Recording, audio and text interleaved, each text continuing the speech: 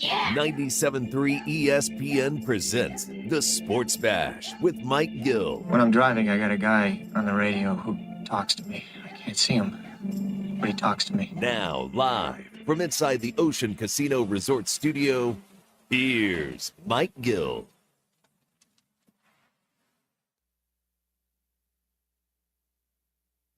We are live on a Tuesday edition of the Sports Bash, 97.3 ESPN, the 97.3 ESPN free mobile app, live video streaming on the X platform and YouTube at Mike Gill Show. What's up, everybody? I'm your host, Mike Gill. Josh Hennings producing today's show. You out there. Eagles getting ready for the Washington Commanders. The week is moving quickly for the Thursday night football game, which you can listen to right here on 97.3 ESPN. Eagles Commanders, not usually the highlight of the NFC East schedule, but this one's the one. This is finally a game that we might be able to get a little something on this Eagles team, who many people are wondering today, are the Eagles the biggest threats to the Lions in the NFC? Now that the dust is settled, we saw the game last night in which Miami Dolphins knocked off the L.A. Rams to finish up week number 10 in the NFL. I think you take a look at how many teams are legitimately in play for the NFC Championship game. You got Detroit in the mix, no question about it. But who else is in there? 609-403-0973, 609-403-0973. I have for you guys right now, these are the latest Super Bowl rankings, and they started the day, how they started the day on Sunday, and where they ended up after all the games were done on Sunday night. The Chiefs started the day at plus 375. They stayed at plus 375. The Lions actually were plus 450 on Sunday morning. They're plus 500 after the game on Sunday night. So they actually have worse odds after their win on Sunday night, which is interesting. The Ravens stayed the same. They're plus 550. The Bills stayed the same. They are plus 750. The 49ers have actually moved from 850 to 900. That's even with getting McCaffrey back, Christian McCaffrey. The Eagles went from 1,200 to 1,100. And then after that, you got Houston, who actually went from plus 2,500 to plus 1,800 with a loss. That's a weird number there. And there they are, the Washington Commanders, who are plus 2,000 to win the Super Bowl. So Philadelphia, with the win over Dallas, went from plus 1,200 to plus 1,100. And you got Dallas as the top team in the NFC at plus 500. Look, the Detroit Lions right now, they are clearly, for my money, the most complete and the strongest team. But are they definitively the only team in the NFC? You know, the impact that this game has, Philadelphia and Detroit, for the NFC and what it means for the playoffs moving forward. If the Eagles win the game on Thursday night, all right, here's how big of a game this is on Thursday. If the Eagles win, they would now have 2 fewer losses than the Commanders, and that would give them a 77% chance to win the NFC East, according to ESPN Analytics. With a loss, that number drops to just 23%. Washington's schedule the rest of the way is more favorable than yours. And we talked about this before. This game means a lot for Philadelphia because I believe for Philadelphia to win the NFC East, they need to beat Washington not once, but most likely twice. And that starts on Thursday night. You know, this Washington team, are they for real? How many people out there look at this Washington team and say, yes, they are for real. We don't have to keep wondering if they're for real. They are for real. And it's one of those things where I think when you think about Washington, the exploitations of their past seasons where they just constantly get in their own way, they constantly have problems, they exist. But this team is different for one reason and one reason only. They have a quarterback now that most people out there actually like. You know, they've had guys before, Sam Howell and Tyler Heineke and, you know, insert guy here. But no one ever believed in them because of the quarterback. This guy has a very small sample size, but the sample size he's showing us so far, we happen to like. Now, when you go to MVP voting, all right, look at it right now. Lamar Jackson's the favorite after Sunday night. He's becoming a clear favorite. Josh Allen is next. Patrick Mahomes is third. And there he is, Jaden Daniels. And by the way, tied with Jaden Daniels at 13-1 is Jalen Hurts. Is it time to start taking a different look at Jalen Hurts? These two guys are going to play in prime time on Thursday night for the whole world to see. And Daniels has the buzz, and Hurts is almost like, I've already played with this toy. I'm not really all that excited about this toy anymore. But sometimes we overlook the old toy when the new toy comes there. And you're like, I got this new toy, and I like playing with it. But is it that whole element because it's just the new toy? Is the old toy actually the toy that you had more fun playing with? It's just that the one is new, and therefore you throw the old one to the side. Jalen Hurts is now being kind of pushed to the side by a lot of people. And right now, he entered Sunday morning 18-1 to win the MVP. He is now 13-1. Jaden Daniels was 11-1 to win the MVP on Sunday morning. After Sunday night, that dropped to 13-1. You know, both these guys are guys who make a lot of plays. They do it in a variety of ways. Jaden Daniels, if you watch him play, he scoots around. He eludes tacklers. He eludes the pass rush. He's very cool, calm. The one thing I really like about Jaden Daniels, different from a guy like Caleb Williams, he doesn't just get out of there. He doesn't just, when it breaks down, he doesn't just panic. He's got a calmness about him that when you watch him play, you're like, man, I really like this guy. It almost makes you laugh to say that the New York Giants had him in their building, and it seemed that Brian Daboll was like, I want to draft that guy. We've got to do everything we can to try to get that guy. And they walked out of there and did not land that guy. Now, they got Malik Neighbors, and I think he's a pretty good receiver.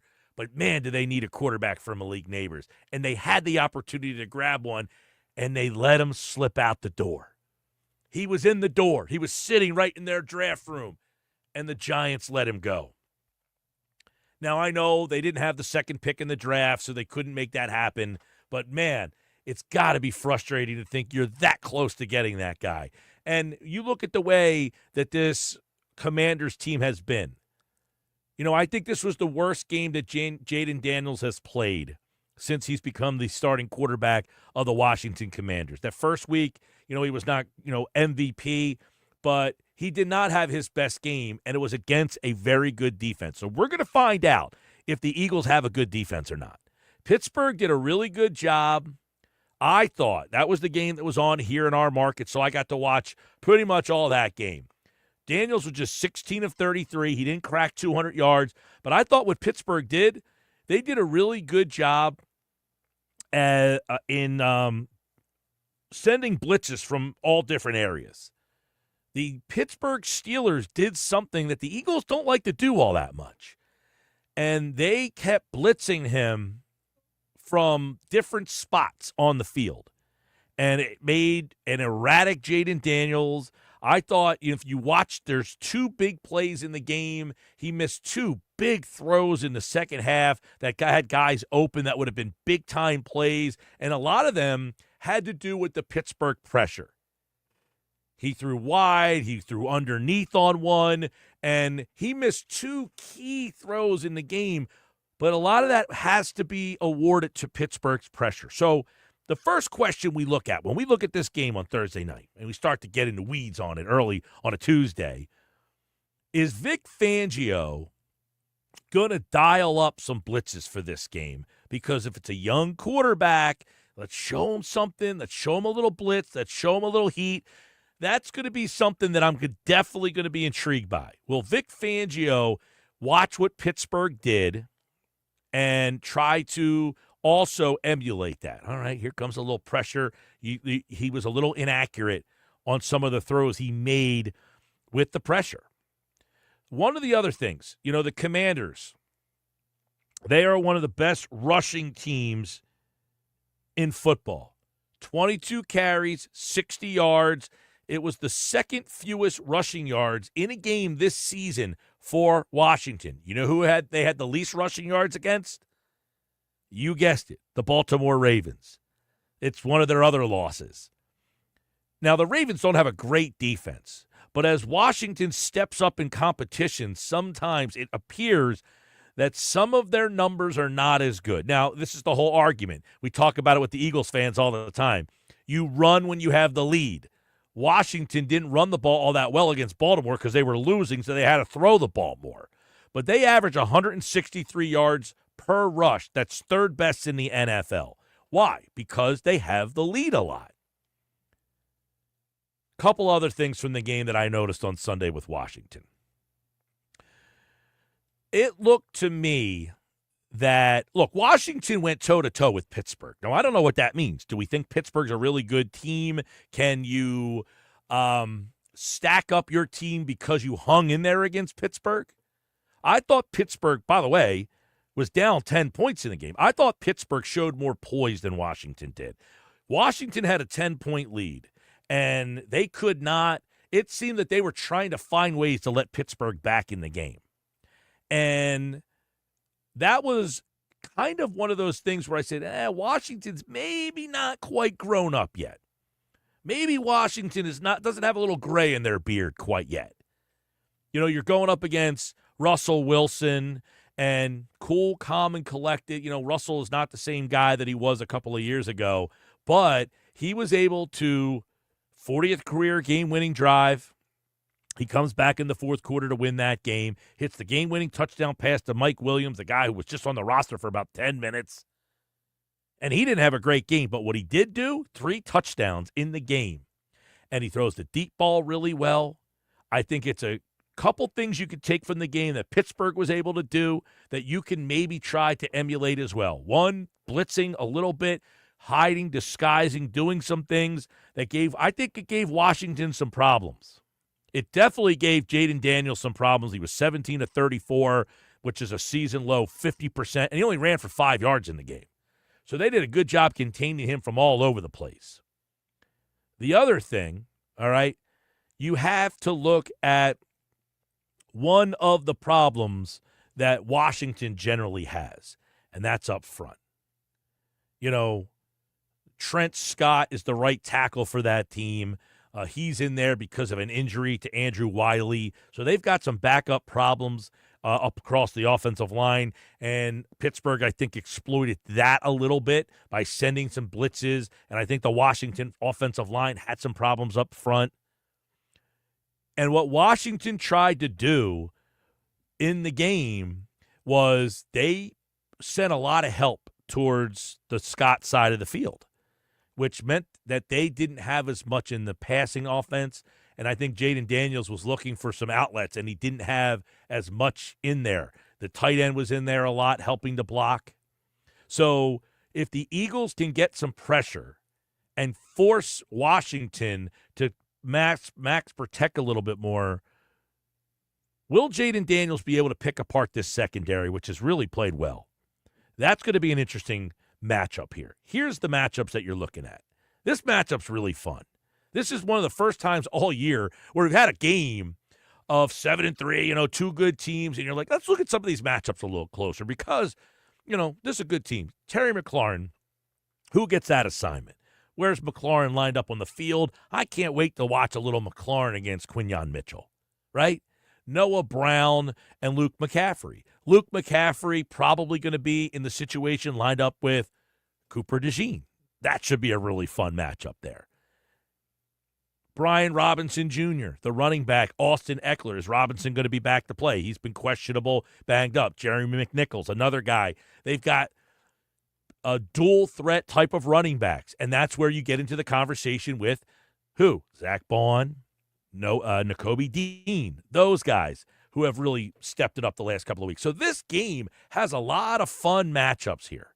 This one has some fun matchups, but I think Philadelphia has the advantages in a couple of areas. Zach Ertz, don't forget about Zach Ertz. He's a guy who Jaden Daniels is kind of his, when I was in college, we had a tight end. His name was Lovett Purnell. and we used to call him the security blanket. Because he wasn't like an NFL tight end. He was just that guy, though, that all the quarterbacks just said, oh, there's a security blanket, Lover Purnell. He just caught it and just kind of fell down. Zach Ertz, remember him? No yak, Zach. He'll catch the ball just like he did on Sunday, short or quote-unquote short of the first down. But Zach Ertz could be a big factor in this game. And if the Eagles get Ertz on the field, he's not a great blocker. That's a guy that you target. Their offensive line, not great. Trent Scott. The center is the guy from who's the guy from Dallas? Bedaz. He's probably their best offensive lineman. It's not a great offensive line for the Commanders. So this is a line that I wonder. Pittsburgh chose the blitz, and they didn't do it all the time. They picked their spots. They did a great job, I thought, of disguising. And I thought another big spot here. Jaden Daniels, season low 50% completion percentage. The blitz pressure, Daniels got blitzed on 53% of the plays. 53%. That's more than half the plays for those of you who went to West Virginia like me. So you blitz 53% of the time. That ain't going to be what Vic Fangio does. And on those 53% of the dropbacks, Jaden Daniels got pressured 31% of the time. He was 1 for 8 for 28 yards. He got sacked 3 times. He completed 13% of his passes against pressure. You got to wonder, is that on the agenda for Thursday night? Is that on the agenda for Thursday night? I know a lot of people want to see blitz, blitz, blitz, and Vic Fangio doesn't like to do it. But is this the week that you say, hey, I just watched this kid go 1 for 8, get sacked 3 times, their offensive line is a mess. Maybe I got to do something. So you start to set up the chess pieces. And I start to say, here's my first chess piece. Cooper DeJean. Bang. There's number 1. I set up my next chess piece. Nakobe Dean. There's number 2. And who's my checkmate this week? Well, I got to hope it's Jalen Carter because I don't want to have to blitz all the time. But when I don't blitz, can I get my interior push in the face of Jaden Daniels and start to make mistakes? I'm looking forward to the game.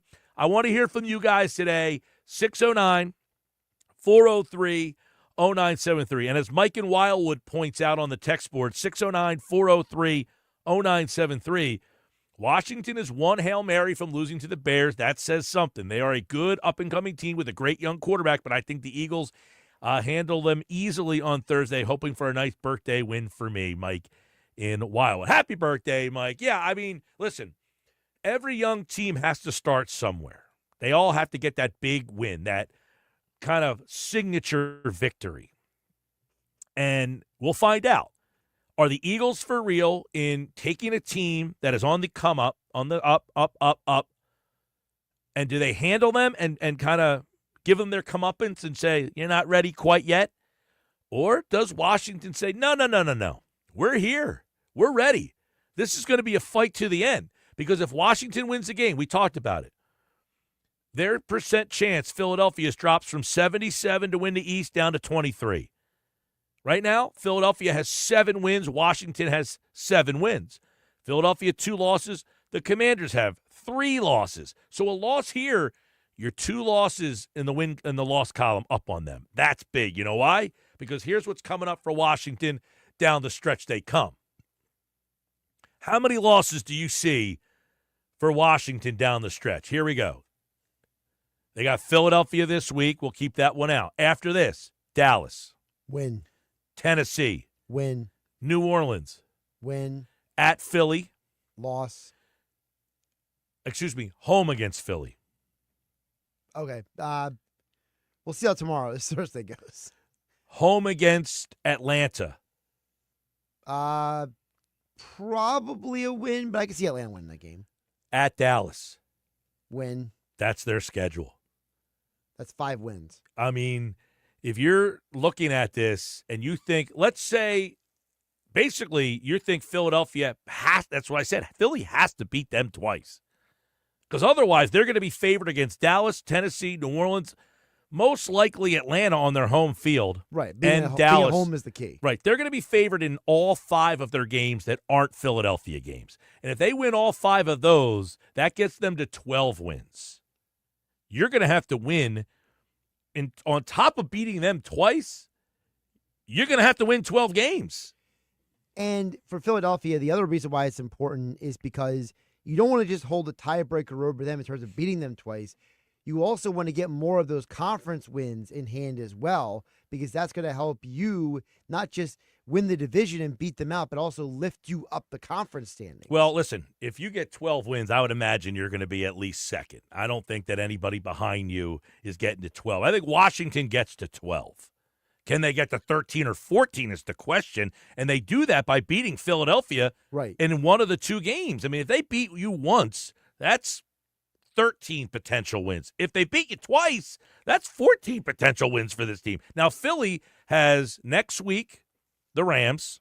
Yep. At L.A. Now, they just lost at home last night to Miami, which I figured was going to happen. I like that Miami team. I think it's too late for them, though. Dolphins fans invaded that building last night. Can you imagine the Philly fans in that building that night? Baltimore on the road. Which is probably a loss. Carolina at home. That's a win. Pittsburgh at home. Probably a win. At Washington. That's the question. Dallas and the Giants. So again, it comes back to, as you just said before, you got to beat Washington twice because the rest of your schedule and their schedule has winnable games. They have a much easier path. I mean, they have an easier path. Listen, I know L.A., they struggled last night. You could go out there and lose to the Rams. There's no question about it. You can definitely lose at Baltimore. You can definitely lose against Pittsburgh. There's 3 games still on your schedule outside of the 2 Washington games that you're going to have your hands full in. Now, you should beat Carolina, Dallas, and New York. So Philadelphia, I think, has 3 more definitive wins, while I think Washington probably has 5 more definitive wins. So that means Philadelphia gets to 10 wins. How do they get to 12? They got to beat Washington twice. And if you beat them twice and they lose to you twice, they max out at 12, and you finish with 12, you would beat them twice, you would win the division. And listen, I'm not going to guarantee Washington will win all 5 of those games only because of the fact they are still a young team with not the veterans the Eagles have on their team. So you do have that going for you. You mentioned about the Steelers earlier. The Steelers are the team that, hey, they endured the interceptions. They endured the issues, and they came back and won the game. I don't know if Washington has that moxie yet. Jaden Daniels blitzed 53% of his dropbacks, and he was pressured on 31% of them. That's the key numbers for me. Is Vic Fangio going to get out of his comfort zone and throw some more blitzes because he saw Jaden Daniels struggle last week? We'll get into it. Sports Bash Live, 97.3 ESPN, the 97.3 ESPN free mobile app, live video streaming on the X platform, YouTube. Jay Foxy 5, what's up, brother? He says most Eagles' remaining games on the schedule are home games. Yeah, you know what else, Foxy Brown? The Eagles only have to get on an airplane one time the rest of the year, and that would be to go to L.A. next week, and that's coming off of a 10-game layoff because of the Thursday night game. So the schedule in that aspect does help Philadelphia out. It's the Sports Bash, 97.3 ESPN. We got you till 6. We got so much more going on, including NFL free agent tight end Colin Thompson from the Colin Thompson Show on Not For Long Media. He's set to join us on the other side to give us his thoughts on this Philadelphia Eagles team moving forward. And, of course, the particulars today, John McMullen, Football at 4 with Adam Kaplan, One Thought every game with Casey Joyner. That's all coming up on the Sports Bash Live on 97.3 ESPN. Wake up weekday mornings from 6 to 10 a.m. with Unsportsmanlike on 97.3 ESPN with Evan Cohen, Super Bowl champion Chris Canty, and Michelle Small. Can't wake up without it. Brought to you by the Gallery Bar Book and Games at Ocean Casino Resort in Atlantic City. Fall into savings. Sage Jewelers, the real jeweler, is offering the latest in diamond jewelry. Sage Jewelers has GIA diamonds and the most exquisite diamond engagement rings. Come see the selection of lab-grown diamond and fashion jewelry, all up to 40% off. Plus, the Sage Jewelers watch selection is second to none. Sage Jewelers expert jewelers can also customize anything. Sage Jewelers, your fall into savings headquarters, all up to 40% off on Tilton Road in Northfield. Shop Dell Technologies Black Friday event for their lowest prices of the year. The future is on sale today with limited time deals on select PCs like the XPS 16 that accelerate AI with Intel Core Ultra processors. Black Friday is their biggest sale of the year and the best time to upgrade, but it's only here for a limited time. Shop now at Dell.com/deals. That's Dell.com/deals. Find what you love, love what you find. A Total Wine and More. There's so much waiting for you. Spirits and beer, thousands of wines. Guys in the know and prices so low, it just might blow your mind. You're gonna find what you love and love what you find. With curbside pickup available, you'll always find what you love, only at Total Wine & More. Drink responsibly, B21. This is the story of the one who, as a maintenance specialist for a historic high-rise, knows that vintage charm historically needs constant attention. Which is why, when it's time to upgrade turn-of-the-century mechanicals, they turn to Grainger. With easy access to 1 million+ products and the scale to deliver when and where you need them. The right tools and supplies are never far away. So the one can keep that vintage building running like new. Call, click Grainger.com, or just stop by. Grainger, for the ones who get it done. Your business needs a network it can count on. Power's out. Comcast Business has you covered with Wi-Fi backup to help keep your business up and running, even when your power goes out. Everybody in the warehouse good? Lights are out, but the Wi-Fi's up. Let's power on. It's from the company with 99.9% network reliability. Break room, you good? Can't microwave my burrito, but Wi-Fi's fine. Let's power on. Power on with the leader in connectivity, Comcast Business, powering possibilities. Keep your business connected with Comcast Business Internet and Wi-Fi backup. Or get started with reliable internet for $59.99 a month for 12 months with a 2-year agreement. Plus, ask how to get up to a $500 prepaid card on a qualifying gig bundle. Don't wait. Call or go online today. Ends 11/17/24. Restrictions apply. New customers only with 150 megabit per second internet. EcoBill and autopay required. Equipment, taxes, and fees extra and subject to change. Hey, if you have ugly yellow toe fungus, you got to hear about the secret 2-minute trick that I found for my husband. It works from both the inside and the outside. Thousands of people are using it to get rid of their toe fungus. You can check it out at crystalflesh.com. Jake started off with a small spot on his big toe and then it spread and got really bad. His toes were nasty. It was so embarrassing. He was afraid to take his socks off. He hid his yellow and crumbly toes from everyone. He tried everything to get rid of it. Nothing helped. And then we found crystalflesh.com. It was the only thing that worked. In just a few weeks, his toes looked amazing. He's now walking around barefoot again. You guys need to try this. I'm telling you, this stuff is different. It's not sold in stores, but go check it out at crystalflesh.com. They'll even let you try it risk-free so you have nothing to lose. But whatever you do, don't let it get worse. You don't have to live with this anymore. Go check it out now. Just click over to crystalflesh.com. The holidays are here at the Home Depot. If you're working on getting ready for company, a lot of company, make sure you're ready with Black Friday savings. Get up to 40% off select appliances, plus up to an extra $1,000 off select kitchen appliances. Upgrade your kitchen with top brands like GE Profile and get sleek cutting-edge appliances to make sure you got hosting handled. Yeah, you do. Get Black Friday savings now with free delivery and financing on select appliances this holiday at the Home Depot. Offer valid November 6th through December 4th. U.S. only. See store online for details. Tired of hearing no? Everywhere you go, we turn no into go during Matt Nissan's November sales event. Say no to high-priced new cars. Brand new Matt Nissan Sentra S, just $19,999. Say no to low trade offers. AJ the Trade Man wants your trade, no matter the make, miles, or condition. Say no to down payments. Say no to payments for 90 days. And say no to high interest rates. 60 months, 0% financing on every clearly marked new Nissan. Backed by Matt Blatt's 4-day love it or leave it return policy.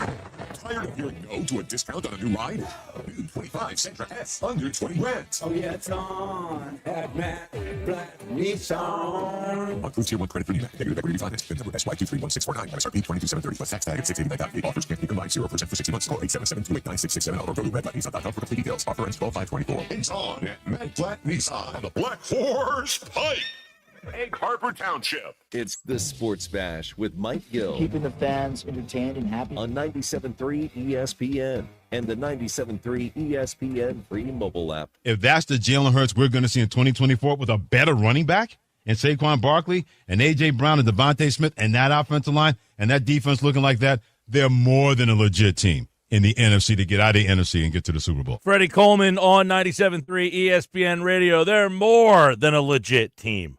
Are they there yet? Are they there yet? Colin Thompson from the Colin Thompson Show, Not For Long Radio, Sirius XM NFL Radio, formerly of the Carolina Panthers. He joins us every Tuesday on the Sports Bash live on 97.3 ESPN. Well, he says, Freddie Coleman, they're more than legit, Colin Thompson. Is it time for the Eagle fans to acknowledge that this team is legit? Well, it depends what you define legit, Mike. I would say they're a tier 2 team, right? I think the tier 1s, we can all say them, Kansas City, and what Detroit did, Jared Goff coming off 5 interceptions and winning that. Only 2 quarterbacks ever have done that, ever. 5 interceptions and winning, Matt Ryan, Tony Romo, and now the third, Jared Goff. So a team like that, you're getting the juice around them, Detroit and Kansas City, as the 2 premier teams that are beating themselves and still winning. Philly last year was beating themselves and still winning. This year at times, like the first half against Dallas, like I just watched on the tape. If you would have told me the score ended up being that way, I would have said no way. Dallas kind of mucked it up. Philly's identity in the first half, what was it? That's my biggest reservation with the team, Mike. I think it's the same thing when you talk about Pittsburgh. It's the same thing when you talk about Washington. I'm trying to think some other tier 2 teams off the top of my head, but like it's Vikings, let's say the Bills, those type of teams where it's like, okay, every one of those has a little antidote next to it. It's like, is Philly going to be consistent?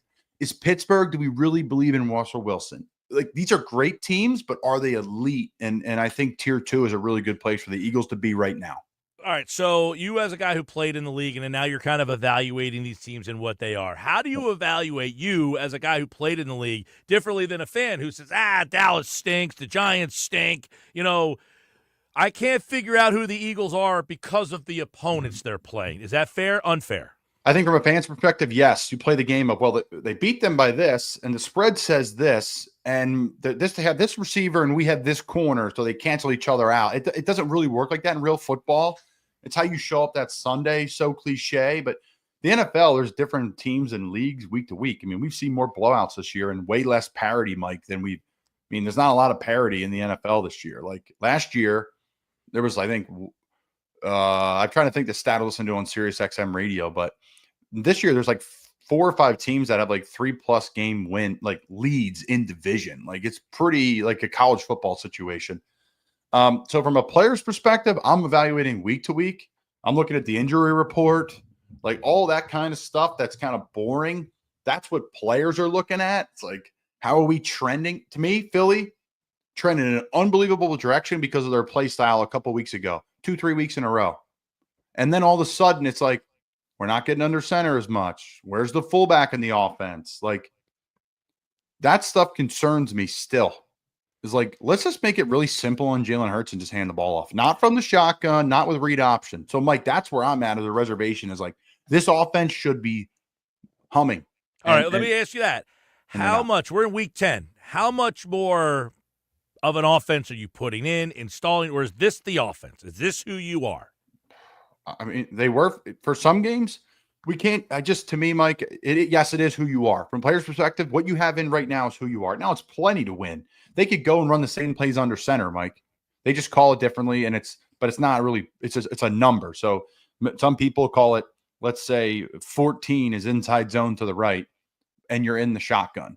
34 is inside zone to the right and you're under center. That's the only difference. If you're 14 and you're in the shotgun, you can call an RPO with it. But if you're under center, the only thing you can do probably is a quick slant where the quarterback just pulls out of it and rips the slant. So everything's in. They can run any offense they want, but to me, it's like the identity. What's the identity? We have this big, bad O-line. We have multiple really good running backs. One's elite. We have a quarterback in the run game that's when he gets downhill and Saquon's leaning up on people and it looks like a draw play, you're like, holy cow, this is like, you can't stop this. And then you have a receiving core that's arguably the best in the league, if not the best. So to me, Mike, it's like we're going to run the ball. Good luck stopping it. And then when you try to stop it, we're going to throw it over your head. I just think sometimes with these RPOs and all this stuff, which I'm a fan of, gets a little redundant, and it gets to be a lot on Jalen. And I think eventually, like, people cover it down, and that's why you see him taking off and scrambling a lot like he is now. I want to talk a little bit about this particular game because, it's hard to get. Dallas was just so bad on Sunday. Yeah. I mean, they looked like they had no trust at all in Cooper Rush. They didn't let him do anything. They can't run the ball. And Philly, took advantage of that. It was ugly for the first half, but they kind of imposed their will. I watched a lot of Washington. Pittsburgh blitzed them to death. 53% of the time they blitzed them. 53% of the time. I don't know that Vic Fangio is sending 53%, but if he's watching Pittsburgh, does he need to maybe amp the blitz up this week? Well, I think it's a copycat league, Mike. So whatever got you the last 3 weeks, they're going to bring it again this week, right? Whatever the Eagles saw that Pittsburgh did well against Washington, offense, defense, and special teams, they're bringing it. So, for example, if I'm on punt and I'm the guard, which I played in the league, I played all three positions on punt, guard, tackle, and wing. If I let a guy up and under me, for 3 straight weeks, you got to know it's coming and you got to stop it. It takes 3 weeks to get the stink off of you. So, like, if everybody watched the Kansas City game, okay, and you saw Denver, Denver they should be blowing out Denver. Denver's pretty damn good. If you watch the tape, Denver's Their defense is solid. Their defense is very good. Bo Nix is solid. Like, he made some big boy throws now. Like, they're not as bad as people think. So, like, you think Buffalo is going to bring the same exact pressure? Yeah. Those 2 tackles in Kansas City right now are playing like a liability. So neither here nor there, Mike. What you're going to see is a lot of the same stuff. Whatever got you the week before is what you're going to see. I've been pounding the table for Washington because Dan Quinn, who's a Jersey guy, he went to Salisbury here in Maryland. He recruited me University of Florida. We had dinner with him. He recruited me, came right to our house. Him, Will Muschamp, and Derek Lewis, my tight end coach. He left, and my mom and dad said, you probably should go play for that guy. He's that type of guy, and you see it on TV now. The guys love playing for him. Cliff Kingsbury will be up for a job next year as a head coach. You don't just do that with quarterbacks. I don't care how good they are, right? You saw it last year with the staff in Houston, how they all try to get poached. And I'll say this about Washington, and I say this to fans too. You don't sign these people if you think you're going to be bad. They signed Bobby Wagner, Frankie Louvu, who's a linebacker in Carolina, best player in the NFL no one knows about. They signed Zach Ertz, Austin Eckler, Tyler Biotic, Allegretti. There was 2 in the interior offensive line. They signed Dante Fowler. They signed Jeremy Chin, all on like 1 to 2 year deals. You don't do that if you don't think you're going to compete. So they plan on winning. And then you don't go trade for Lattimore at the deadline if you don't think you're a Super Bowl team. So they're in tier 2, Mike, just with Philly, with Buffalo. I think Baltimore's tier 1 probably for me. But other than that, what a great game it's going to be. It's going to be one of the better Thursday night games of the year. They've been good of late. Yeah, so Washington, by the way, their losses are to Atlanta. They lost to Tampa Bay. And you take hold on a second here. Washington lost to Baltimore, and they lost to Tampa Bay, not Atlanta. Baltimore, Atlanta, and Pittsburgh. So the 3 games where they kind of stepped up in competition, they struggled. They had that Hail Mary pass against the Bears. They did beat the Cardinals pretty handily, and they beat the Bengals pretty well. So it sounds like we all think that this Washington team is here to stay. And by the way, Colin, their schedule, they play Philly twice, Dallas, Tennessee, New Orleans, Atlanta, and Dallas.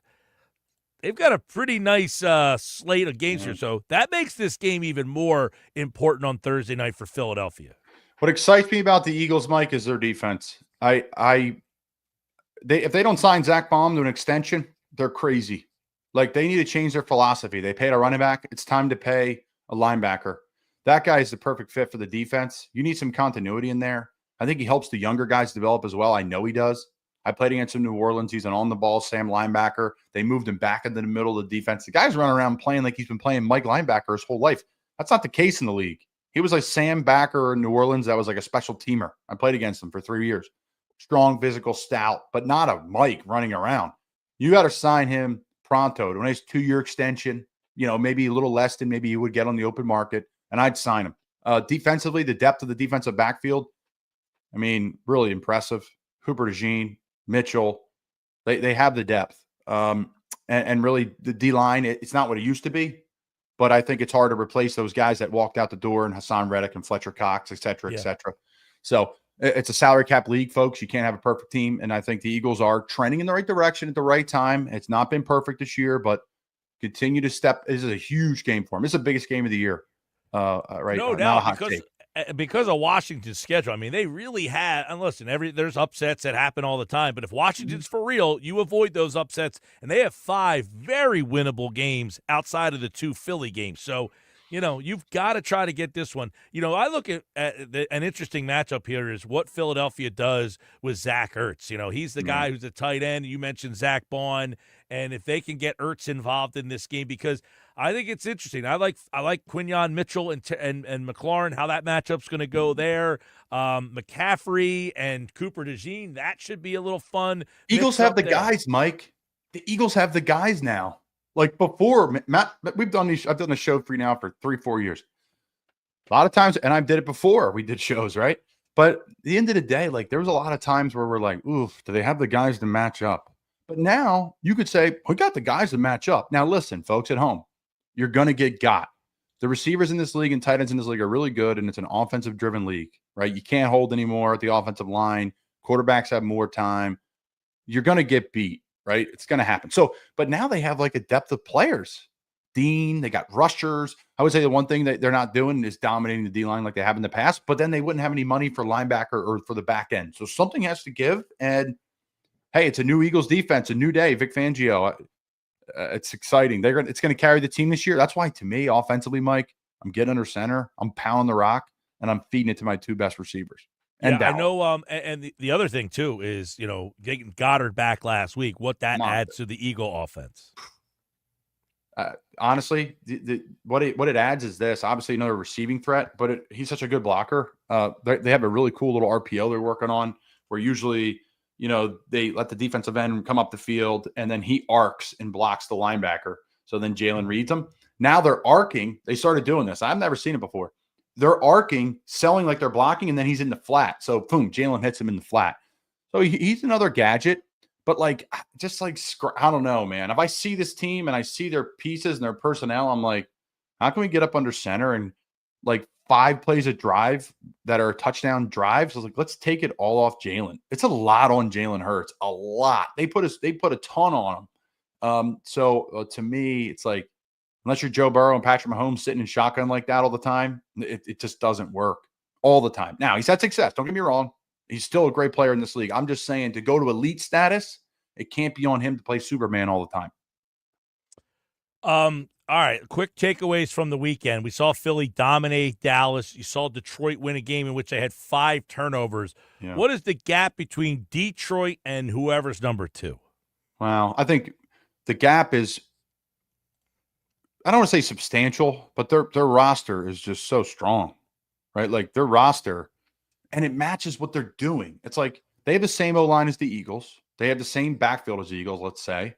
And they have the same receiving core as the Eagles, let's say. And you could call Jared Goff and Jalen Hurts probably somewhat near each other in rankings, right? Jalen's probably the 10th best quarterback in the league. Jared's up higher this year, but he probably falls in at 8, 9, and 10. But their offense keeps you on their toes, Mike. Ben Johnson, they've had the same coordinator for 3 years. He's going to get a head coaching job, maybe Chicago. And Ben Johnson and what they do offensively, they keep you on your toes. Now you're starting to see the motions and the shifts and the jet sweeps and all that stuff from Philly. I love it. But mirror it up with the run game and the fullback.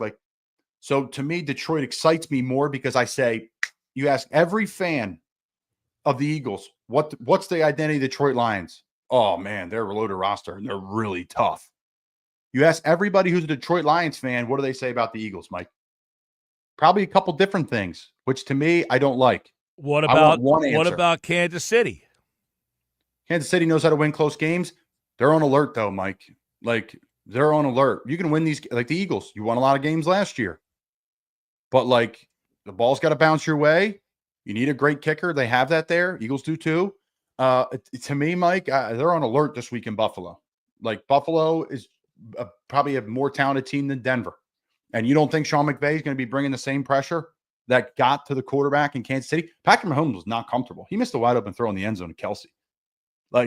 So now Patrick's the greatest quarterback in this modern era, and he could be one of the best, if not the best of all time. Don't get me wrong. Andy Reid's the best ever, right? So it's just right now, the way their roster is constructed is a defensive team with a really good interior offensive line and a couple pieces of wideout and an aging tight end. So what's your identity? It matters in the playoffs, and I think the Eagles need to continue to establish that identity of a run football team with a great defense. Okay, San Francisco, kind of under the weeds here. They went on the road. They won 23-20 against a banged-up Bucs team, but is Tampa Bay lurking? I mean, not Tampa Bay, San Francisco lurking. I think Tampa's lurking, Mike. Everyone's like, oh, you lose your receivers. Man, they're playing people tough, and Baker's proven more and more and more to be a really good player. Yeah, they're lurking for sure. In the NFC, the Niners are lurking. My AFC lurking team, the Niners will be fine. They're a tier 2 team. You have to respect them. They're always going to be tier 2 until they become the tier 1 team in the NFC. Miami Dolphins. I said it 2 weeks ago on my show when they were 2 and whatever. I've been saying it for a couple of weeks. I think they're out of time, man. I think there's too much to – I don't know. The Jets, the AFC is a mess. The Jets are going to be in rebuild mode. The Patriots are in rebuild mode. I hear what you're saying, Mike, but I think Denver should get in. Miami should get in. It's going to be fun. What's going to be. In the AFC side, Pittsburgh and Baltimore, one of them wins, the other is a wild card team. I think the Chargers get in. That means there's only one wild card spot left. So it's either Denver, Indianapolis, Cincinnati, or Miami. Yeah, it's going to be my opinion. We'll see what the Chargers do. See what they do. Well, no, I think the Chargers are in. I think it's the loser of the North, the Chargers, and then one other team between Denver, Indianapolis, Cincinnati, and Miami. Miami scares the hell out of you. Because if I agree. I think Miami with Tua back, they are a completely different team. Isn't it funny, Mike? Everybody questions these quarterbacks and questions him. But what they are without him is a way different beast. So when everyone's like, you're paying this guy this, that's crazy. What would your life be without Jalen Hurts? What would your life be without Tua? That's the type of questions you have to ask yourself. So, yeah, we'll see. I'll tell you what, Colin Thompson, the best part about the Eagles win is when you don't have to question the coach. He was out of the way. Well, no, he was out of the way. Now, there were no decisions to make. There was no take the points moment. There was no fourth down. They just, so all I think at the end of the year, there's still going to be a decision made.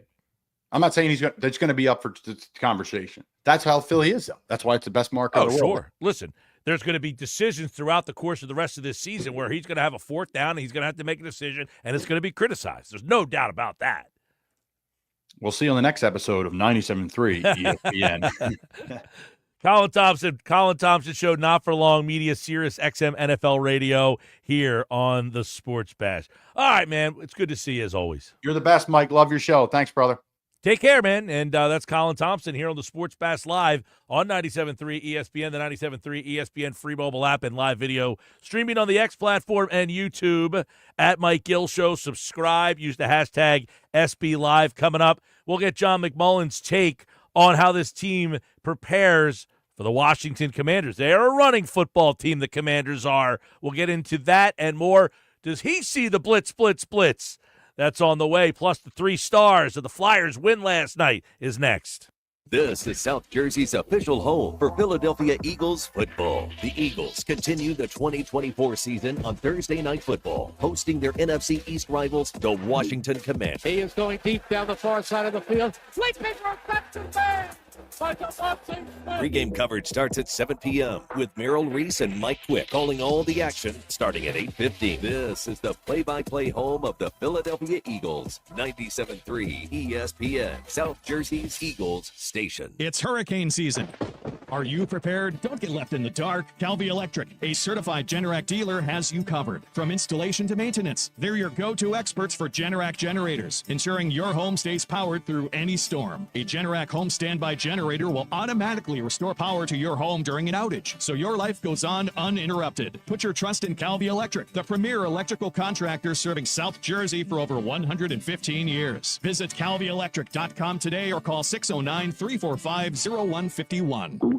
Oh no, stomach issues again? Stomach issues? Who are you? Your pancreas. I could be the real reason for your diarrhea, gas, bloating, stomach pain, or loose oily stools. I thought it was my stomach. People often do, but any of these symptoms could mean having a condition called exocrine pancreatic insufficiency, or EPI. With EPI, the pancreas doesn't release enough enzymes to break down food, but EPI is manageable. Use the symptom checker on identifyepi.com and speak with your doctor. That's identifyepi.com. Sponsored by AbbVie. Shop Dell Technologies Black Friday event for their lowest prices of the year. The future is on sale today with limited time deals on select PCs like the XPS 16 that accelerate AI with Intel Core Ultra processors. Black Friday is their biggest sale of the year and the best time to upgrade, but it's only here for a limited time. Shop now at Dell.com/deals. That's Dell.com/deals.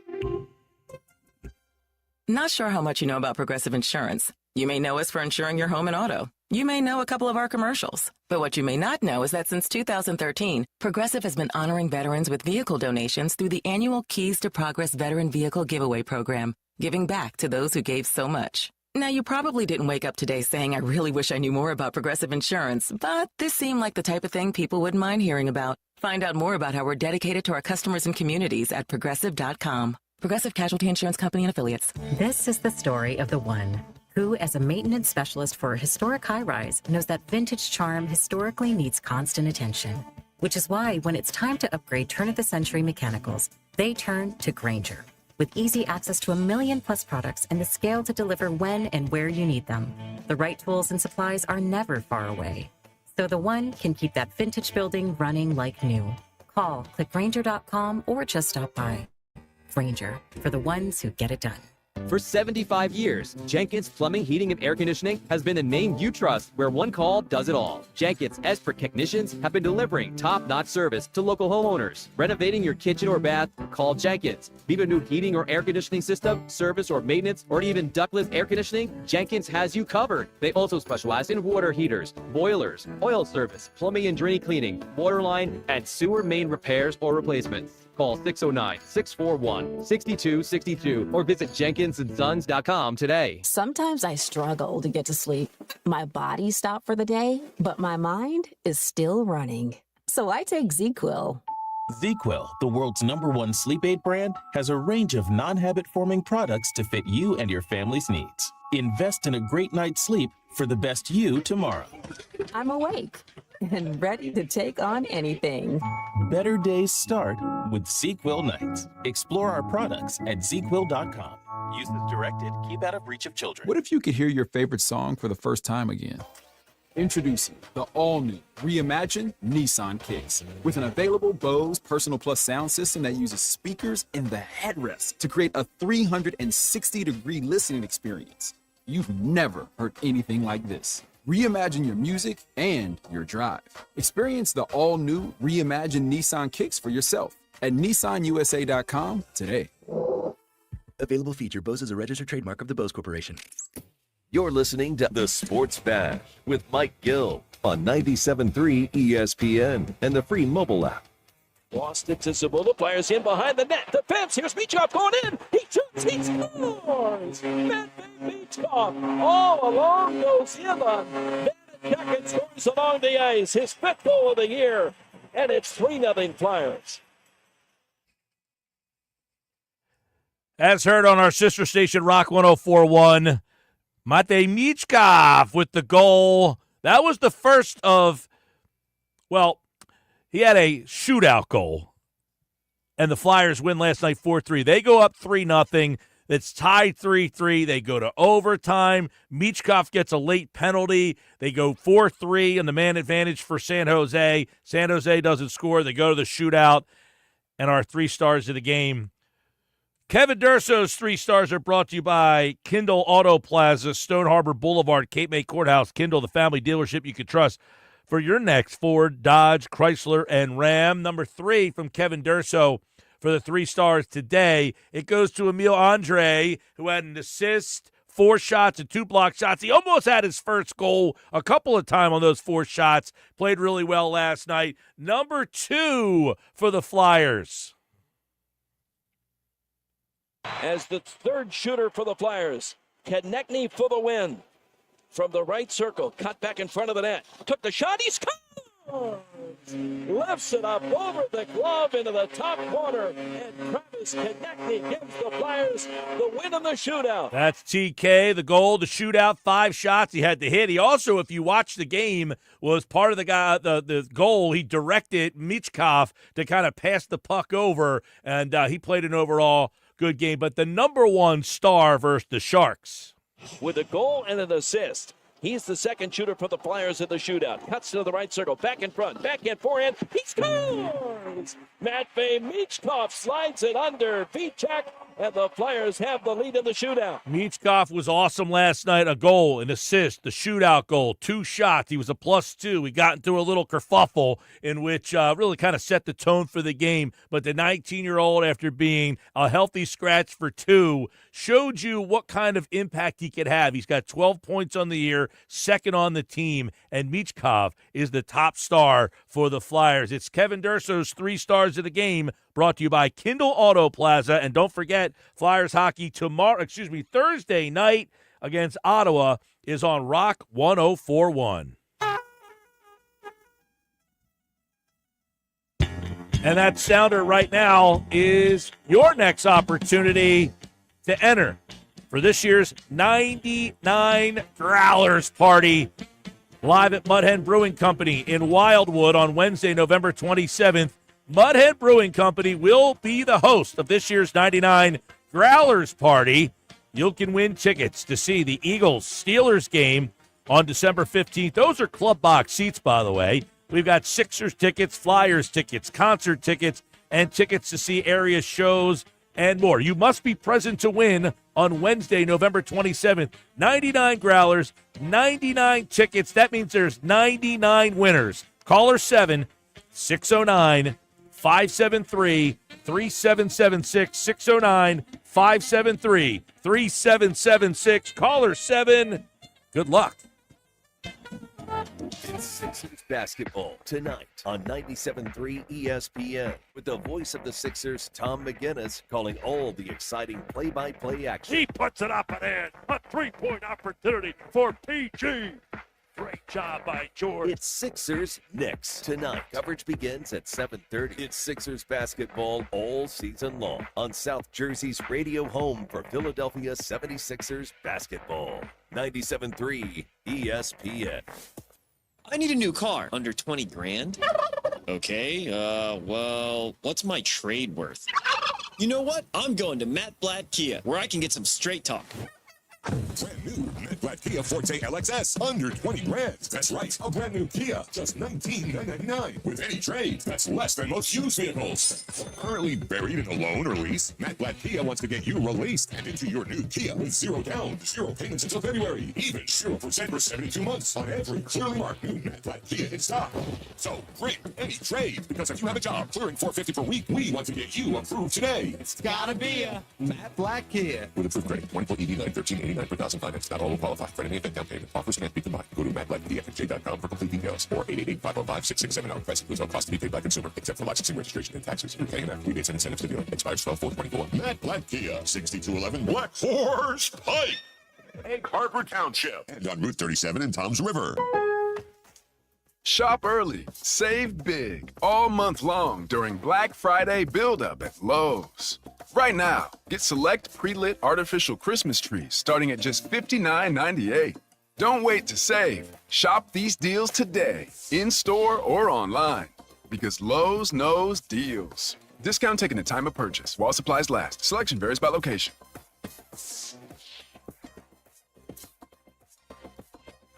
Prescription products require completion of an online consultation with an independent healthcare provider and are only available if prescribed. Subscription required. Additional restrictions apply. See website for more details and safety information. Did you know millions of people are getting prescription medications for weight loss, sexual health, better sleep, and more, all online? RexMD.com has made getting these medications fast and easy, with free delivery of the most popular medications right to your door. Just fill out a brief survey, and if appropriate, we'll prescribe and ship clinically proven options to help with issues like weight loss. I've lost 45 pounds so far. It's nice to get back into clothes that I haven't been able to wear for a long time. We can also help with insomnia, I slept through the whole night. It made me feel very well rested and ready to go for the day. And RexMD can improve your sexual health. I felt like a young man again. My wife is happier. I am definitely much happier. At RexMD.com, we've made the process fast, easy, and affordable. Visit RexMD.com right now to get started. That's REXMD.com. Welcome to Staples. Help! My family's in for the holidays and I need gift ideas. That's why we're here. Staples has amazing deals on everything you need. Photo gifts, laptops, and gaming systems. Even custom holiday cards and shipping solutions to send gifts to the family that can't make it. Perfect! Have anything for Uncle Frank? I love him, but the guy is never quiet. Noise-canceling headphones. For you. You get it. Unwrap huge holiday savings at Staples. And right now at Staples, save up to $350 on select computers. Ends 11/16, in-store only. Go for holiday bliss. Whether naughty or nice, you are not going to want to miss this. Go for nights that shine. With friends, a toast they'll find. Go to find Santa's place. Go to see that smiling face. Go to give the gift of cheer. With the card that brings dreams near. With endless fun and things to do. It is the gift that keeps on giving too. Go for the dazzling lights. It's quite a sight. Go to Ocean Casino Resort for holiday magic of every sort. Home of the Philadelphia Eagles, Sixers, and Flyers. 97.3 ESPN, WENJ HD, Millville, Atlantic City, a Town Square media station serving all of South Jersey. This is the Sports Bash with Mike Gill on 97.3 ESPN and the 97.3 ESPN free mobile app. Now live from inside the Ocean Casino Resort studio, here's Mike Gill. What is it going to take today to win the game? That's my identity. We don't have to win this way. We don't have to win that way. Our identity is what will it take to win this game on this day. And the Chiefs continue to demonstrate that. They are 9-0 with a point differential of plus 58. No team in the history of the sport has ever been 9-0 and won the games by fewer points than they have. Some will say that means they're playing with fire. They're bound to lose eventually. I say the Chiefs know how to win. That was Mike Greenberg this morning on Greeny. It's an interesting discussion. He says the Chiefs have no identity, and that's a good thing. John McMullen, Birds 365, Sports Illustrated. We spend all year trying to figure out what a team's identity is. Do they have one? What do they want to be? Is having no identity a good thing for an NFL team? And are the Eagles in that spot where they really don't have an identity? They just do what it takes to win each and every week? Yeah, I mean, I wish people could see the eyes roll over when you ask the identity question. If you default to one thing, common sense is you're easier to stop. So it's always been the Eagles' want and desire to be able to beat people in multiple ways. And if you have a lot of talent, that's what you should be striving for. The matchup on Thursday night, John, it's Commanders-Eagles. It's two of the league's best running games. The two teams are first and second in rushing touchdowns, and they're top four in rushing yards per game. I guess that stat suggests these are two teams that have been playing with the lead a lot this year.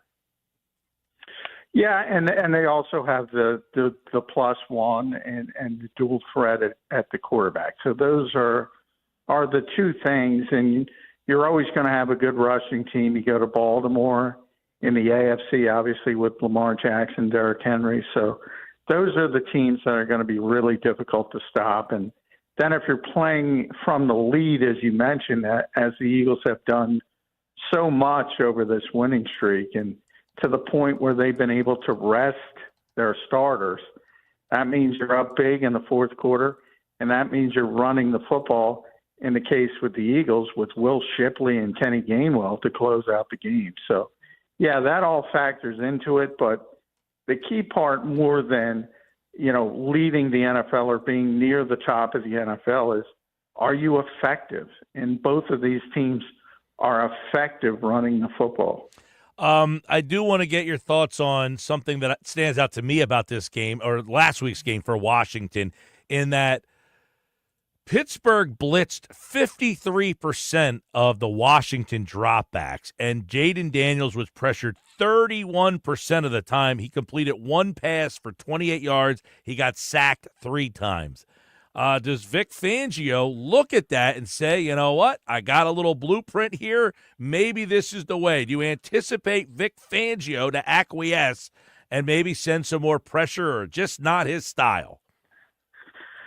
Well, no, I don't think you're going to see 53%.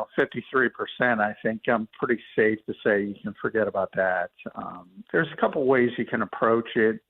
Some people, Todd Bowles has always taken that approach against Jalen Hurts for the most part, is if you blitz the quarterback, you have to be very disciplined. You have to try to keep them inside the pocket, because the minute you let them outside the pocket, especially if you back it up with man-to-man coverage, then all of a sudden your backs are turned and you have this really dynamic runner just gouging you big time. So you have to be very disciplined.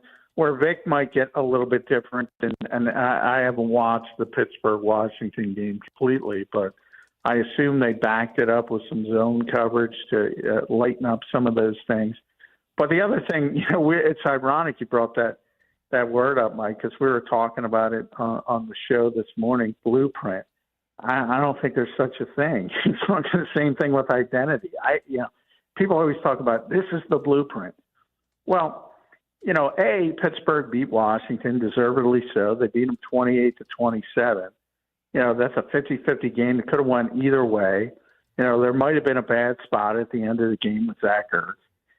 May have gotten it, may have been inches short, but it was certainly a bad spot. They should have redone it and measured at the bare minimum. That's how close that game was. Then you add into the fact, okay, let's say there is a blueprint, and let's say you want to copy what Pittsburgh does. Well, are you going to get T.J. Watt? Do you have T.J. Watt? Right there, it's off the rails. You can't copy what Pittsburgh does if you don't have T.J. Watt. And I'm not even getting to the other players, the Minka Fitzpatricks, the Highsmiths. And the Eagles have their own good defensive players. They've actually had a better defensive start from at least a statistical standpoint than the Steelers. But they have to play a different way.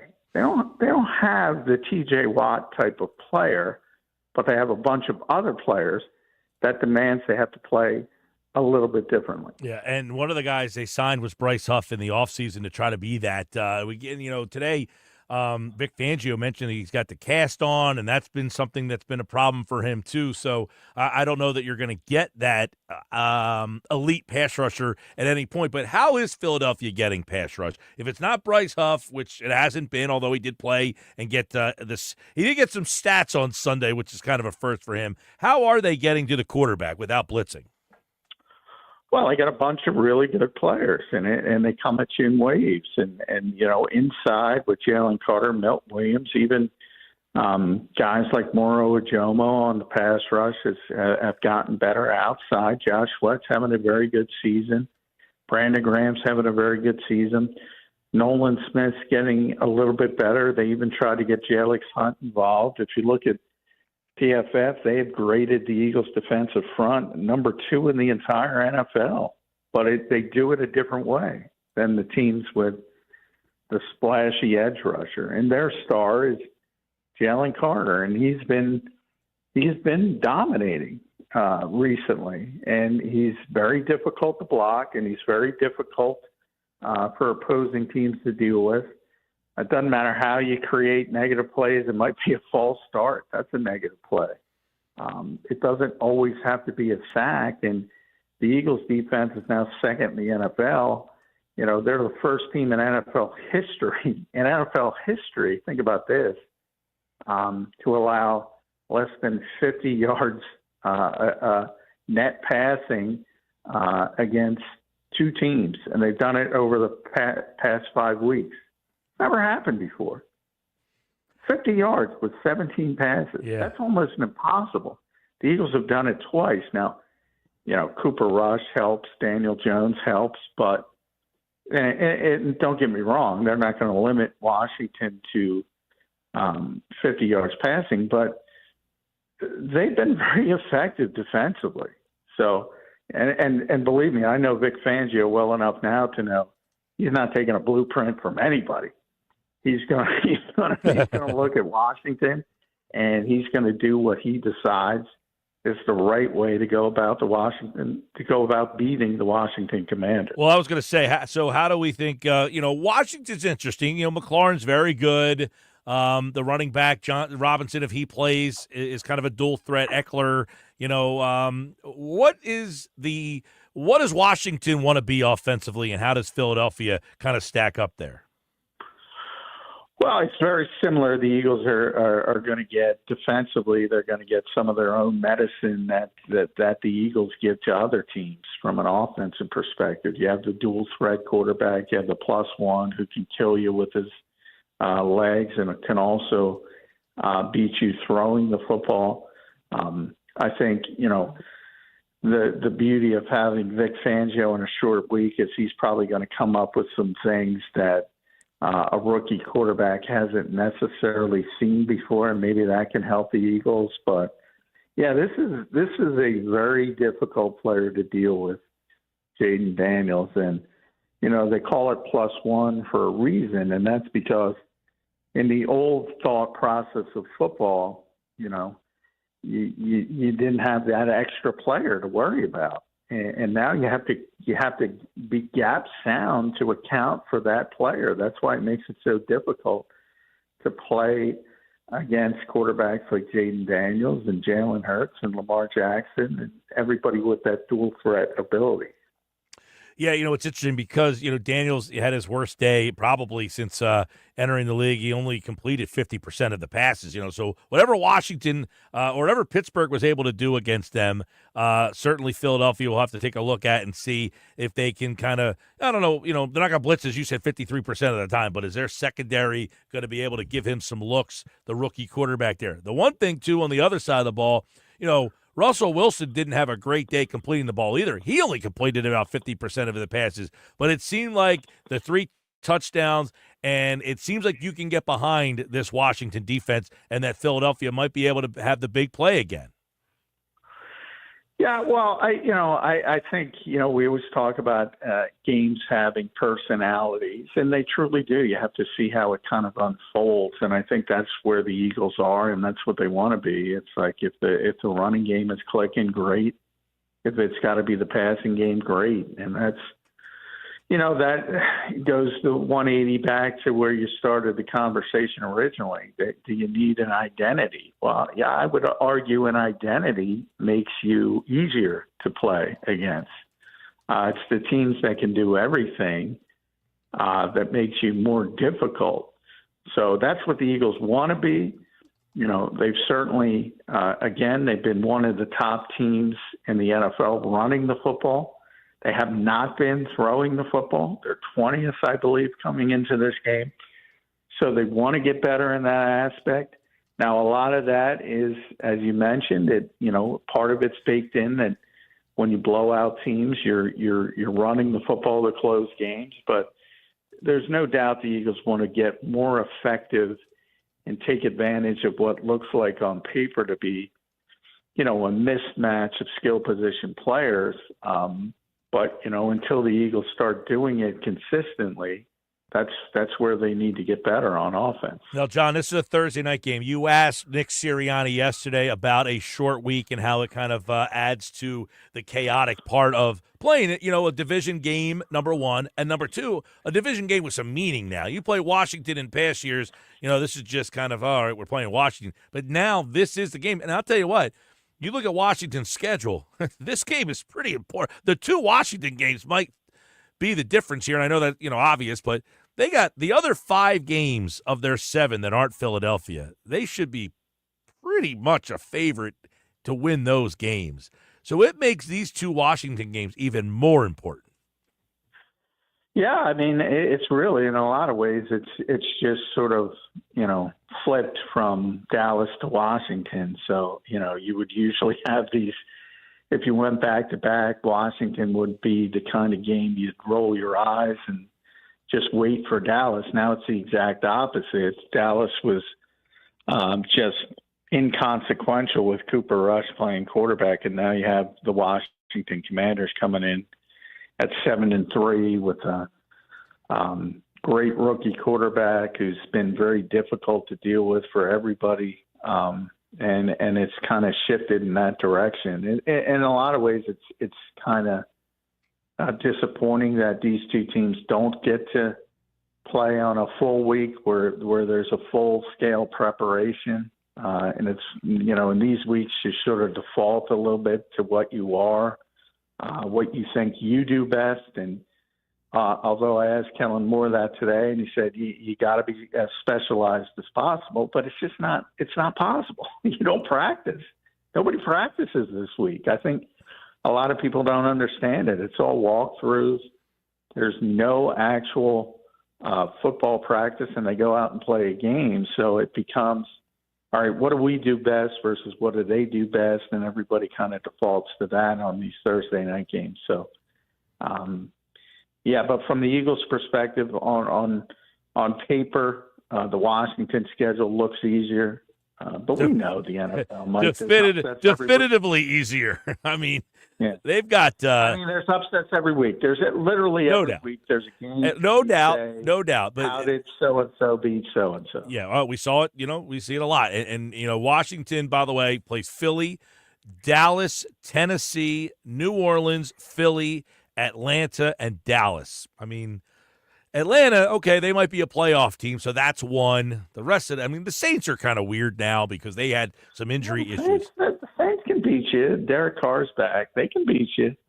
Yeah, no, they had some injury issues, and maybe they're back. But, yeah, Washington's going to be favored in pretty much every game that's not a Philadelphia game the rest of the way. And if they win those 5, that gets them to 12 wins. So I don't know what the number is in your head, but 11-12 looks like it might be the NFC East.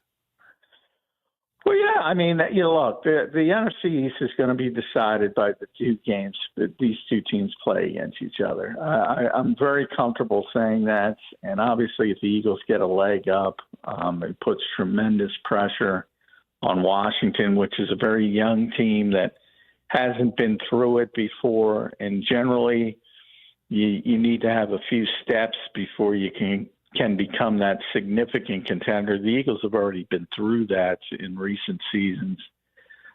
So they're probably at least a little bit better prepared. But, yeah, if they lose on Thursday night, prepare for the Yanks to be right back where it was and people to be calling for the head coach's job and the whole 9 yards. It's Philadelphia.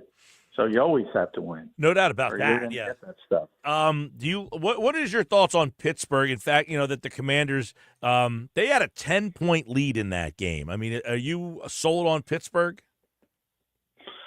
Well, I'm sold on them as a playoff team, but as a Super Bowl contender again, no. I think there's only really 4, maybe 5 legitimate Super Bowl contenders. And that is always subject to change with injury and attrition. Sure. And I think the Eagles are in that group. I think, there's 3 teams to me that are no doubt in that group, and that's Detroit, Kansas City, and Baltimore. And then it's the Eagles and Buffalo probably. And then there's another sort of drop down. So I think the Eagles are in that top 5. And it's a pretty good place to be.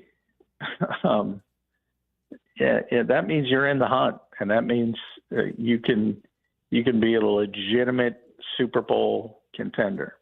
Yep, and as you saw, by the way, this weekend, as you mentioned, there's a lot of games where you're like, how did that happen? How did this happen? Maybe last night. I guess Tua coming back helps the Dolphins out, obviously, big time. They beat L.A. last night. You saw New England beat the Bears. The Bears fired their offensive coordinator today. Arizona, they're going to be hanging around this race for a while here. So that's changed the complexion of some things. That North is going to be interesting because, the Lions, everybody feels like the best team, but it's not like that division. It's not like the AFC East where that thing's over. The Lions still have to kind of try to hold these 2 teams off of them.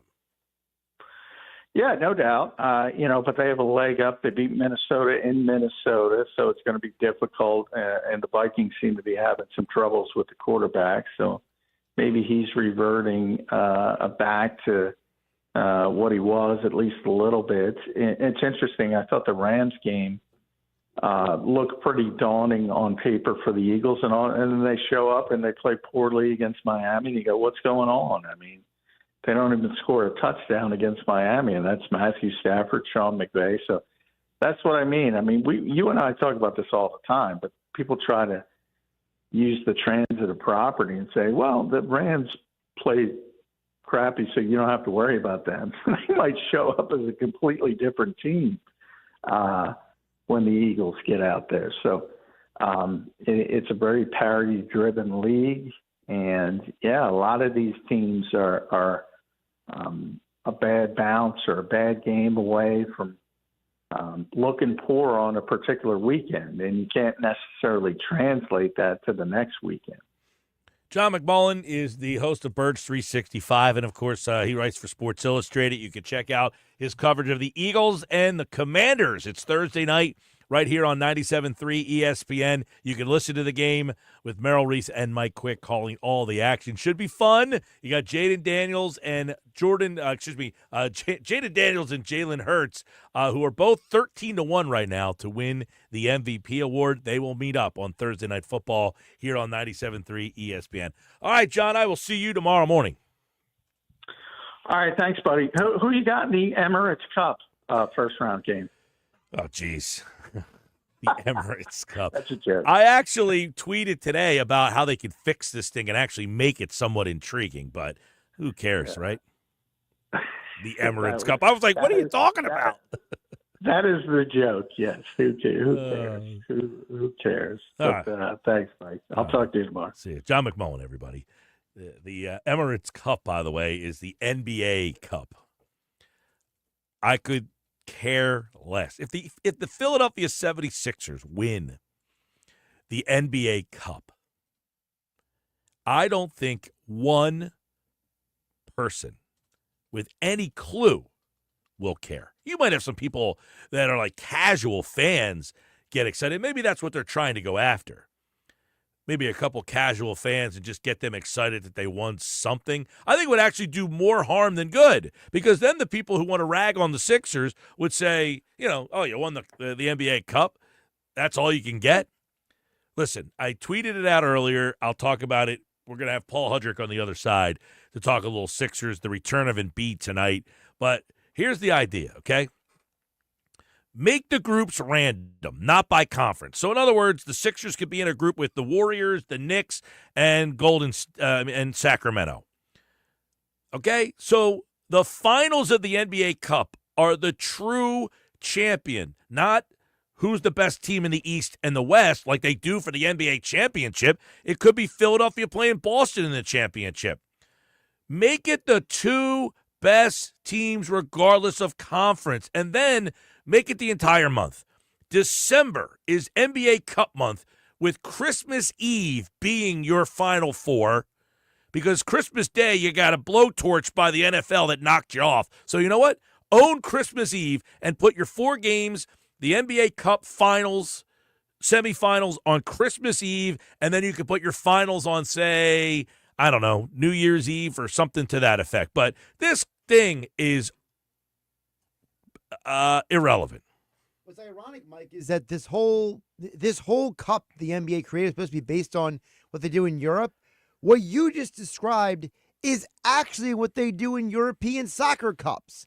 They literally have it so there is no divisions, and it's just the 2 best teams that happen to get to the final get there. Yeah, so literally. You literally said, if you want to be serious, you should do what they do in Europe. Well, I wouldn't know what they did in Europe because I don't care about that either, but this might grab my interest a little bit more. If you're saying, look, this NBA Cup, we're trying to make it something. Okay. Well, why do I need the best Eastern Conference team against the best West? I'm getting that in the NBA Finals already. Give me the best team. Who's the best team regardless of conference? Randomize the groups, play them, make the whole month of December NBA Cup month, make it on Christmas Eve. Hey, it's Christmas Eve, the NBA Cup Finals.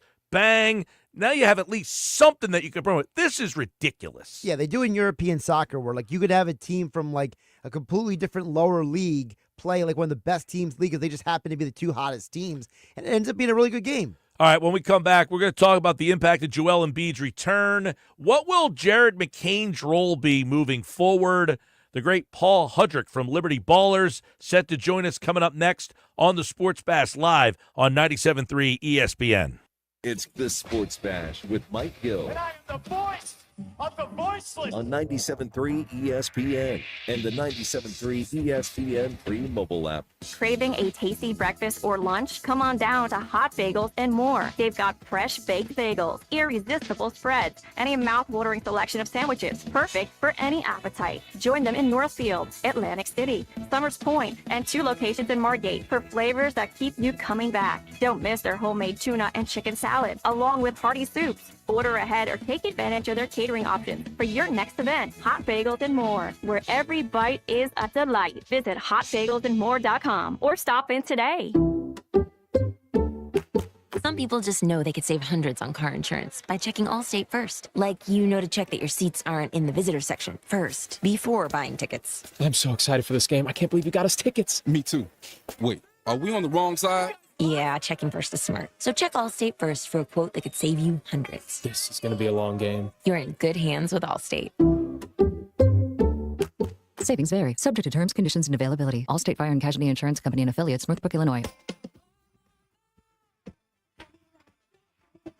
Warm up your holidays with JCPenney. From snuggly soft women's sweaters just $19.99 to festive family PJs now 40% off. Get ready for winter with all the comfy, feel-good layers you love. Wrap yourself in a warm faux mink throw, only $24.99. It's more cozy, bigger savings for you. JCPenney. Make it count. Offers valid on select styles through 11/21. Deals excluded from coupons. See store or jcp.com for details. Here in New Jersey, it's one wow after another, after another, after another. I'm Chief Meteorologist Dan Zarrow. Our state's largest city is home to the state's largest museum, the Newark Museum of Art, featuring dozens of galleries exploring both art and science, a planetarium, sprawling sculpture garden, and the Animal Kingdom exhibit. The incredible Tibetan Buddhist altar is a must-see. The Newark Museum of Art is generally open Thursday through Sunday with special events throughout the year. Find your wow at visitnj.org. New Jersey, little state, lot of wow.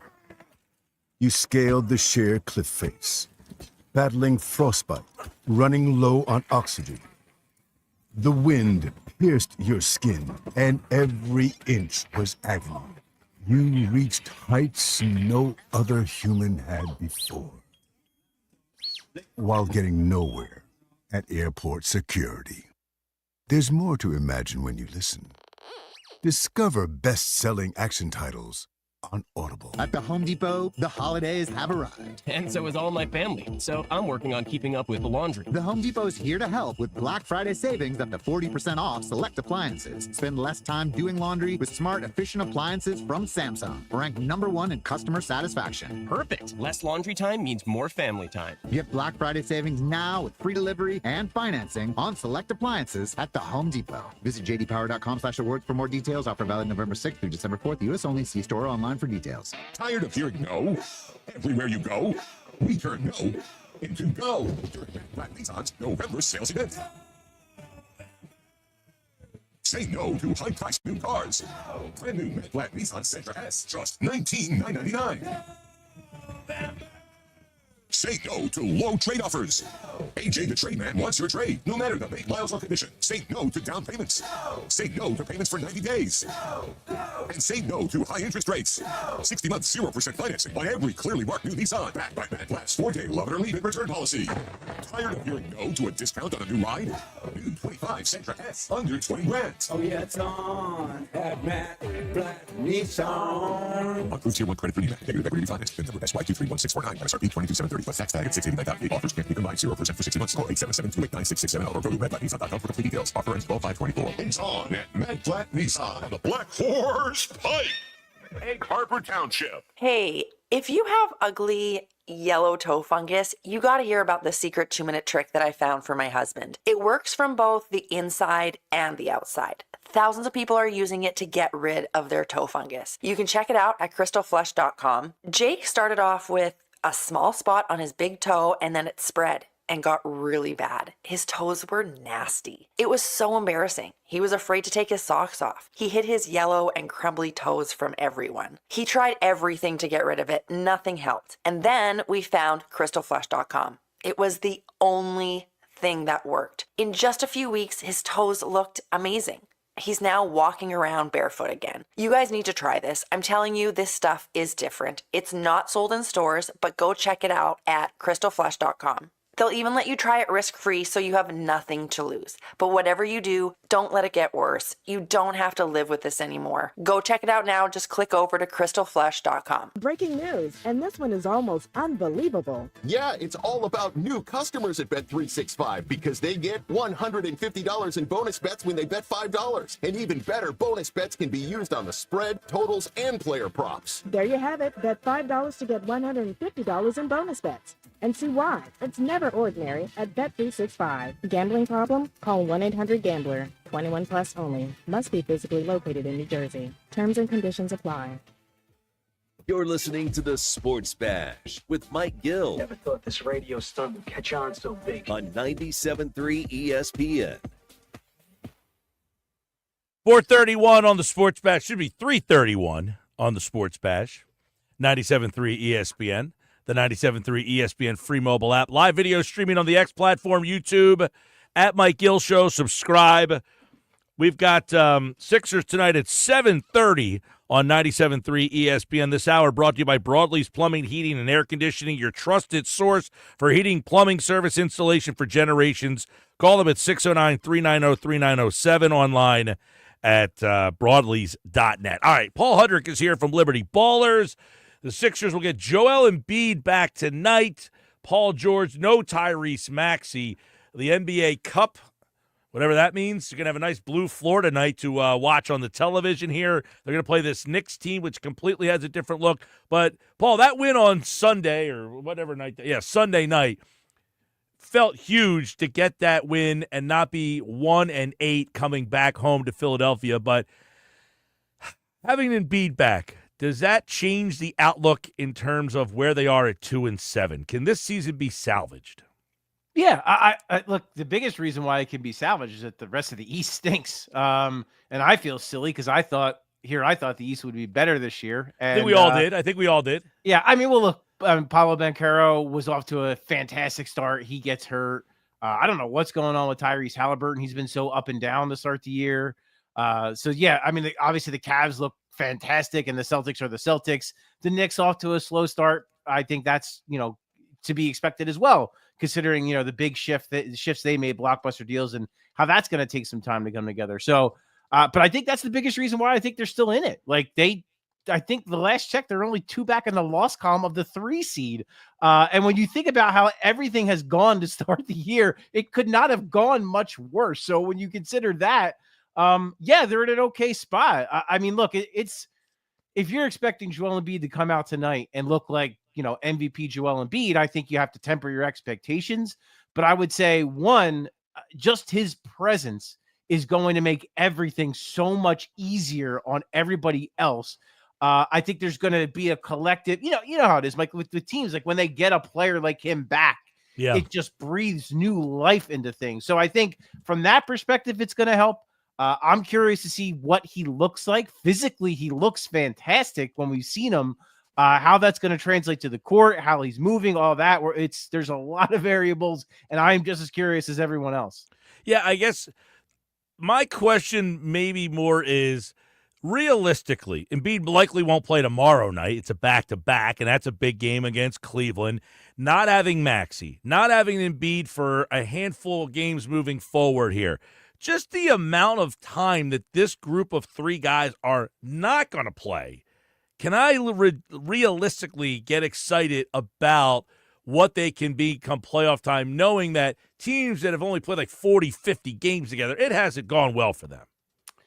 Yeah, I mean, look, it's one of those deals where I think it's fair to be, fair to be a skeptic. It's fair to feel that way, to be a little pessimistic about it, and like I get it, but at the same time, it's still early. There's still so much time. And look, Tyrese Maxey is going to be back here soon. You want him to take his time with the hamstring, not come back too soon. But Embiid is back. Paul George is ramping up. You're going to get Tyrese Maxey back here soon. So, like, there is a light at the end of the tunnel you can see. You mentioned, I mean, look, chances are they're probably not going to beat the undefeated Cavs on the second half of a back-to-back without Joel Embiid and possibly without Paul George. That's not going to go great. But, going forward, I think you can allow yourself to be a little bit optimistic because, well, for two reasons. One, the other alternative sucks, and that's just already kind of dooming yourself and saying, like, oh, well, they're only going to play 40 or 50 games. They have no shot. But again, I think the biggest thing you have to hold on to hope is that the rest of the East isn't that great. And if you can get in as a 3 seed, you have a chance to make noise if everybody is healthy. A huge, enormous if. But and I think too that parity in general, like, yeah, the Celtics are great. They're a dominant basketball team, but in general, there's a lot of parity in the NBA. And I think that goes to the Sixers' advantage as well. So if they can just be healthy, again, huge if they can be in a good place chemistry wise by the playoffs, you also I anticipate Daryl Morey is going to make a big move. I don't know what it's going to be, but he has a ton of draft capital. He has a great piece in KJ Martin with that salary that he can move. There are going to be moves they can make. So I think those are the reasons you can kind of talk yourself into being optimistic a little bit. But again, I understand that my reason for, and you said make a move. I don't even know what this team lacks right now other than they're not healthy. I mean, right? I want to see them play healthy. And then, I don't know when Maxey's going to be back, maybe around Thanksgiving. Okay, that means this team really only has about 50 games or so that they can actually play together. And we know that Embiid is not going to play in back-to-backs for the most part. We don't know what Paul George's situation is. And it's just like, man, can I get excited about a team that I know is only going to play about 40 to 50 games together, even under the fact, okay, the East is wide open and all that stuff. It just feels like, man, you're going to play 40 games and get, here you go, play in the playoffs and see if it all works out. Now, Shams said earlier today, he said he spoke to people around Embiid over the last 24 hours. They say Embiid's heard the noise and he knows the narrative and what it is on this team,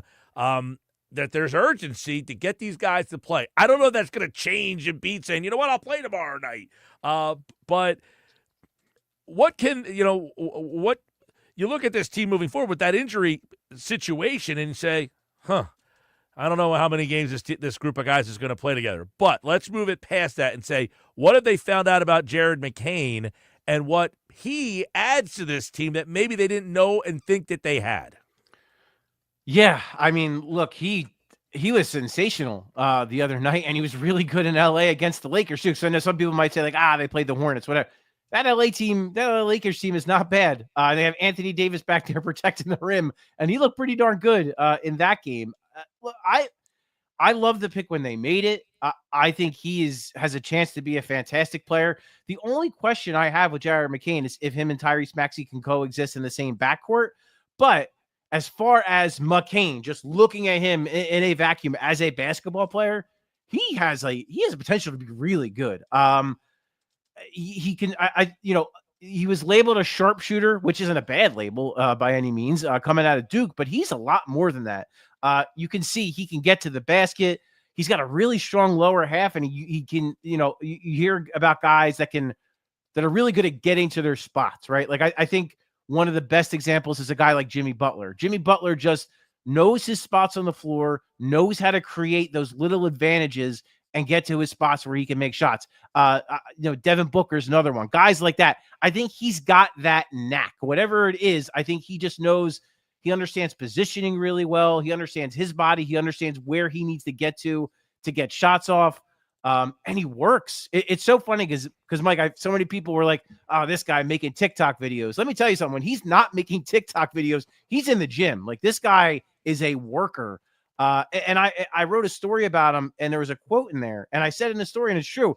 If I didn't tell you Jared McCain said this, the next guy you would guess that would have said it would have been Tyrese Maxey. Because I think he just has, look, they're different players, but he just has that mentality of he wants to be great. He's going to work. He's going to do all the things he can. He's going to figure it out. And I think that's one of the big things you're seeing, Mike.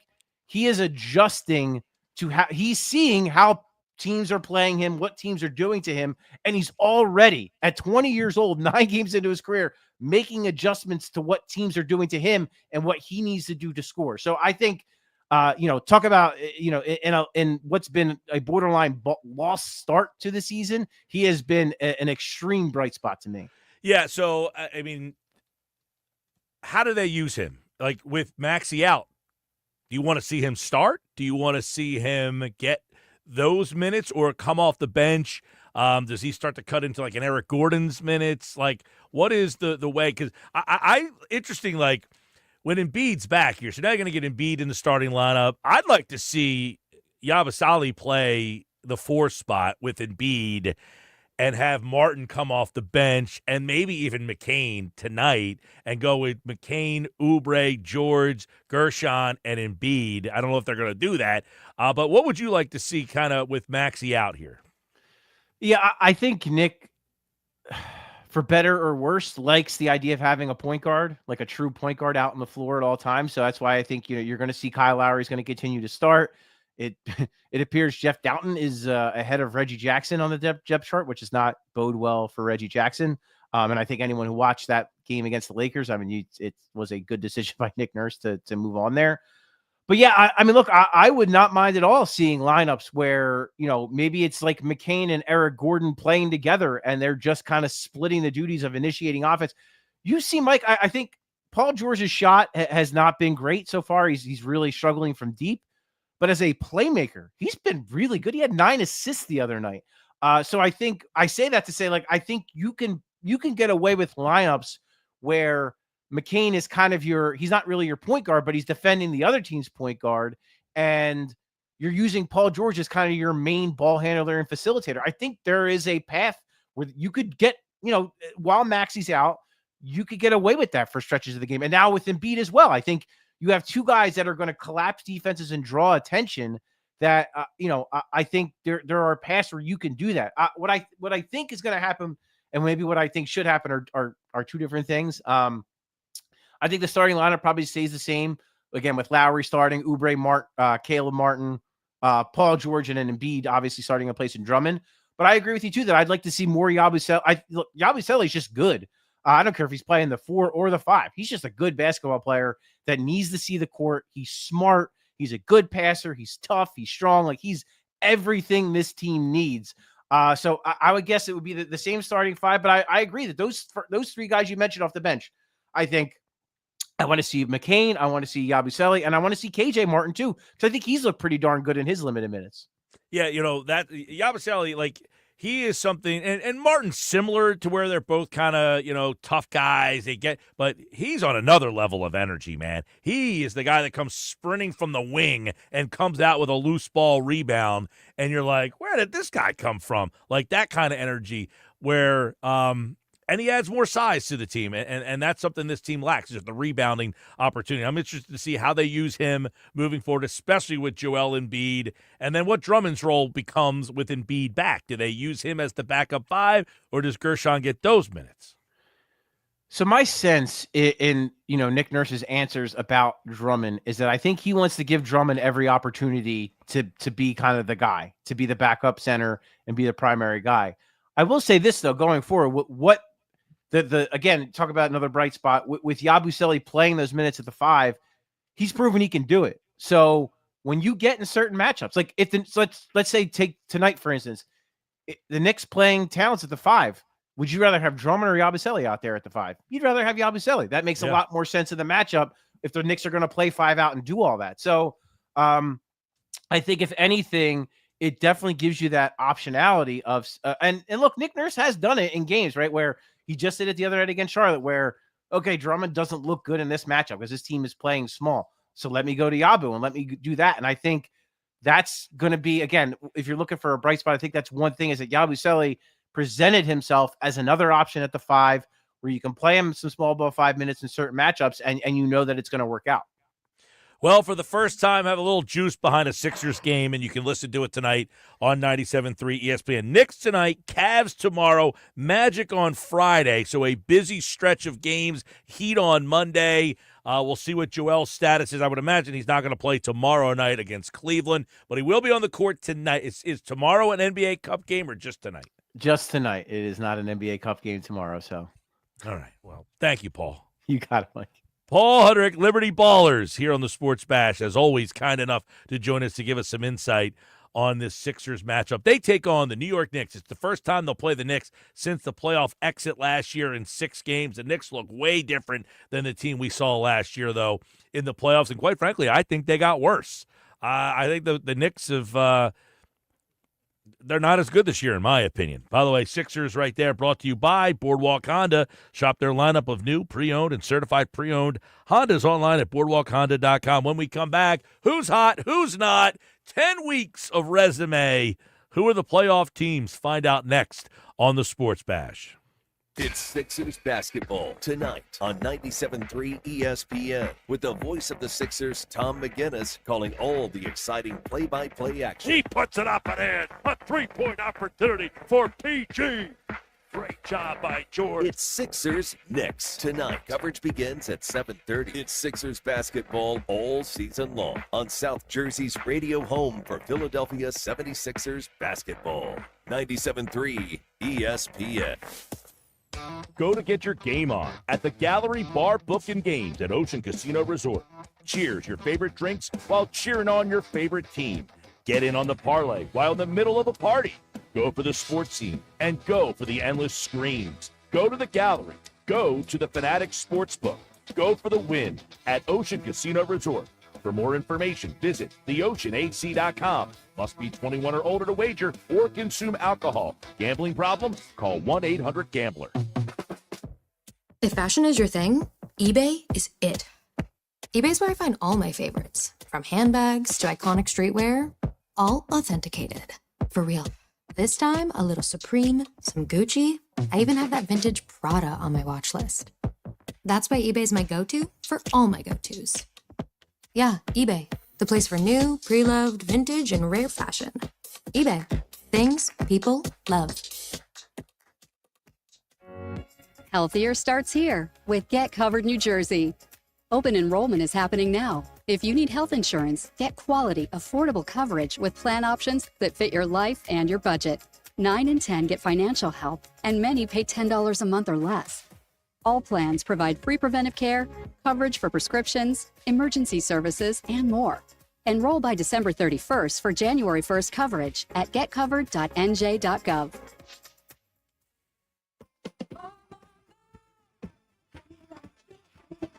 Warm up your holidays with JCPenney. From snuggly soft women's sweaters just $19.99 to festive family PJs now 40% off. Get ready for winter with all the comfy, feel-good layers you love. Wrap yourself in a warm faux mink throw, only $24.99. It's more cozy, bigger savings for you. JCPenney. Make it count. Offers valid on select styles through 11/21. Deals excluded from coupons. See store or jcp.com for details. Sometimes I struggle to get to sleep.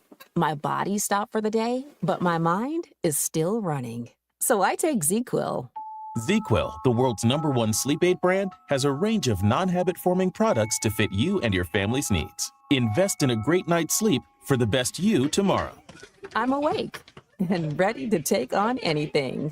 Better days start with ZQuil nights. Explore our products at ZQuil.com. Use as directed. Keep out of reach of children. Every day, Cintas service reps help businesses get ready for the workday. They provide freshly laundered workwear delivered every week. Mats, mops, restroom and cleaning supplies. First aid and safety products to help your employees stay safe. They even test and inspect fire extinguishers and emergency lights. Cintas helps keep your business running smoothly. See what Cintas can do for you. Visit Cintas.com. Oh, I'm ready! And get ready for the workday.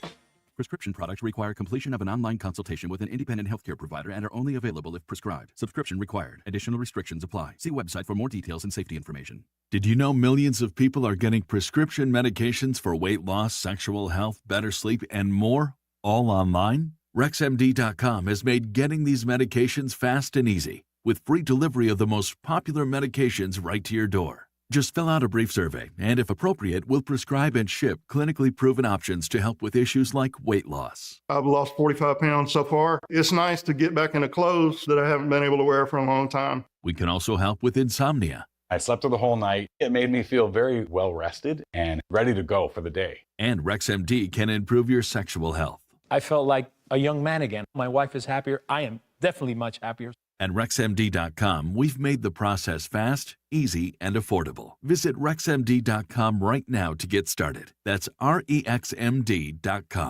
Time to work on your gift list with Black Friday deals at the Home Depot. Right now, get a select tool from top brands like Ryobi and Milwaukee for free when you buy a select battery kit. Choose from reciprocating saws, multi-tools, sanders, and more. Whether you're stocking up on power for your personal workshop or grabbing the perfect gift for someone else's. Get Black Friday tool deals delivered from the Home Depot. Limit 1 per transaction. Exclusions apply. Full eligible tool list in-store and online. If you or someone you know needs help getting through a difficult time, start with NJ211. When you reach out to 211, we can connect you to help with housing, utilities, food, childcare, senior services, income support, healthcare, legal issues, and more.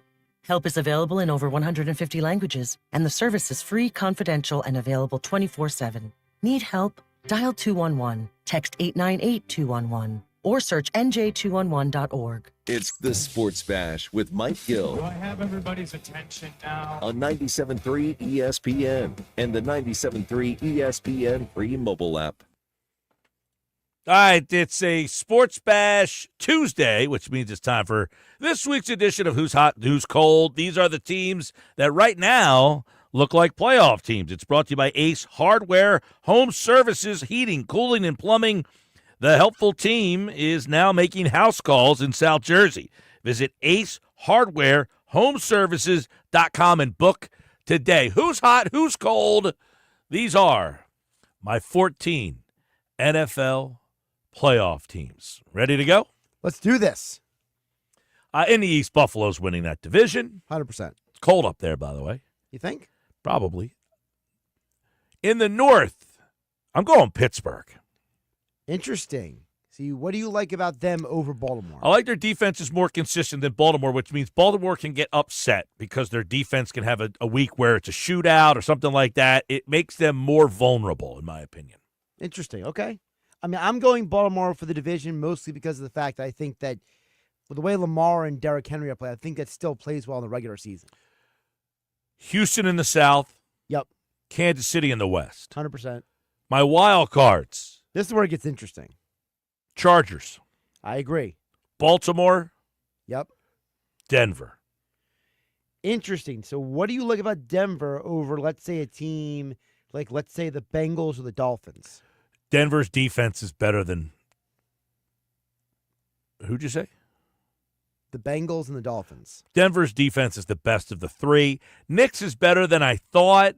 He's competent. He doesn't kill them. Is he better than you thought, or is he just in the right situation? Either way, he's just I thought he would be a hindrance to them. He's actually helping them win some games. Their offense isn't great, though. They don't have a lot of weapons. Sure. Cincinnati's offense is really good. Their defense is just okay. They play in a tougher division. Cincinnati's going to have some tough games down the stretch. I think Miami's just too far. They're 3 wins. I mean, they're going to have to win like 7 more games. Yeah, the loss of Tua definitely put them way far behind. I like them better than Denver, but they have 3 wins. Denver has 5. So Denver has a 2-game lead on them. So I'm going with Denver for this week. All right. I got Philly in the East. Same.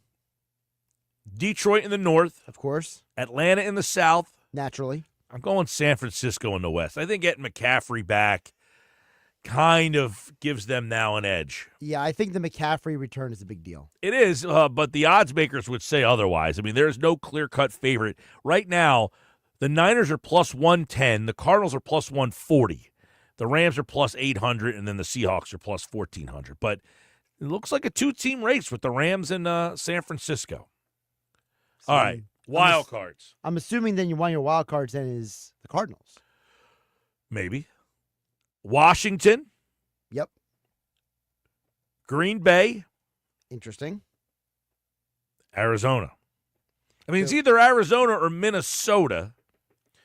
I mean, Minnesota's got to be in the mix, right? What do you like about Green Bay over Minnesota? I just think they're flat out better. I think Minnesota, the quarterback is just okay. they're just okay. I don't think they don't do much to excite me. See, I'm going the Vikings over the Packers. I think the Packers, they just keep having injuries.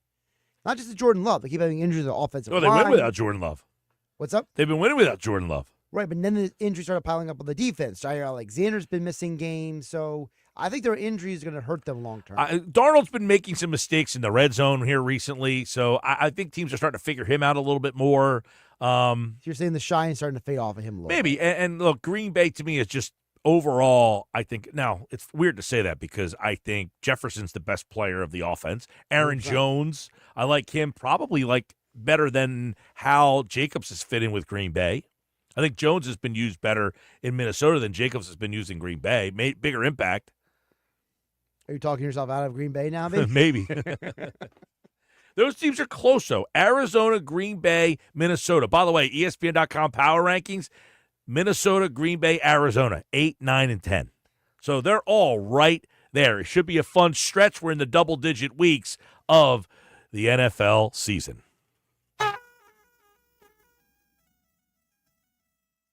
And we didn't forget about you out there. Caller number 7 right now, 609-573-3776.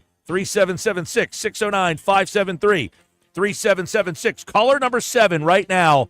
You're entered into this year's 99 Growlers Party. It's our biggest party of the year. It's live at Mud Hen Brewing Company in Wildwood. The show is on the road Wednesday, November 27th from 2 to 6 at Mud Hen Brewing Company, Rio Grande Avenue in Wildwood. We've got 99 pairs of tickets, and this year we've got tickets to see the Eagles take on the Steelers club box seats on December 15th. We'll have tickets to see the Sixers, the Flyers, concerts, and area shows. It's this year's 99 Growlers Party at Mud Hen Brewing Company in Wildwood. Caller 7. Good luck. Football at 4 is up next.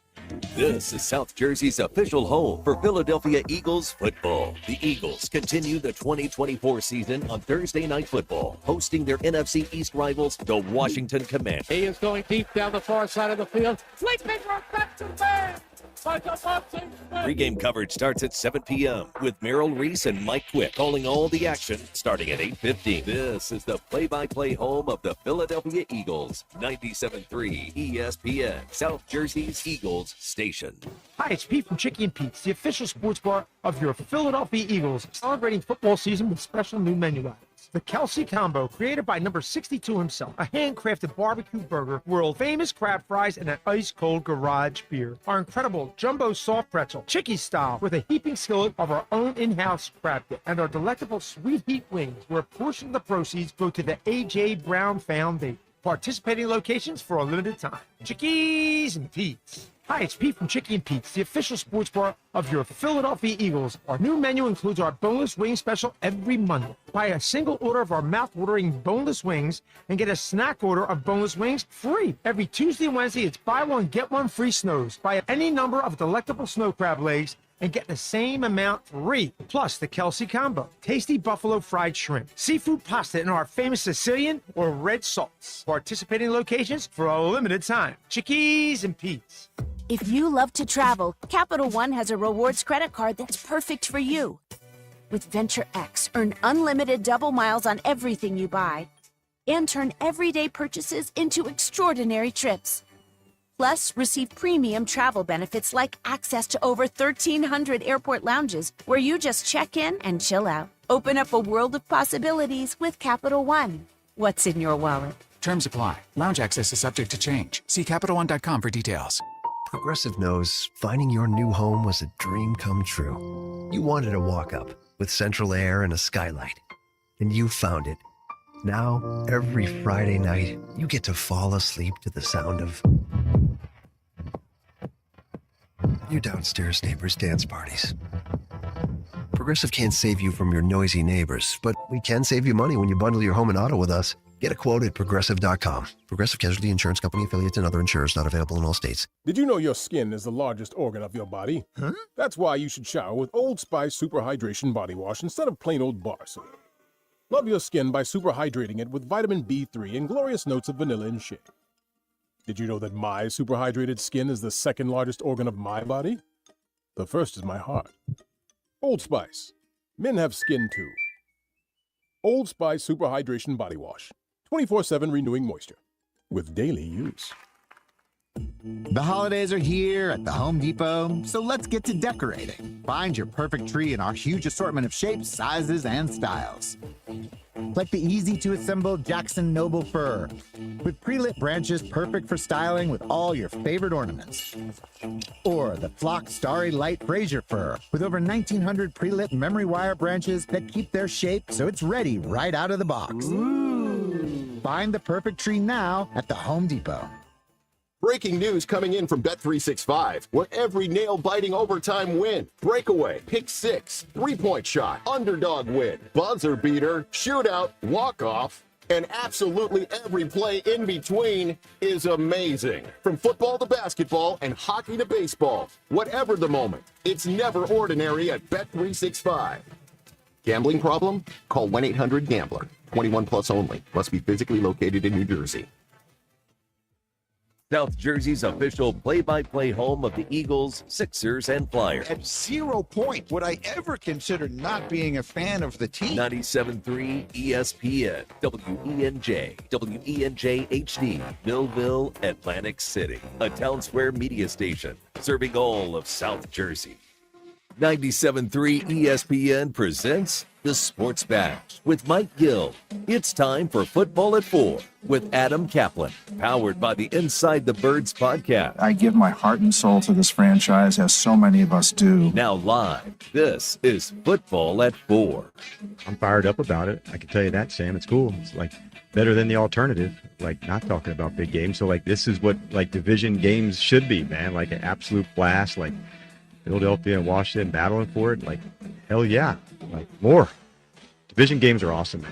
They're fun. They're a battle. You know them well. They know you well, although we haven't played yet. A lot of players know one another's, scheme and technique, pretty closely. Head coach Dan Quinn says, hell yeah, I'm pumped up about this matchup. It's Eagles and Commanders renewing their rivalry for the first time. It seems relevant. Thursday Night Football, you can listen to it right here on 97.3 ESPN. It's time for Football at 4, powered by the Inside the Birds podcast. It's brought to you by Bet365. Whatever the sport, whatever the moment, it's never ordinary at Bet365. Adam Kaplan from the Inside the Birds podcast is here, and we've got an Eagles-Commanders matchup that means something, Adam Kaplan. How are you, my friend? I'm good. I hope you're doing well and your listeners as well. And yeah, I have to look it up. When was the last time both teams were what we call high-end teams who clearly competing for a playoff spot and a division at the same time? I know it's been a while. I just got to look that up, but it's great. We've got meaningful football. Look, I'd rather it be on a regular week, not a short week, but it is what it is. Hopefully the rain that's expected sometime late Thursday night will hold off. Right now it looks like it's going to. And we're gonna have a very fun game. And I was talking to the Steelers earlier today. They felt really good about beating Washington. They felt and they a ton of respect for Jaden Daniels and that team. And the Commanders, Mike, as we get into it, they're so far ahead of schedule. They're one of those teams. I know you and I talked about this. The future numbers, like the Vegas numbers, are around 6.5, 7 wins, and obviously they're going to surpass that. They're at 7 now.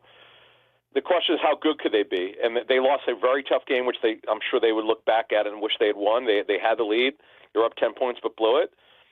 But the bottom line is they're coming here on a short week, and it's a great test. There's no question about it. We've both talked about their schedule. I know a lot of people have talked about the Eagles' schedule leading up to this game. And look, you only play who's on your schedule. They've done a very good job so far, but this is clearly the best test they've had.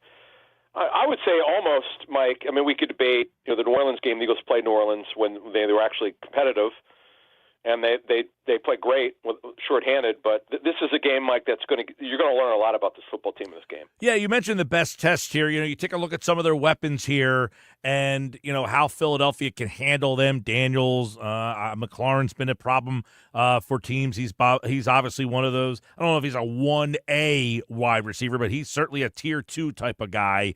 And you take a look about how good this team actually is, the Commanders. So, Mike, one of the things that I like about the Commanders is if you look at the roster, you might scratch your head. You mentioned McLaurin. They don't have much opposite him. I mean, Olamide Zaccheaus, that guy, he actually was a starter to begin the season. Now, they're going with a rotation, Noah Brown and De'Ami Brown. And he had a rough day at the office returning punts the other day, I'll tell you that much. Yeah, I know, and he did. But Dan Quinn made it clear he's going to still return punts. But Zaccheaus and Christian McCaffrey's younger brother, who was a draftee this year. So they don't really have a second receiver. They're just going with a committee. Zach Ertz is their starting tight end.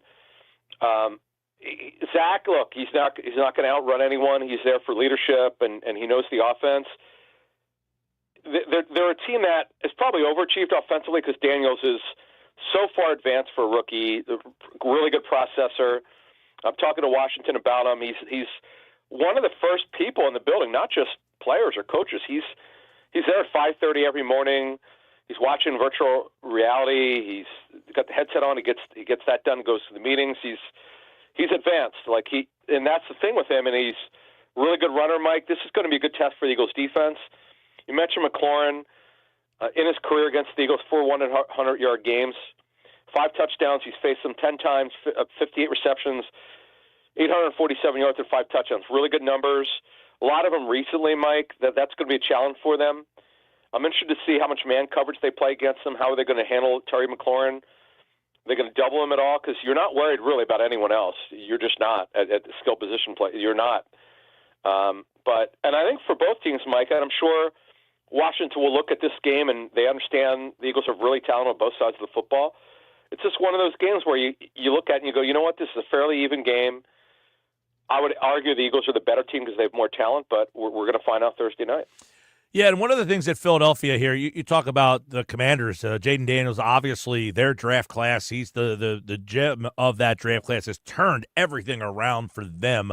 What is Philly's draft class, the impact that they have made on why this team has really turned the corner? Yeah, Mike, I wanted to talk about this because you and I talked about the Eagles rookie class a couple weeks ago, but we haven't really looked at something that's really happened kind of rapidly is all of a sudden guys from other draft classes are playing pivotal roles. So we all know that Quinyon Mitchell and Cooper DeJean have been tremendous. DeJean in particular, only that, he was coming back from the hamstring injury. He didn't play much early. Then he became their starting nickel. He's phenomenal. He's not your typical nickel. They use him in a variety of ways, and he's also great, really a good punt returner. Been really good at that. Quinyon Mitchell's shown he can play in man coverage. He's done a really good job. He's well ahead of schedule. He's already one of the better young corners in the NFL. He's shown he can handle really whoever he goes up against. He usually wins. We'll see how much that he's on Terry McLaurin this game. Now, the rest of their draft class this year, Johnny Wilson has scored his first touchdown. Look, he only has 2 catches, Mike. We jokingly call him a blocking receiver. That's all he really does. The touchdown he scored was not supposed to be to him. It was on a scramble drill. Aniyah Smith, you're seeing he's not. I wouldn't call him a factor, but they're using him a little bit more as a slot receiver. Will Shipley, look, he really only plays on special teams. He's getting garbage carries. Garbage time is what we call them, garbage time carries. But you know what? He's explosive. It's all about down the road for him, and he'll be Kenny Gainwell's replacement if they don't bring back Gainwell. We'll see what happens. Jalen Son, we're actually going to, I believe, we're going to break down his tape from last week, believe it or not, with Greg Cosell. Greg put a note in it that he liked the little tape that we've seen. He looked really explosive. So they've got some good returns, early on, particularly the first 2 guys. And, Mike, the word around the league is every draft class, you want a minimum of 2 starters. You're hoping for 3 by the end of their rookie contracts. Well, they already have 2 in Mitchell and DeJean. And let's go through 3 years before we decide that they don't have a third guy. Jalen Santo, the Eagles are very high on. Last year's class, Carter is a really good football player, needs to be more consistent. He continues to play well, though, so they've got 1 starter there. Nolan Smith, Mike, he's done better this year than last year, but he's just not consistent enough. Tyler Steen in limited playing time has looked really good this season, Mike. He still has a very good shot. Joe Banner came on our show last week for Patreon, and Joe watches a lot of tape. He thinks they absolutely should go with Tyler Steen next year. Sidney Brown is back from his injury. He's not contributing a lot on defense, a little bit, special teams especially. We need to give this time. This is going to be this is his second year. Let's we know about his injury. We need to give this time. Keely Ringo is their fourth corner, which is really what most people around the league thought he would be. He did have a good offseason. Training camp not as good. You got to let this thing play through to see what happens next year in terms of what his role could be. But they're getting some returns from him. Tanner McKee could be the future backup, Mike. He's shown some promise. And Moro Ojomo is their first defensive tackle off the bench. So he's really contributing. This has been a good story. So they're getting some returns from that. The 22 class, we'll get to the disappointments in a minute. Cam Jurgens is really doing well as a starting center. Nakobe Dean has come on. Kyron Johnson didn't make it. And Grant Calcaterra, Mike, is contributing as a sixth-rounder. And finally, their 21 class, because you like to look at 3 or 4 years out. 2 home runs with Devontae Smith and Dickerson. Milt Williams has been really good. He's actually a starter now. Now, Ali McNeil's been better, the guy they should have taken, they were going to take, but Howie Roseman took Milt Williams. But, he's played well. Kenny Gainwell's been a good fifth-round pick because they've gotten production out of him. He's their backup running back. And Patrick Johnson, by the way, Mike, Patrick Johnson was one of the better special teams players for a while. So if you look at these 4 classes, the only guys of note in the first 4 rounds that they're going to miss on or have missed on, Jordan Davis clearly is not going to be the player that they thought they were trading up for. He's really good against the run, but you don't draft a run stopper in the first round. They got to be more than that. And they missed on Zach McPherson. Part of it was the torn Achilles, and he never made it. He's with another team now. But, other than that, Mike, for as much as people beat up Howie Roseman in his draft classes, Howie's done a lot better. There's no question over the last 4 seasons. Well, and you mentioned Mitchell and DeJean right now this year. Those two have really, you can really point to those two and the way this defense has changed. I guess you got to also add Zach Baun. I know he's not a draft; he's a free agent signing. But man, in terms of how they're better, right? And Nakobe Dean being a guy that they drafted, and maybe him and you mentioned Nolan Smith. They're not consistent enough, but these young guys on the defense has really changed the way this defense. Now, we talked about this earlier, Adam. Pittsburgh blitzed Daniels 53% of the time last week. I don't know that Vic Fangio's doing that this week. You see a Vic Fangio blitzarama? We're going to talk more about this with Greg Cosell for tomorrow's show, the Inside the Tape show, but and also on our pregame show, by the way. But that's just not what Vic does. Now, one thing you could see, and what Vic brought out against New Orleans, it was fascinating because New Orleans had not seen the defensive front because it was an unscouted look. They'd never run it before. They'd drop Baun into the box and line him up on the edge a lot as an extra add-in defender to take away Kamara's cutback. We don't know yet who's going to start a running back, if Brian Robinson will be ready. I'd be surprised if he is, but we'll see. He's missed the last 2 games with a hamstring injury. He hasn't had a full practice in 3 weeks. And Daniels will run inside the 10-yard line. He'll run. They did a good job on Daniels' running ability last week to cut him off. So we'll see. Sometimes you got to change things up because this kid is so advanced and so smart, Jaden Daniels, you got to give him something different. But no, I don't see him blitzing that much. And quite frankly, really when you look at it, again, you're really worried about Terry McLaurin. I mentioned already they're skill guys. Nakobe Dean, by the way, Nakobe Dean is an outstanding blitzer. He's another reason why that draft class of 22. I know Jordan Davis brings it down a little bit. Nakobe is finally coming into his own. Jurgens is really good. Calcaterra, as I mentioned, is contributing. Just overall, Mike, you have one of the youngest defenses in the National Football League. You've got a lot of young players contributing on both sides of the football. I don't know, for the time we've talked about this in Football at 4 going back several years, I don't remember talking about so many young players doing well. You're right, and they got one of the youngest defenses in football, so that's one of the reasons why we're watching this team grow. And we know they played a Dallas team that, Adam, I don't know, you've been doing this a long time, how ill-equipped that offense was to do anything. They did not trust Cooper Rush a lick. It's so funny. On Cooper Rush, his yards per attempt was pathetic. I just remember talking to the Vikings when they faced him. They decided not to blitz him, and he tore them apart. It's really the only good game. I know his record overall was good, but the only good game he played against, and he was really good on 40 attempts against the Vikings. He was so pathetically bad. We've seen some bad football over the years. It was one of the worst quarterback games I've seen. When in terms of the Eagles going up against the guy, they didn't even pressure. It's like when he had time to throw, but he moved for no reason. The ball went into the ground. It was so bad. I know people are blaming the sunlight on that, and I know for Jalen Hurts too, on some of the sacks he took. But come on, man, Cooper Rush was abominable. Why they did not go to Trey Lance is beyond me. And the fact that Mike McCarthy said that Trey Lance won't be the starter this week is pathetic. What are they playing for? Your guess is as good as mine, but that was one of the worst offensive outputs I think I've ever seen. They did not throw the ball more than 8 yards down the field almost the entire game, and anything that went more than 10 yards down the field, Adam, it wasn't close. It was pathetic. It's bad, man. And why Zeke Elliott really needs to retire?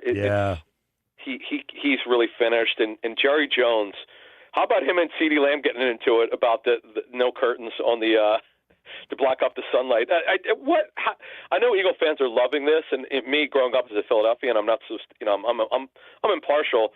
But for someone who grew up in the Philadelphia market, I just think it's so funny that Dallas is so pathetic. It is. It's interesting to see what happens to them moving forward. Adam Kaplan, everybody, he'll be back on Friday to take a look back at the Eagles, Commanders, and what it means in the NFC East. A win, the Eagles have a 77% chance to win the East. A loss, that drops down to 23%. Adam, we'll talk to you then. Sounds good. All right, Adam Kaplan, everybody. The point he brings up about the Eagles rookie classes, for years, Howie Roseman got just hammered for draft classes. Well, think about Mitchell and DeJean both helping this year's draft class out. Last year, Carter, he mentioned Nolan Smith. And, listen, Nolan Smith to me has not been great, but he's definitely a guy that contributes as a pass rusher. He's got to be better, and I had hoped that he was better. But Carter, Steen, Brown, Ringo, McKee, Ojomo, they're all on the roster. Tyler Steen played really well in the games that Mekhi Becton went out. So they got help from Steen and Jalen Carter. And, Nolan Smith has got to be thrown in there, I think, as a guy who at least gets snaps and plays. You might not think he's great, but he at least is a guy who hasn't been a total bust. Juergens has been good. Dean has been solid. Calcaterra stepped in as a guy who got drafted, and you're not thinking he's going to be the guy to take over for Goddard. Then Devontae, Dickerson, Milton Williams, Kenny Gainwell. You might not be the biggest Kenny Gainwell fan, but he's been a fine compliment this year to Saquon Barkley. So the Eagles draft class as a group of young players, that is something that I think gets lost in the sauce a little bit with this team, is how young they are and where they're getting their contributions from in-house guys. Yeah, Brown and Barkley are two guys that they did not draft. Hurts, obviously, a draft choice.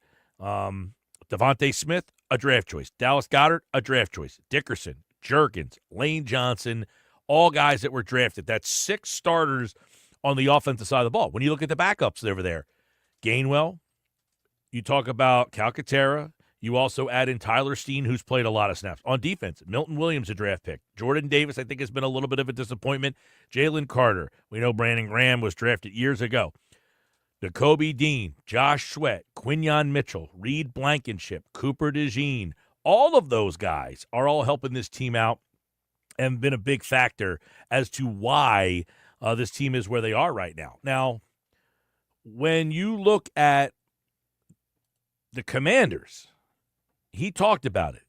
They don't really have a lot of skill guys that worry you so much. It is, and I'm interested to see if people are at this point where Terry McLaurin's their best option, no question about it, and he's really good. I like McLaurin.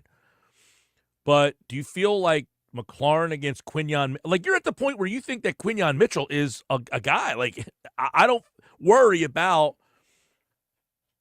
McLaurin having a big day because of Quinyon Mitchell and that secondary. It's not just Quinyon, but when Quinyon Mitchell can shut down CeeDee Lamb, now I get it. The quarterback was a disaster, and you're getting a better quarterback in this game, so maybe that's a little different. Maybe that's not fair.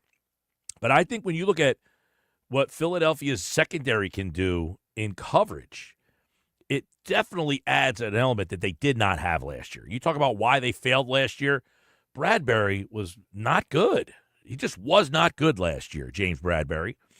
And Darius Slay I don't think was great last year. I think he was just okay. Slay has been hurt. He's been in and out of the lineup, and they have not missed a beat with him out of the lineup. I mean, they've tried to go after some of these guys, and the Eagles' secondary is much better. I definitely think, too, you got to imagine that Quinyon – now, do they hit a rookie wall at some point, and does that worry you? Maybe. I don't know. But I think this Eagles secondary is a huge reason why this defense is on a different level. By the way, I want to congratulate Nicole where is Nicole from there? Nicole in Ocean City. She is our latest qualifier for this year's 99 bottles. She joins Luke in Atlantic City. They're going to be at this year's 99 Growlers party, and that is all happening at Mud Hen Brewing Company in Wildwood. We're going to be there for the live show on November 27th, and all of our qualifiers will be there for this year's 99 Growlers party. It's 99 Growlers on November 27th. We hope to see everybody there, and you have another chance to enter coming up in about 40 minutes from now. The 99 Growlers party at Mud Hen Brewing Company in Wildwood. It's the Sports Bash Live. That was Football at 4. It's brought to you by Bet365. Whatever the sport, whatever the moment, it's never ordinary at Bet365. This hour of the Sports Bash, I want to thank to our friends at Jersey Cow, a great place for the family to hang out and eat ice cream. Jersey Cow, ice cream's a year-round thing. They're open in Northfield and Brigantine every day from noon to 10, and you can check out all their fall flavors, some popular classics, and some new flavors all throughout this fall and winter season. It hasn't even been fall or winter. It's definitely not winter. It's been like 75 degrees the entire fall. It's a great time for ice cream, and Jersey Cow is the place to get it. When we come back, it's another edition of Nick's Nuggets here on the Sports Bash on 97.3 ESPN, the 97.3 ESPN free mobile app, and live video streaming on the X platform and YouTube at Mike Gill Show. Use the hashtag SBLive. We'll see you over there. You'll see Nick's Nuggets when we come back on the Sports Bash. Wake up weekday mornings from 6 to 10 a.m. with Unsportsmanlike on 97.3 ESPN with Evan Cohen, Super Bowl champion Chris Canty, and Michelle Small. Can't wake up without it. Brought to you by the Gallery Bar Book and Games at Ocean Casino Resort in Atlantic City. Score a touchdown when you bank with Jersey Shore Federal Credit Union. Catch lower rates on loans and higher rates on savings. You'll cheer when you don't have to pay a penny to get your own money since they offer 85,000 surcharge-free ATMs. Get the details or open an account online with just a $25 minimum deposit at JerseyShoreFCU.org or swing to a branch in Northfield, Galloway, Hamilton, or Rio Grande. Federally insured by NCUA, Equal Housing Lender.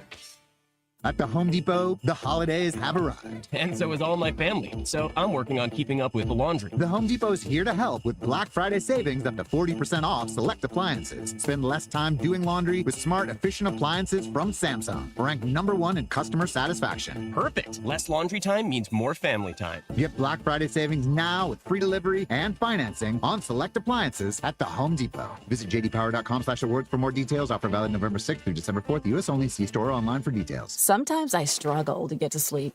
My body stopped for the day, but my mind is still running. So I take ZzzQuil. ZzzQuil, the world's #1 sleep aid brand, has a range of non-habit-forming products to fit you and your family's needs. Invest in a great night's sleep for the best you tomorrow. I'm awake and ready to take on anything. Better days start with ZzzQuil nights. Explore our products at ZzzQuil.com. Use as directed. Keep out of reach of children. This is the story of the one who, as a maintenance specialist for a historic high-rise, knows that vintage charm historically needs constant attention. Which is why, when it's time to upgrade turn-of-the-century mechanicals, they turn to Grainger. With easy access to 1 million-plus products and the scale to deliver when and where you need them, the right tools and supplies are never far away.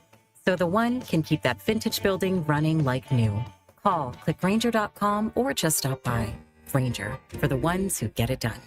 Tune in to the Bet365 Play of the Day during the Sports Bash with me, Mike Gill, every weekday afternoon at 5:45 on 97.3 ESPN. Made possible by Bet365. Whatever the moment, it's never ordinary at Bet365. Warm up your holidays with JCPenney. From snuggly soft women's sweaters just $19.99 to festive family PJs now 40% off. Get ready for winter with all the comfy, feel-good layers you love. Wrap yourself in a warm faux mink throw, only $24.99. It's more cozy, bigger savings for you. JCPenney. Make it count. Offers valid on select styles through 11/21. Deals excluded from coupons. See store or jcp.com for details. Oh no, stomach issues again? Stomach issues? Who are you? Your pancreas. I could be the real reason for your diarrhea, gas, bloating, stomach pain, or loose oily stools. I thought it was my stomach. People often do, but any of these symptoms could mean having a condition called exocrine pancreatic insufficiency, or EPI. With EPI, the pancreas doesn't release enough enzymes to break down food, but EPI is manageable. Use the symptom checker on identifyepi.com and speak with your doctor. That's identifyepi.com. Sponsored by AbbVie. Save thousands at Matt Blatt Kia. Get out of your old trade today, even if you owe thousands more than it's worth. Go to mattblattkianj.com for more details. That's mattblattkianj.com. It's gotta be a Matt Blatt Kia. This is the Town Square, New Jersey Info and Weather Network. Progressive Insurance presents the Sports Flash on 97.3 ESPN. NFL, the Eagles will play on Thursday night hosting the Washington Commanders, a matchup of the top two teams in the NFC East. The Eagles have won 5 straight at 7-2 on the season, and they lead Washington by a half game as the Commanders are 7-3. Both teams are in the top 4 in the NFL in rushing. Washington has won 7 of the first 10 games of the year with rookie quarterback Jaden Daniels. NHL, the Flyers head to Ottawa on Thursday facing the Senators. Philadelphia coming off a 4-3 shootout win on Monday against the San Jose Sharks. Flyers blew a 3-0 lead in that one, but got the game-winning goal in the shootout from Travis Konecny, who also scored in regulation. NBA, the Sixers hosting the New York Knicks tonight. Center Joel Embiid expected to make his season debut. Philadelphia snapped a 5-game losing skid Sunday when they beat the Charlotte Hornets in overtime. Tyrese Maxey expected to miss a few weeks with a hamstring strain. I'm Tony Desiri, and that's your Sports Flash on 97.3 ESPN. New Jersey is the Garden State. But did you know that one of the most important things we can farm is wind? Offshore wind provides clean, renewable energy. It creates jobs and drives economic growth. In fact, it's estimated that a single wind farm can create over 4,000 jobs and add more than $700 million to the state's economy. Offshore wind, propelling New Jersey's future. To learn more, visit nj.gov/offshore wind. From the Town Square, New Jersey Info and Weather Network, I'm Chief Meteorologist Dan Zero. For the next 2 days, temperatures will run 5 to 10 degrees below seasonal normals. Almost a December-ish chill in the forecast here. Tonight will be especially cold. Clear skies and calmer winds. Low temperature 33. A freeze is likely for inland areas tonight. Sunny skies tomorrow. High 52. Cloudy and 51 on Thursday. Maybe a late day shower. Get weather 24/7 wherever you are. Download our free mobile app today. New Jersey might be small, but there's a lot of wow packed into this little state. We got your down at the beach wows, your top of the mountain wows, your show-stopping wows, your cork-popping wows. New Jersey, it's one wow after another after another. Find your wow at visitnj.org. New Jersey, little state, lot of wow. We have the perfect solution for sitting in traffic. Come with me. The Sports Bash with Mike Gill on 97.3 ESPN and the 97.3 ESPN free mobile app. 427 on the Sports Bash. Knicks Nuggets are brought to you by the Fanatics Sportsbook at Ocean Casino Resort in Atlantic City. Nick Earnshaw is host of the Shift podcast and producer of The Locker Room weekends on 97.3 ESPN. Before I get to the Nuggets today, I want to tell you about my friends over at Nizam Indian Restaurant, Route 40, Egg Harbor Township. They serve delicious Indian dishes. Check out their Eagles football special, free tandoori chicken wings the week the Eagles win. And I'll tell you, we were talking Friday night. Is that Mike Tyson-Jake Paul fight? And I said, which places are carrying this? And then people gave me these ridiculous answers. Well, it's free on Netflix. Well, no crap. I can still want to go out on a Friday night and watch the fight with other people. I don't want to have to sit in my house like a hermit and watch the damn thing on Netflix.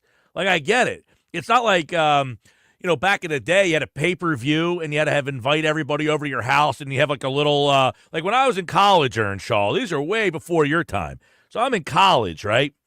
And back then, because we had no money, we wanted to watch a fight on pay-per-view. You would have a party at someone's house, and then you have a hat at the door, and everybody put $5 in so that when the bill came, you paid for the damn pay-per-view.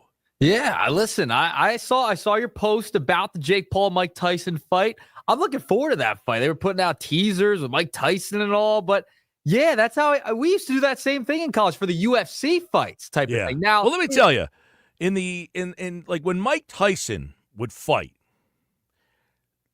it was an event unlike anything else. So that's what I'm talking about. If I want to go watch an event, like if there's a local establishment out there that is carrying, like I get it. Everybody, like most people have Netflix. Right. But I don't know, does a bar have Netflix?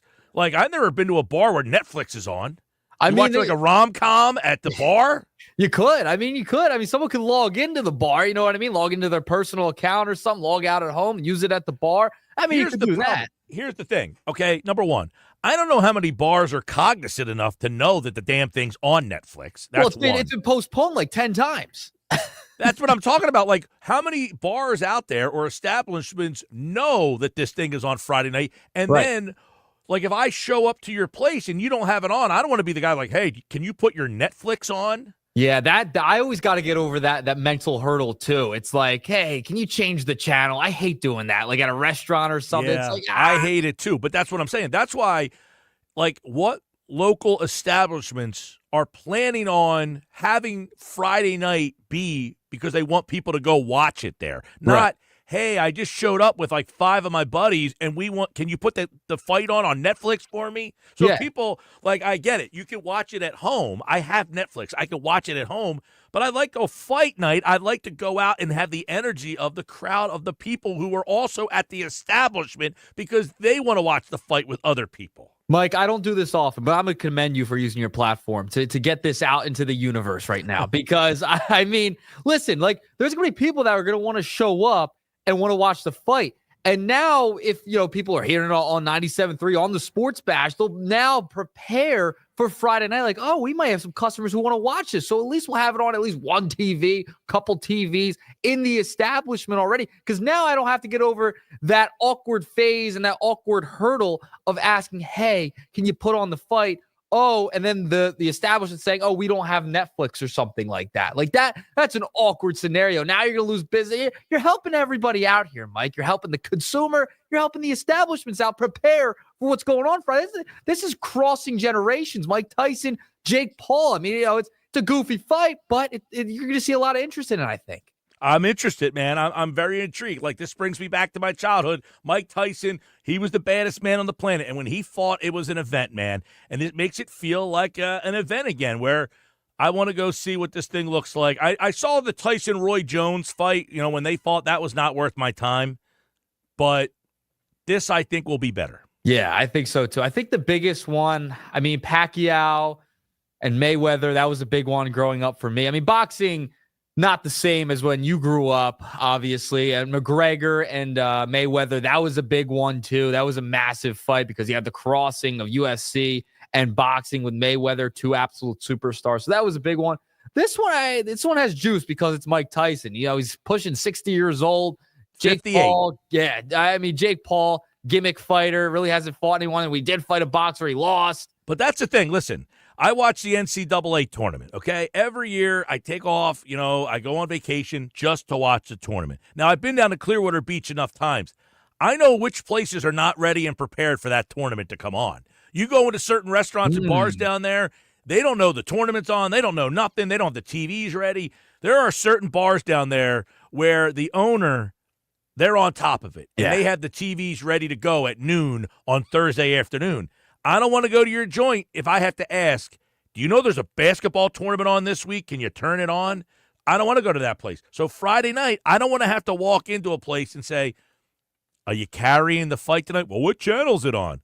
It's on Netflix. Streaming. Netflix? What are you talking about? Yeah, listen, I'm glad you're putting it out into the ether right now because that needs to happen. You watching it? I plan to watch it. I don't know what I'm going to do for it. Maybe I'll go out. We'll see. I don't know. I plan on ordering some flats, sitting behind either at a restaurant, bar, whatever, or at home. I'll order some flats to go, whatever. Well, I know that there's a place that serves flats and drums that is carrying the fight. Maybe we'll peruse over that one. Yeah, we might have to, Mike. We might have to. We might have to have some plans for Friday. All right, let's get into these Nuggets a little bit here after the Tyson and Jake Paul discussion. I can't wait for Friday. It'll be fun. We got to talk about Joel Embiid. He's returning tonight, Mike. I plan on being Nicky Lower Bowl tonight.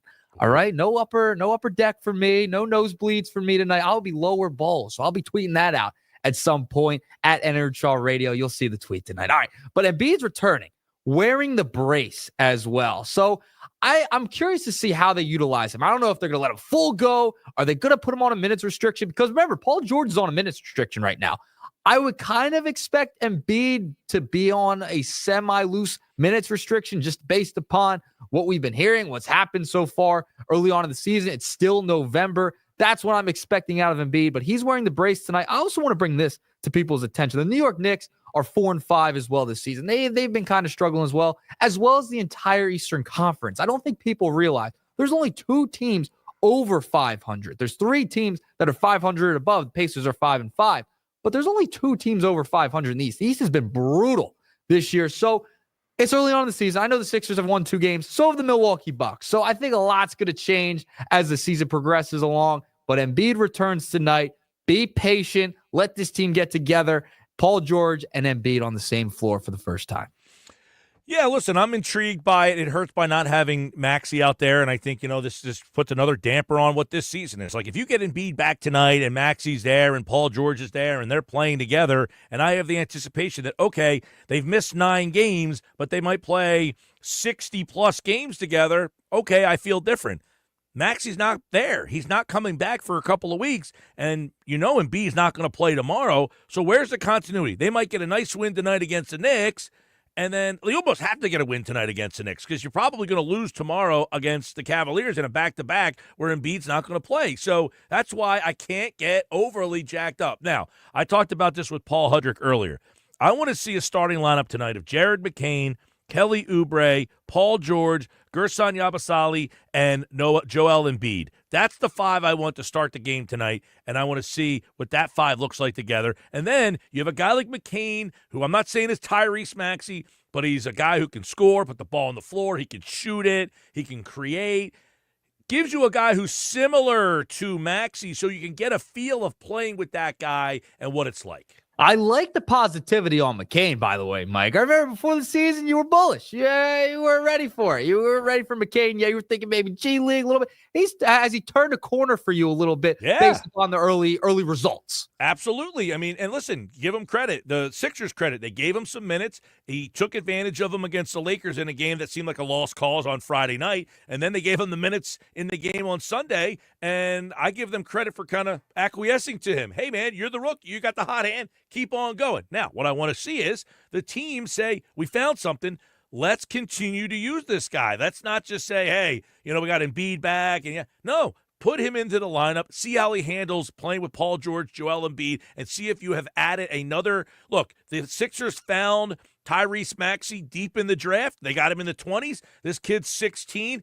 Maybe they found another Maxey type of player. So, yeah, I didn't think they were going to have a big role for him because they got Eric Gordon. They had Kyle Lowry. They signed Reggie Jackson. Now, Jackson obviously seems like he's not in the rotation. Gordon played 15 minutes the other night. Can Jared McCain, is he going to start taking some of those Gordon minutes? I mean, it's going to be interesting to see how they pair up. But if they've got something in McCain here, that's a huge something that you didn't account for. Yeah, it's a plus. It's for sure a plus heading into the rest of the season if he's able to be consistent. If he's consistent, that's going to be huge for the Sixers. That guy could come off the bench, start maybe some games here, like you mentioned, start of the night. Why not? And give him an opportunity because he's like Tyrese Maxey. They're different players, but he's got some similar skill sets. And if he can hit that 3-point shot, I mean, that'll help Embiid and Paul George. I was reading also today, Mike, in the Inquirer, how Paul George and Embiid's friendship, a secret friendship that changed the franchise, essentially.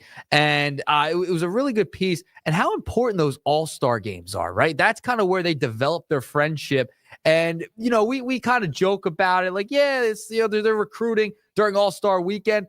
They literally are recruiting during All-Star Weekend. Stars recruit each other during All-Star Weekend, and that's how Embiid and Paul George struck up a relationship. And I think that's fascinating that we're finally getting to see it come to fruition here. It took long enough. I mean, we're 9 games into the season, 10 games into the season now, and they're finally playing together. But it just shows how important having star players, all-star level players are in recruiting other players to come join your team.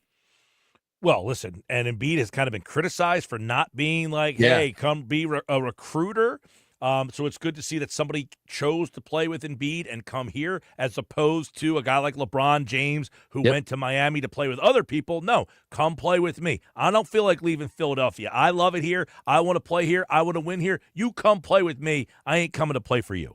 Yeah. And speaking of players moving around and changing, we're going to switch gears a little bit and go to nugget number 2 and talk about Alec Bohm. Alec Bohm, according to Jeff Passan, Mike, on the block right now, on the trade block for the Philadelphia Phillies. We know the frustrating end to the postseason for Bohm. The last 2 months of the season, not great. Had the injury, the off-the-field stuff, the dugout, throwing the helmet, whatever it may be. I don't know if I love trading Bohm at this point. It depends what they get back for him. I mean, obviously, you're going to need a decent haul if you're going to trade a guy like Alec Bohm, who's fairly cheap, can play third base, and, is a decent bat throughout the entirety of the regular season for the most part. I mean, his numbers last year were still pretty good during the regular season. It just fell apart at the end. My thinking is, who are you replacing him at third base with? Are you going to bring up the kid, or are you going to sign an Alex Bregman? Because, the third baseman out there, it's not a ton of talent in my estimation over at third. I mean, if you get Bregman, all right. And then you add with whatever you get back for Alec Bohm. But I don't love the of just giving away Alec Bohm. You can't just give him away at this point unless you have a plan to bring up one of the kids in Aiden Miller, or you're signing a Bregman type player. You can't just give away players like Alec Bohm. Yeah, what am I getting back in return? What's the trade haul? What am I using Alec Bohm to get what back in return? I don't have a problem trading Bohm if I'm getting something that's going to help change my complexion of my lineup. How can I change this lineup and not have it be exactly the same as it was a year ago? He's a young, controllable hitter who is not a free agent until 2027. So a 2 team years. like a Pittsburgh or a Cincinnati, somebody who doesn't want to pay money and get a productive hitter for cheap, they could be a team that you call. Hey, we have a productive hitter who doesn't make a lot of money. We want one of your guys who can change our team. Now, is it a bullpen arm? Is it a right-handed outfield hitting bat? Now, you ask the question, what does that mean for third base? Do you now have to go to free agency to replace him? So now you have to spend big money to go, who out there is going to drive 97 runs in at that position? That's a hard thing to answer. So it's a tricky spot here, but you do have to do something to change the complexity of the lineup. Yeah, they have to shake things up. I am not opposed to shaking things up if you're the Philadelphia Phillies. Something needs to change, but we have to remember Alec Bohm's a solid hitter, can hit a ton of doubles for you, drive runs in throughout the regular season. He's shown in moments during postseason he's come up big.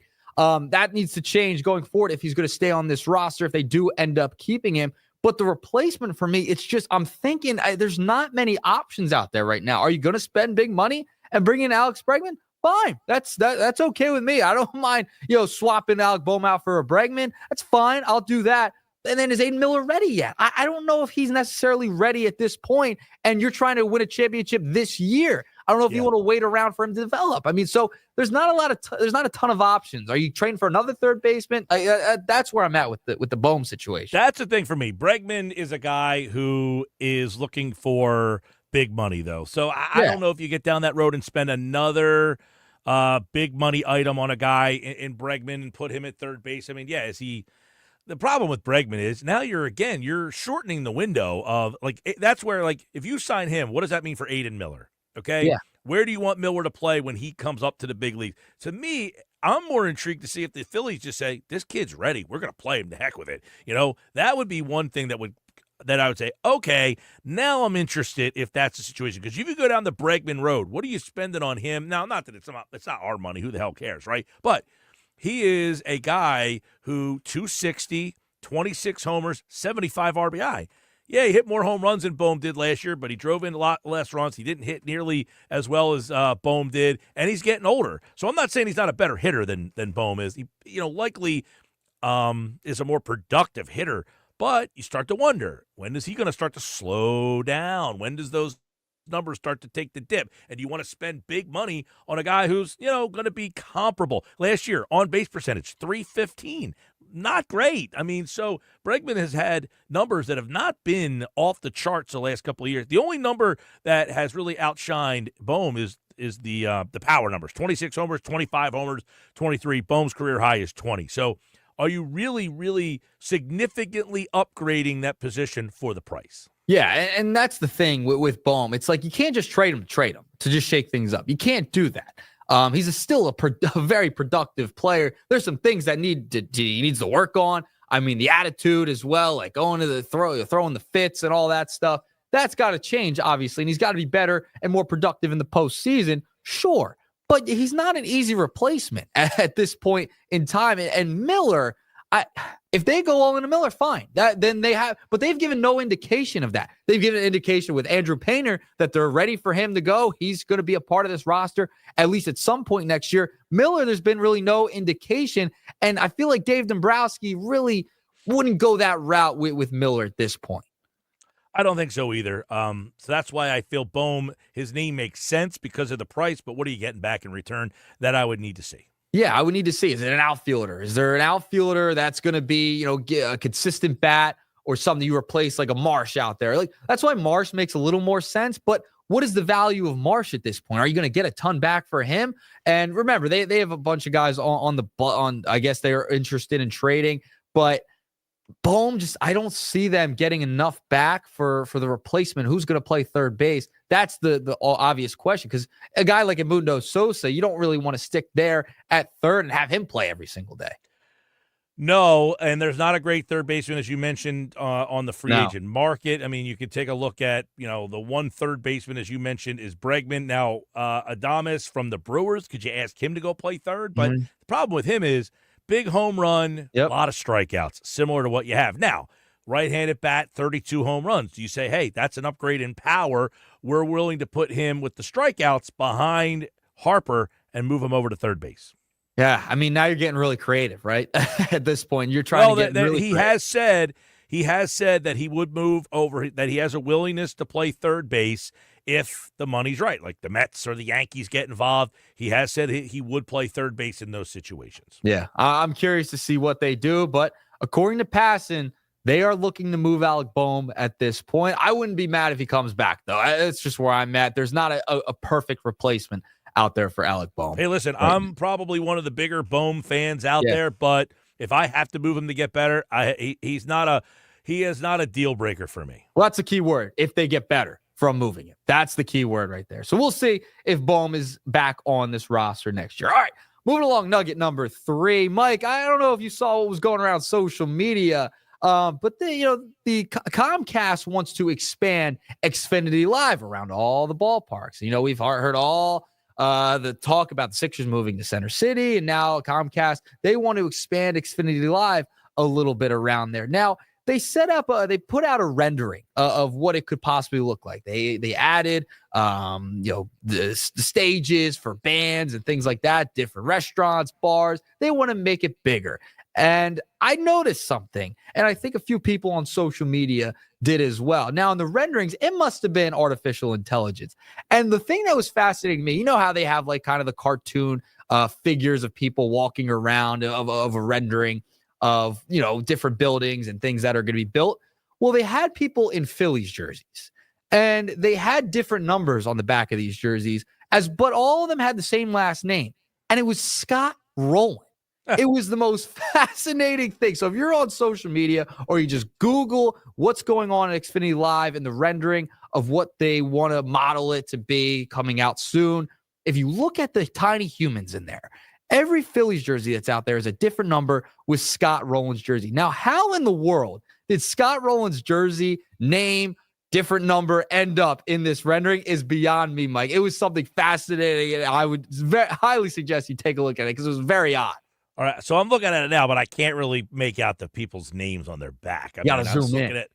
I'm just saying, I can't tell. I mean, I see different numbers. I see a 3. I see a 7. I have not seen these renderings. This is the first time I've heard this, and I'm looking at it. So wait a second.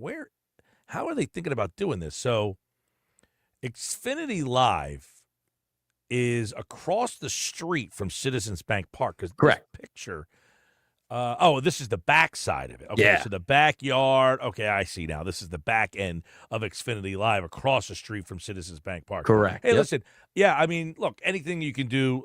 All these teams are looking to add stuff to make the ballpark experience and the areas around. All of these teams, the reason why they want to build new stadiums like out of the cities and into like 30 minutes out into the suburbs is so that they can buy up land and build around it.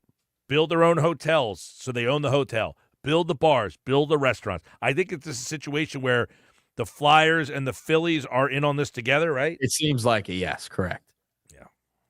Hey, listen, keep building that area up, and I hope the Sixers change their mind. Yeah, it'd be nice if the Sixers were to stay in the stadium complex, but they won't. And, maybe we'll go get some Scott Rowland jerseys as well, and we'll all be walking around with Rowland different number jerseys. I can't make out the jersey names on them. It's like everybody hates Chris. I don't know if you've seen the episode when Chris gets the Gretzky jersey. I mean, that's essentially what's going on here. It was the wrong number, and they spelled Gretzky wrong, which is hysterical. Essentially, same thing here with Scott Rowland in these renderings. I don't know where that came from. AI must have messed up or something.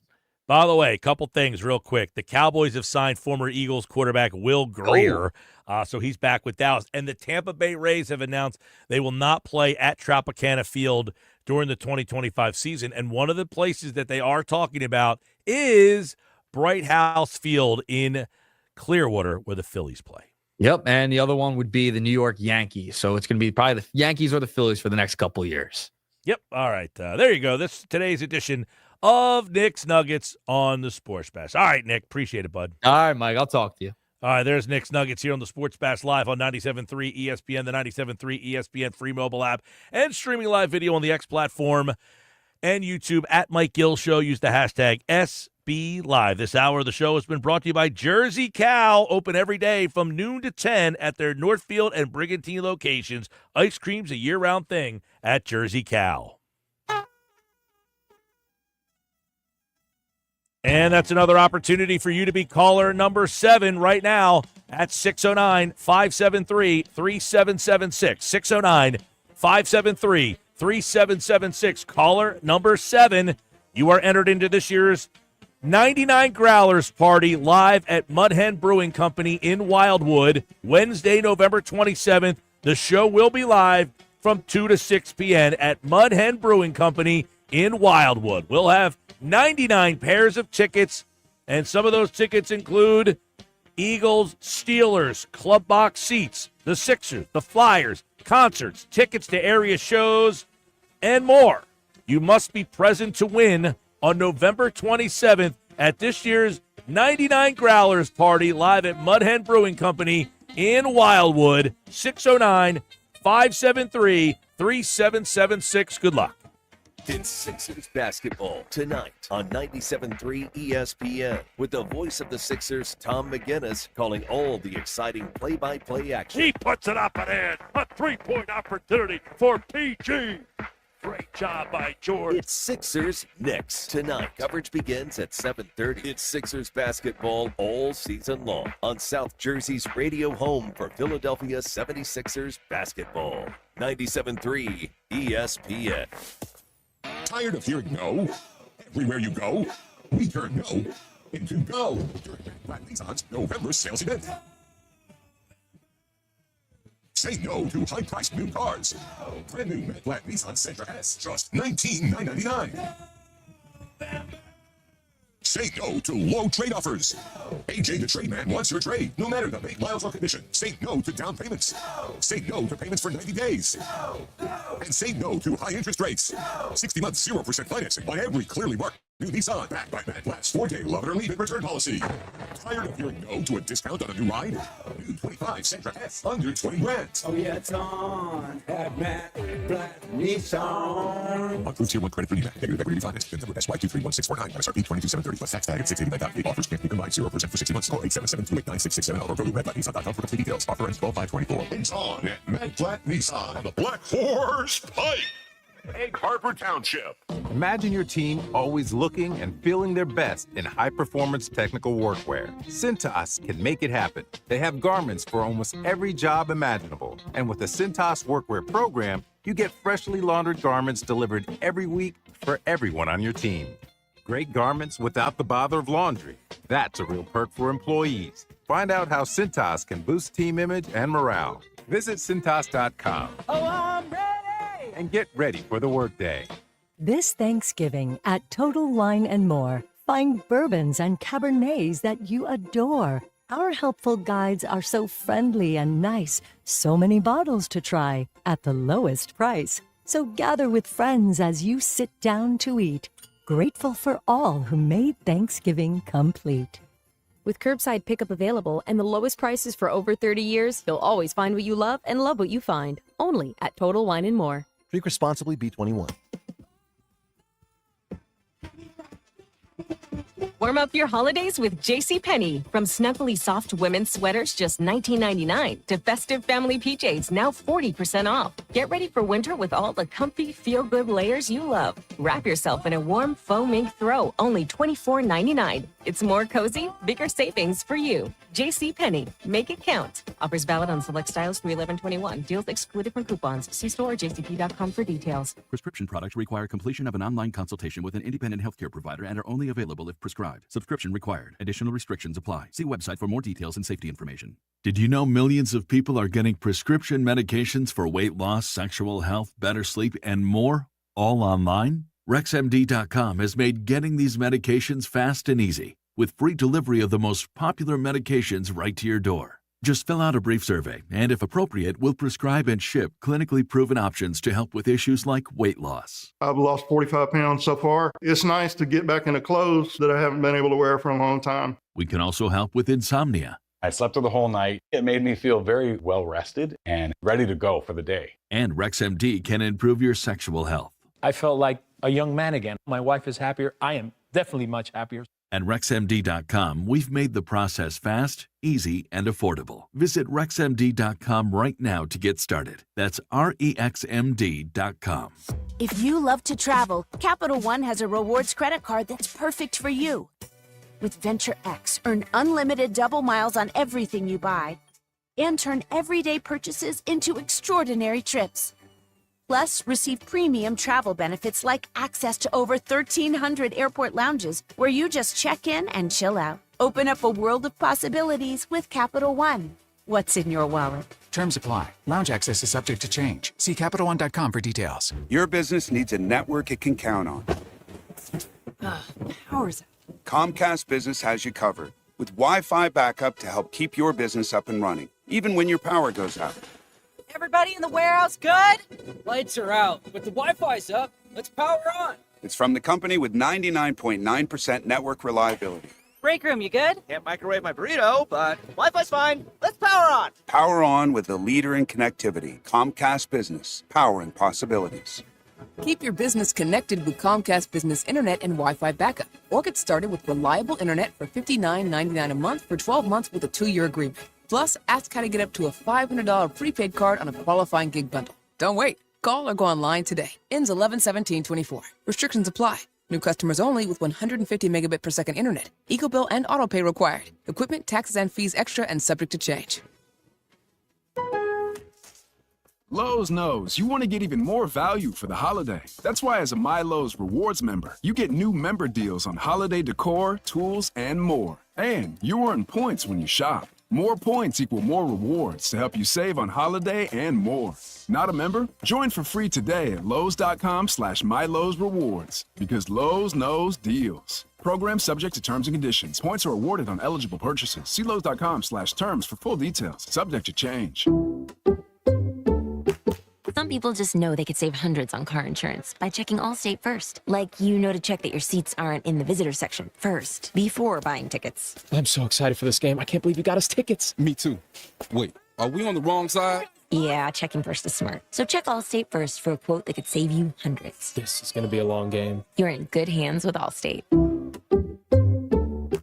Savings vary. Subject to terms, conditions, and availability. Allstate Fire and Casualty Insurance Company and affiliates, Northbrook, Illinois. Hey, if you have ugly yellow toe fungus, you gotta hear about the secret 2-minute trick that I found for my husband. It works from both the inside and the outside. Thousands of people are using it to get rid of their toe fungus. You can check it out at crystalflesh.com. Jake started off with a small spot on his big toe and then it spread and got really bad. His toes were nasty. It was so embarrassing. He was afraid to take his socks off. He hid his yellow and crumbly toes from everyone. He tried everything to get rid of it. Nothing helped. And then we found crystalflesh.com. It was the only thing that worked. In just a few weeks, his toes looked amazing. He's now walking around barefoot again. You guys need to try this. I'm telling you, this stuff is different. It's not sold in stores, but go check it out at crystalflesh.com. They'll even let you try it risk-free so you have nothing to lose. But whatever you do, don't let it get worse. You don't have to live with this anymore. Go check it out now. Just click over to crystalflesh.com. Shop Dell Technologies Black Friday event for their lowest prices of the year. The future is on sale today with limited time deals on select PCs like the XPS 16 that accelerate AI with Intel Core Ultra processors. Black Friday is their biggest sale of the year and the best time to upgrade, but it's only here for a limited time. Shop now at Dell.com/deals. That's Dell.com/deals. Go to get your game on at the Gallery Bar Book and Games at Ocean Casino Resort. Cheers your favorite drinks while cheering on your favorite team. Get in on the parlay while in the middle of a party. Go for the sports scene and go for the endless screams. Go to the Gallery. Go to the Fanatic Sportsbook. Go for the win at Ocean Casino Resort. For more information, visit theoceanac.com. Must be 21 or older to wager or consume alcohol. Gambling problem? Call 1-800-GAMBLER. Home of the Philadelphia Eagles. Thank God I'm a girl! Sixers. Bang! It's good! Ball game! And Flyers. Just in front of the net! 97.3 ESPN. WENJ. WENJ HD. Millville, Atlantic City. A Town Square media station serving all of South Jersey. This is the Sports Bash with Mike Gill on 97.3 ESPN and the 97.3 ESPN free mobile app. Now live from inside the Ocean Casino Resort studio, here's Mike Gill. I think that they're playing more under control than they ever have, right? I mean, I think they kind of know who they are now. And I think defensively, they're tackling much better. And they look like they're in better shape this year than they were last year. I think you got to give credit to that. Michael Lombardi from the GN Shuffle podcast says he thinks the Eagles know who they are now. Well, what are they? We'll ask Casey Joyner from The Athletic. We got one thought every game. You're home for Eagles football. Eagles Commanders Thursday night right here on 97.3 ESPN. What are the Eagles? Let's get some insight from Casey Joyner from The Athletic here on the Sports Bash Live on 97.3 ESPN. He says he thinks they know what they are now, Casey Joyner. Do we know who the Eagles are? Do we have a better feel about this team? They had a 5-game stretch. They won all 5 against teams that I think are combined 13-35. That Cowboys offense might be one of the worst that we've seen in the NFL in recent memory. They are bad. So in this 5-game stretch, do we have a better feel of what Philly is, or do we need more of a sample size against better competition? You want to see a sample size against better competition, but the Eagles, I got to give them credit when they went into that game. Early on, it didn't go, when you look at on paper, that should have been a blowout, and it was in the end, but early on it wasn't. It was kind of competitive. The Eagles stayed true to who they were. They said, we're not going to go ahead and get out of whack here. We know what our game plan is. I think what he's saying is they know we're a running team. We're going to throw vertical when we need to. We've got a really good defense. We know what kind of a defense we want to play, too. We know what we're getting there. I mean, they've got the identity of who they are. And I don't think, like I said, right now they know who they are. Let's see if that keeps up down in the weeks ahead. But right at the moment, they know what kind of game plan they want to run. They got to play bad competition. Let's see when they get against the Washingtons of the world how they do. You take a look at this Philadelphia team, and they have so much star power. They have so much talent. Do they feel that they're at the level of the talent on their roster? Here's one of the things that stood out. It's funny you say that because here's one thing that stood out. I thought the Eagles, I like them running the football. It's what they should do. They threw the ball vertical passes. That's 11 or more yards downfield. They threw 9 of those against the Cowboys. 5 of those were passes traveling 20 or more yards downfield. So when they said we're going to go vertical, they said we're just going to go really vertical. They had opportunities, I think, in that game if they wanted to do a lot more intermediate passing. But again, they said we're going to run the ball, and if we throw, we're going to throw what I call a stretch vertical play, where you're just trying to get 20 more yards downfield. We're really trying to hit big play. We're going to run the ball, or we're going to try and hit a home run. We're not going to try because the risky stuff is when you're throwing intermediate passes, deep ends, skinny posts, things of that nature. Those intermediate passes from 11 to 19 yards, those are statistically the riskiest passes you can throw. And Eagles basically said in this game, we're not going to throw them. So I like to see that sort of thing, but you're going to have to probably use those passes at some point, and that might have been a game with the Cowboys where you can get a little more practice in there. So I like the idea of sticking to the game plan, but yeah, they're going to have to expand a few things when they get against tougher competition. Jalen Hurts, 202 yards, 2 passing touchdowns, 2 rushing touchdowns. His 15th career game where he has run for 2. He continues to do things with his legs and throw the ball. Didn't throw a lot, only 20 passes. What did you like about Jalen Hurts' game on Sunday? Well, first thing, I can't believe that when it comes to, if you look at like NFL MVP odds, I write this weekly article for about that, and his odds, he does what he does on Sunday, and the odds, the betting public is basically like, yawn, who cares? Like, are you kidding me, guys? What he's doing is not easy to do. I know Lamar's doing better, 4 touchdown passes, I get it, but come on, it's difficult to do. I like the fact that, again, 9 of 11 on short passes, 6.6 yards per attempt. He threw the vertical, he threw the short passes. He protected the ball fairly well. I mean, it was, it still had, the pick, but still 5 of 9 for 129 yards on vertical passes, 14.3 yards per attempt. And if you had to say on the Cowboys defense, the secondary is not great, but of the strong suits, I would have said that that's the place where it was the toughest. And they still got some things done and got other people involved too in the offense. So I like a lot of what we're seeing there. And again, once you get this offense really to full strength, you get you get everybody fully on board. I think this offense can be even more. But I like how they spread the ball around and got a lot more people involved in things, because having depth down the road is something they're going to need to do. But by the way, very healthy team too. When you look at the records, a very healthy team right now. It's a good place to be as well. And getting Jordan Mailata back most likely this week, and that should help the offensive line, although Fred Johnson has played well. A.J. Brown, 5 catches, 109 yards, his 15th game. Casey with 100 yards receiving with the Eagles. The Eagles are a different offense with Brown. They average about 30 points per game with him, only 18 points per game without him. What does he do that really makes him such a difference maker?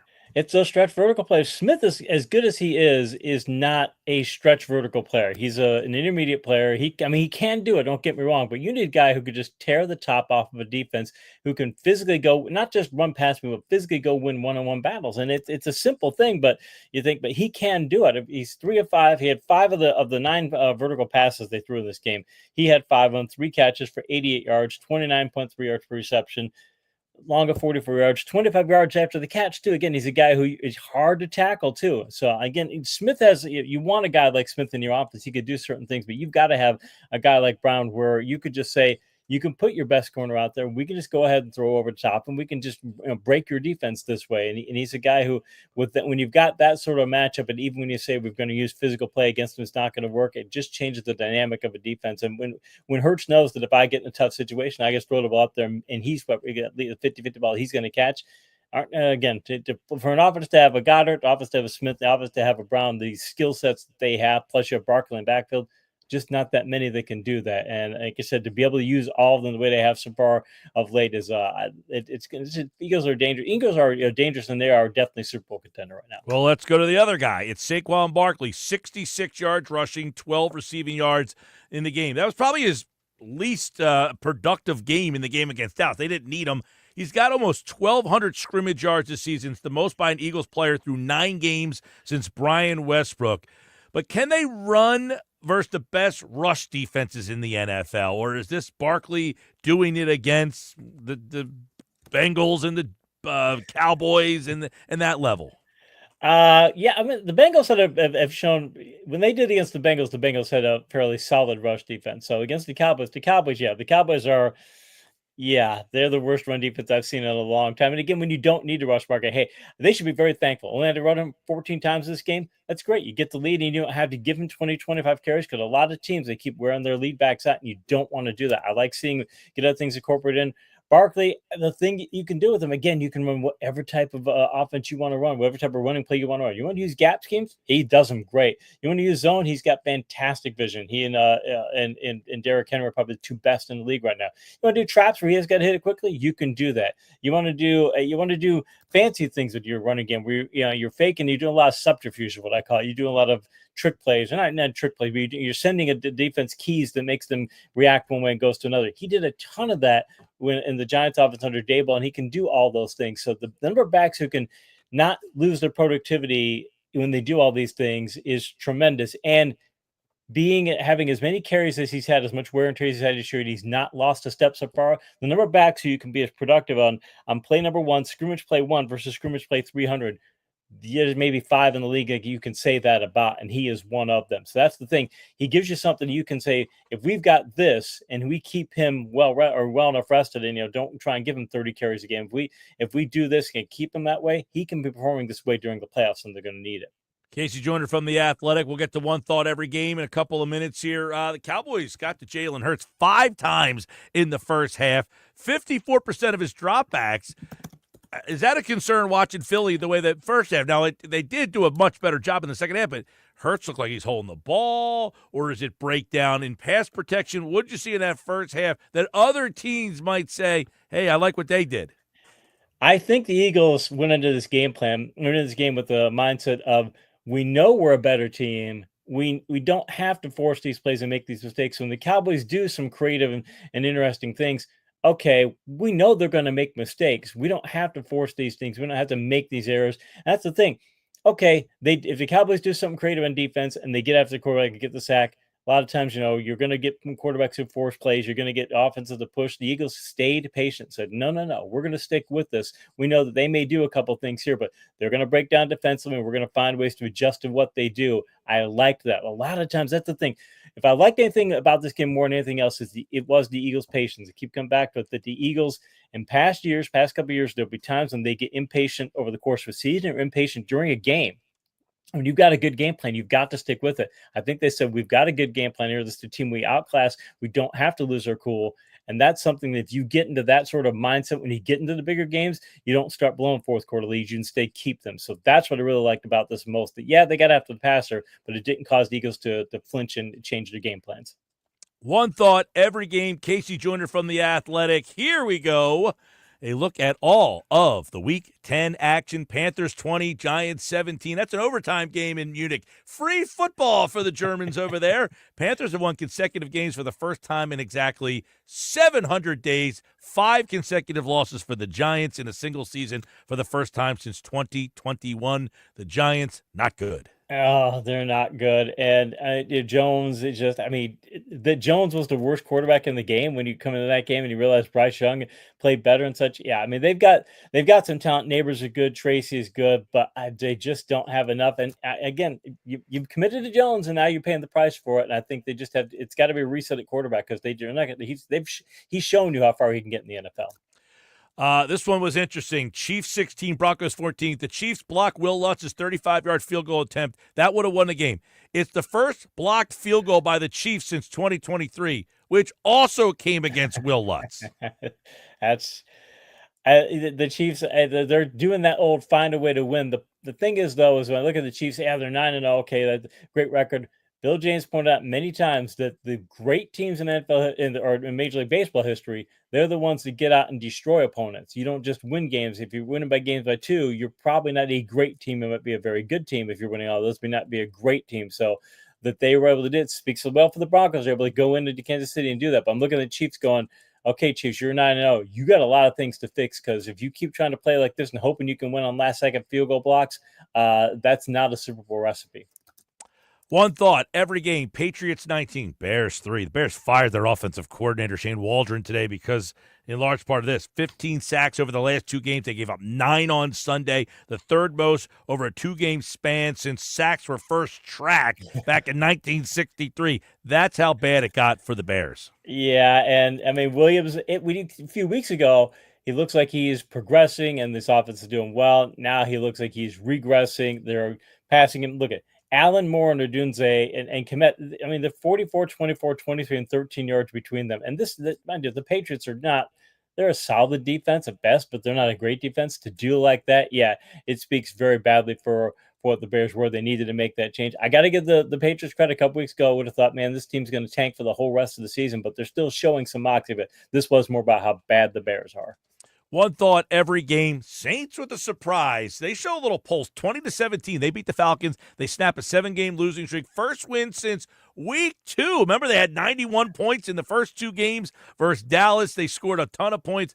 Falcons have lost 3 straight on the road against the Saints. They just don't fare well there. And I got to give him credit. Valdez Scantling, they bring him in. Remember, he was a big play player a couple years ago. He was like one of the best stretch vertical receivers in the league. They said, fine, we can pick him up. We'll go do something with him when we've got injuries to our receiving corps. 3 catches, 109 yards, 2 touchdowns. They did that very well. I keep coming back to the Falcons, where sometimes their offense will look great, and sometimes it's empty calories. Kirk Cousins, 306 passing yards, but no touchdowns, 1 pick. And they don't, they get the ball. If you give them certain situations, they'll do well, and they don't do well otherwise. And they're not playing anywhere near as well as that talent is. And I'm not saying they need to fire their offensive coordinator, but if they don't go very far, it's because they're not getting what they should out of their offense. But also, by the way, Saints, one of the most banged up teams in the league. It makes that win even more impressive. One thought every game. Let's go to Vikings 12, Jacksonville 7. Rock fight here. Jacksonville 1-6 in 1-score games. The most losses in the NFL. They're right there every week. Minnesota 7-2 now with the win. It matches their win total from the 2023 season. I don't understand how you've got Hawkinson coming back 8 for 72, so he's there.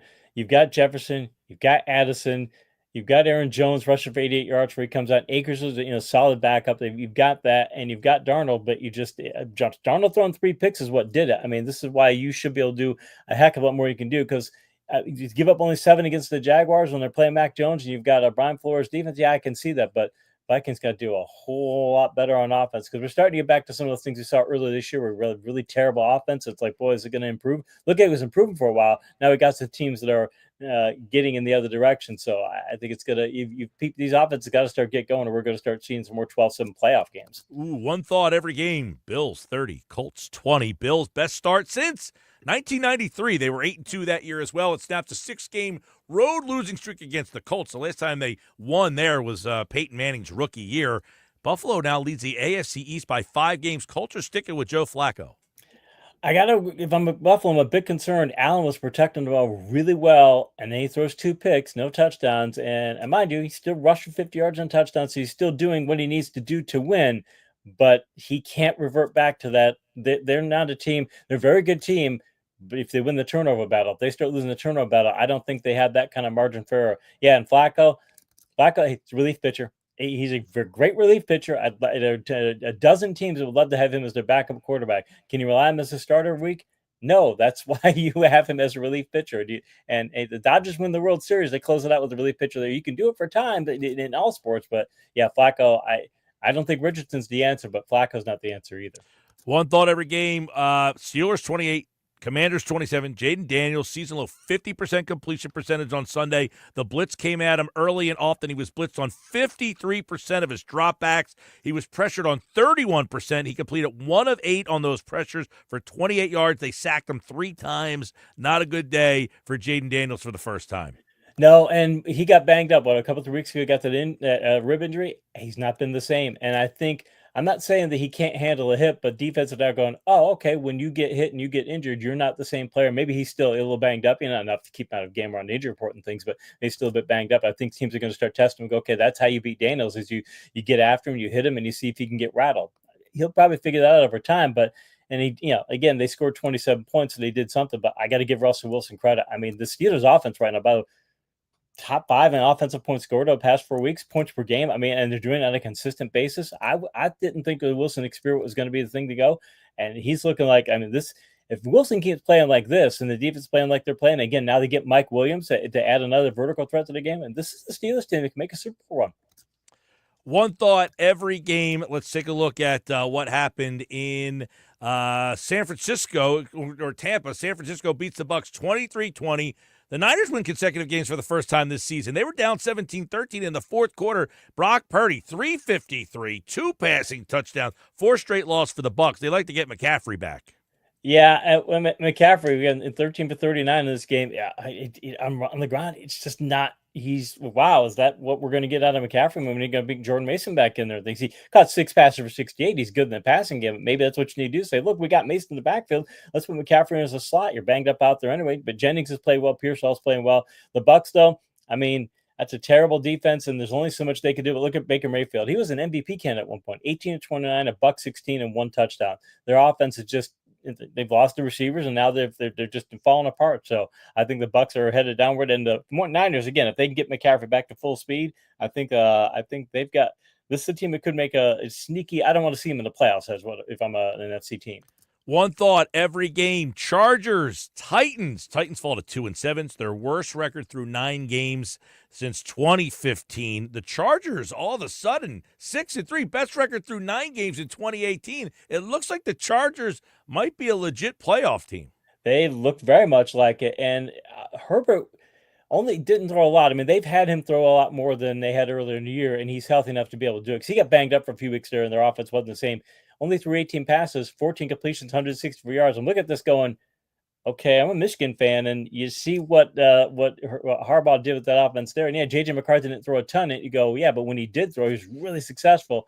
That's what they've got out their passing game. They just got Gus Edwards back. Not a great runner, but again, 10 for 55. He's a bowling ball, and now you don't have to run Dobbins all the time. And you've got some other options there. You've got Haskins running for touchdowns too. So and Quentin Johnston. I mean, there's a lot of them. Lad McConkey developing. There's a lot of pluses to this Chargers team. Again, they're ascending too. If they keep at the track they're going, they're going to be another. The AFC playoffs are going to be really interesting this year. You're going to have some new teams in there that are going to be very dangerous. I'll tell you who won't be in there: the Jets. They lost 31-6 to the Cardinals, 4th straight win, their longest streak since 2021 when they went 7-0. It's their first time winning back-to-back games by 20 or more points since 2021. And with the loss, the Jets are 1-6 in their last 7 games after starting the year 2-1. They're brutally bad. How's this offense? You've got Wilson, you've got Adams, you've got Hall, you've got Rodgers. How are you only scoring 6 points? How are you only kicking 2 field goals? Rodgers, what's that report? There's somebody said that he's, it sucked the life out of the entire organization and things there. The offense certainly has. He's just a mediocre quarterback at this point.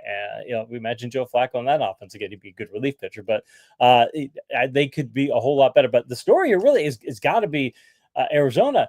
Murray's doing very well. He's an MVP candidate now. Benson now with Condor, they've got a second back where they can go to a platoon setup. They're getting good production out of the receiving core. They're not quite a deep receiving core, but Harrison's starting to finally play better. I mean, this is a team that's learning to do a lot of things. I don't think they're more than a wild card team. I don't think they'd go very far, but I mean, Arizona right now, yeah, they're a wild card round team and deserving to be there. They're definitely looking like that. This isn't like smoke and mirrors anymore. This is a good team. Yeah, you just thought if Rodgers was just average, they would have been fine, but that hasn't been the case.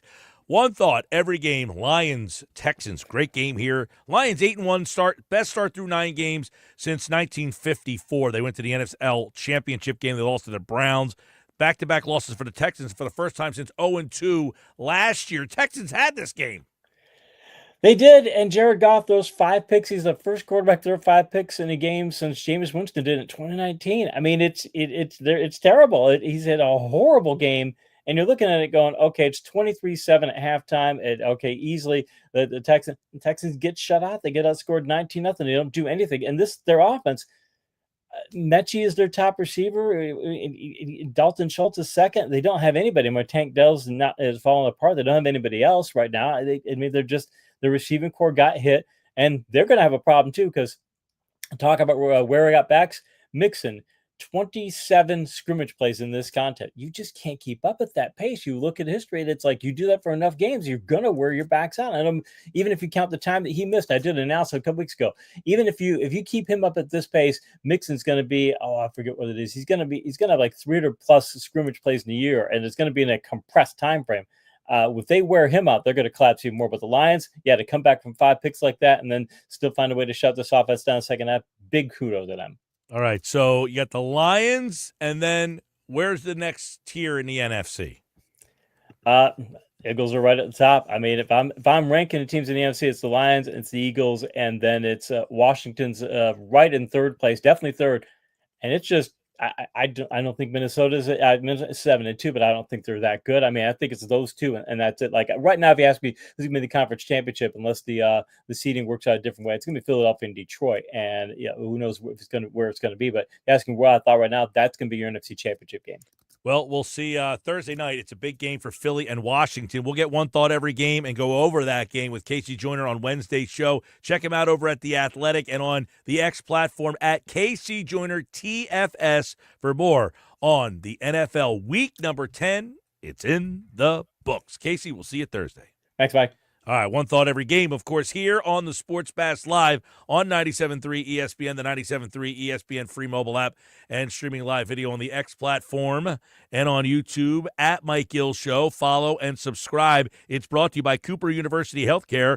We're doing something extraordinary for families down the shore. I'm Mike Gill. This is the Sports Bash, and we have one more chance for you to qualify for this year's 99 Growlers Party. That's coming up in about a half an hour from now. We got the big three on the way. I got the Bet365 play of the day still to come. I think I did pretty well in those plays last night. I know I hit the under in the Monday Night Football game. That was almost a breeze. I know Washington, the Rockets covered last night too. I took the Nets last night. They covered. I had a little three-pack for myself last night that we hit on. We'll do some more winners for you guys, though. Don't worry. I'm still handing them out for you. Still handing them out. Big three coming up next here on the Sports Bash Live, 97.3 ESPN. I'm Mike Gill. More Sports Bash on the way. You're listening to the Sports Bash with Mike Gill. When I'm driving, I got a guy on the radio who talks to me. I can't see him, but he talks to me. On 97.3 ESPN. Cooper's our new neighbor down the shore. Introducing Cooper University Hospital, Cape Regional. Healthcare is going to improve in Cape May County. We're excited to bring our award-winning care to our new neighbors in Cape May and Atlantic counties. You'll have greater access to top specialists, advanced technology, innovative treatments, and outstanding cancer care at MD Anderson Cancer Center at Cooper. Cooper University Healthcare. Extraordinary happens here. Choosing the right candidates for any office can be difficult. My office has lots of drama. I share my office. But no matter what kind of office you have, if you're hiring, you need ZipRecruiter. ZipRecruiter's powerful matching technology finds the most qualified candidates for your roles fast. So, for any kind of office, I'm really going places in my office. count on ZipRecruiter to find the right candidates for it. Try ZipRecruiter for free today at ZipRecruiter.com/free. That's ZipRecruiter.com/free. Jersey Cow, a great place for the family to hang out and eat ice cream. At Jersey Cow, everything is homemade, small batch, right here in South Jersey with only the best ingredients. Enjoy Jersey Cow in Northfield and Brigantine with all the fall flavors, bringing back popular classics while introducing some future favorites as well. For the best ice cream with constantly rotating flavors, come taste the best homemade delicious ice cream made right at Jersey Cow. Visit every day from noon till 10 at both Northfield and Brigantine locations. Ice cream, a year-round thing at Jersey Cow. The holidays are here at the Home Depot, so let's get to decorating. Find your perfect tree in our huge assortment of shapes, sizes, and styles. Like the easy-to-assemble Jackson Noble Fir, with pre-lit branches perfect for styling with all your favorite ornaments. Or the Flock Starry Light Fraser Fir, with over 1,900 pre-lit memory wire branches that keep their shape so it's ready right out of the box. Ooh. Find the perfect tree now at the Home Depot. William is one of millions of Americans who uses GoodRx to save on the cost of their prescriptions. My oldest daughter, Camilla, 2 days old, she had to have open heart surgery. All of a sudden, she's on 5 different medications. It adds up at the end of the month. Me and the pharmacist got so tight. She hit GoodRx, save you a lot of money. Saving that extra $200-300 a month. We're able to do all these extra activities, so it puts less stress on our household, and it puts less stress on our pockets. Download the free app or visit GoodRx.com and start saving today. GoodRx user compensated for their time. GoodRx is not insurance, but can be used instead of insurance. I need a new car. Under 20 grand? Okay, well, what's my trade worth? You know what? I'm going to Matt Blatt Kia, where I can get some straight talk. Brand new Matt Blatt Kia Forte LXS, under 20 grand. That's right, a brand new Kia, just $19,999. With any trades, that's less than most used vehicles. Currently buried in a loan or lease, Matt Blatt Kia wants to get you released and into your new Kia with 0 down, 0 payments until February, even 0% for 72 months on every clearly marked new Matt Blatt Kia in stock. So bring any trade, because if you have a job clearing $450 per week, we want to get you approved today. It's gotta be a Matt Blatt Kia. With approved credit, 24 ED9, $13.89 per thousand finance. Not all will qualify. Credit name and down payment. Offers can't be combined. Go to MattBlattKiaFJ.com for complete details. Or 888-505-6670. Price includes all costs to be paid by consumer, except for licensing, registration, and taxes. KMF rebates and incentives to dealer. Expires 12/4/24. Matt Blatt Kia, 6211 Black Horse Pike. Egg Harbor Township. And on Route 37 in Toms River. Life insurance. Why are you putting it off? Can't afford it? Too much hassle? Think you don't need it? There's lots of excuses for putting off life insurance. But if you weren't there, who would pay the mortgage and other bills? With Ethos, you could be covered in 10 minutes and boom, family protected. Ethos, fast and easy online term life insurance. Up to $2 million in coverage with no medical exam. Some policies as low as $1 a day. Answer a few health questions and get your free quote at checkethos.com. That's checkethos.com. Healthier starts here with Get Covered New Jersey. Get quality, affordable health coverage. 9 in 10 get financial help to lower costs, and many pay $10 a month or less. Enroll at getcovered.nj.gov. This is the Town Square, New Jersey Info and Weather Network. Progressive Insurance presents the Sports Flash on 97.3 ESPN. NHL, the Flyers return to the ice on Thursday night. They'll be in Ottawa to take on the Senators. Monday, Philadelphia beat San Jose 4-3 in a shootout. The Sharks came back from a 3-0 deficit, but Travis Konecny won it for the Flyers with a shootout goal. He also scored in regulation. The Sixers in action tonight as they host the New York Knicks. Center Joel Embiid expected to make his season debut. Philadelphia did snap a 5-game losing skid Sunday, beating Charlotte in overtime. They will continue to play without Tyrese Maxey, expected to miss a few weeks with a hamstring strain. The Eagles playing on Thursday night as they host the Washington Commanders. Philadelphia riding a 5-game win streak at 7-2. They're on top of the division, a half game ahead of Washington. Both teams are in the top 4 in the league in rushing, and Washington led on offense by rookie quarterback Jaden Daniels. I'm Tony Desiri, and that's your Sports Flash on 97.3 ESPN. You're a winner when you play Borgata's Winning Wonderland. Now through December 28th, earn entries for your stake in over $1 million in prizes, including 2 2025 Range Rovers. Visit theborgata.com. Must be 21 or older. Gambling problem? Call 1-800-GAMBLER. From the Town Square, New Jersey Info and Weather Network, I'm Chief Meteorologist Dan Zero. For the next 2 days, temperatures will run 5 to 10 degrees below seasonal normals. Almost a December-ish chill in the forecast here. Tonight will be especially cold. Clear skies and calmer winds. Low temperature 33. A freeze is likely for inland areas tonight. Sunny skies tomorrow. High 52. Cloudy and 51 on Thursday. Maybe a late day shower. Get weather 24/7 wherever you are. Download our free mobile app today. Here is an important safety message from the New Jersey Division of Highway Traffic Safety. I'm New Jersey Attorney General Matt Platkin. Every year, too many lives are lost in alcohol or drug-related crashes. These are preventable tragedies, and it's time to take a stand. Let's make New Jersey's roads safer for everyone. We are all counting on you. It's the Sports Bash with Mike Gill. Keeping the fans entertained and happy. On 97.3 ESPN. And the 97.3 ESPN free mobile app. 5:31 on your Tuesday night. Sixers and Knicks tonight. You can listen to the game on 97.3 ESPN. Coverage starts at 7:30. We have another chance for you to qualify for this year's 99 Growlers party. That's at Mud Hen Brewing Company in Wildwood. And that sounder's going to go off in about 20 minutes from now, so be listening for that. I'm Mike Gill. This is the Sports Bash. Looking forward. This is like the first Sixers game of the season that I'm like, all right, I want to sit down, watch, and get invested in. And, of course, you can listen to the game. Tom McGinnis on the call, 7:30, the tip time on 97.3 ESPN. Sixers also play tomorrow night against the Cavs. You can listen to that game on 97.3 ESPN. Thursday night, we've got the Eagles. Friday night, we've got the Magic and the Sixers. So we got a busy week of Philly sports here on 97.3 ESPN. All right, it's time for today's Big Three. Big Three being brought to you by Boxing Insider Promotions, biggest event of the holiday season. They are back with another great boxing card at Tropicana Atlantic City this Saturday, November 16th, where South Jersey undefeated fighters like Atlantic City's Justin Figueroa, Absegami High School's Bruce Selden Jr., and Francisco Rodriguez from Pleasantville are all in action along with some of the top fighters in the boxing world. Tropicana Atlantic City showroom this Saturday. Get your tickets now at Ticketmaster.com. Mike, let's get into some NFL conversation here.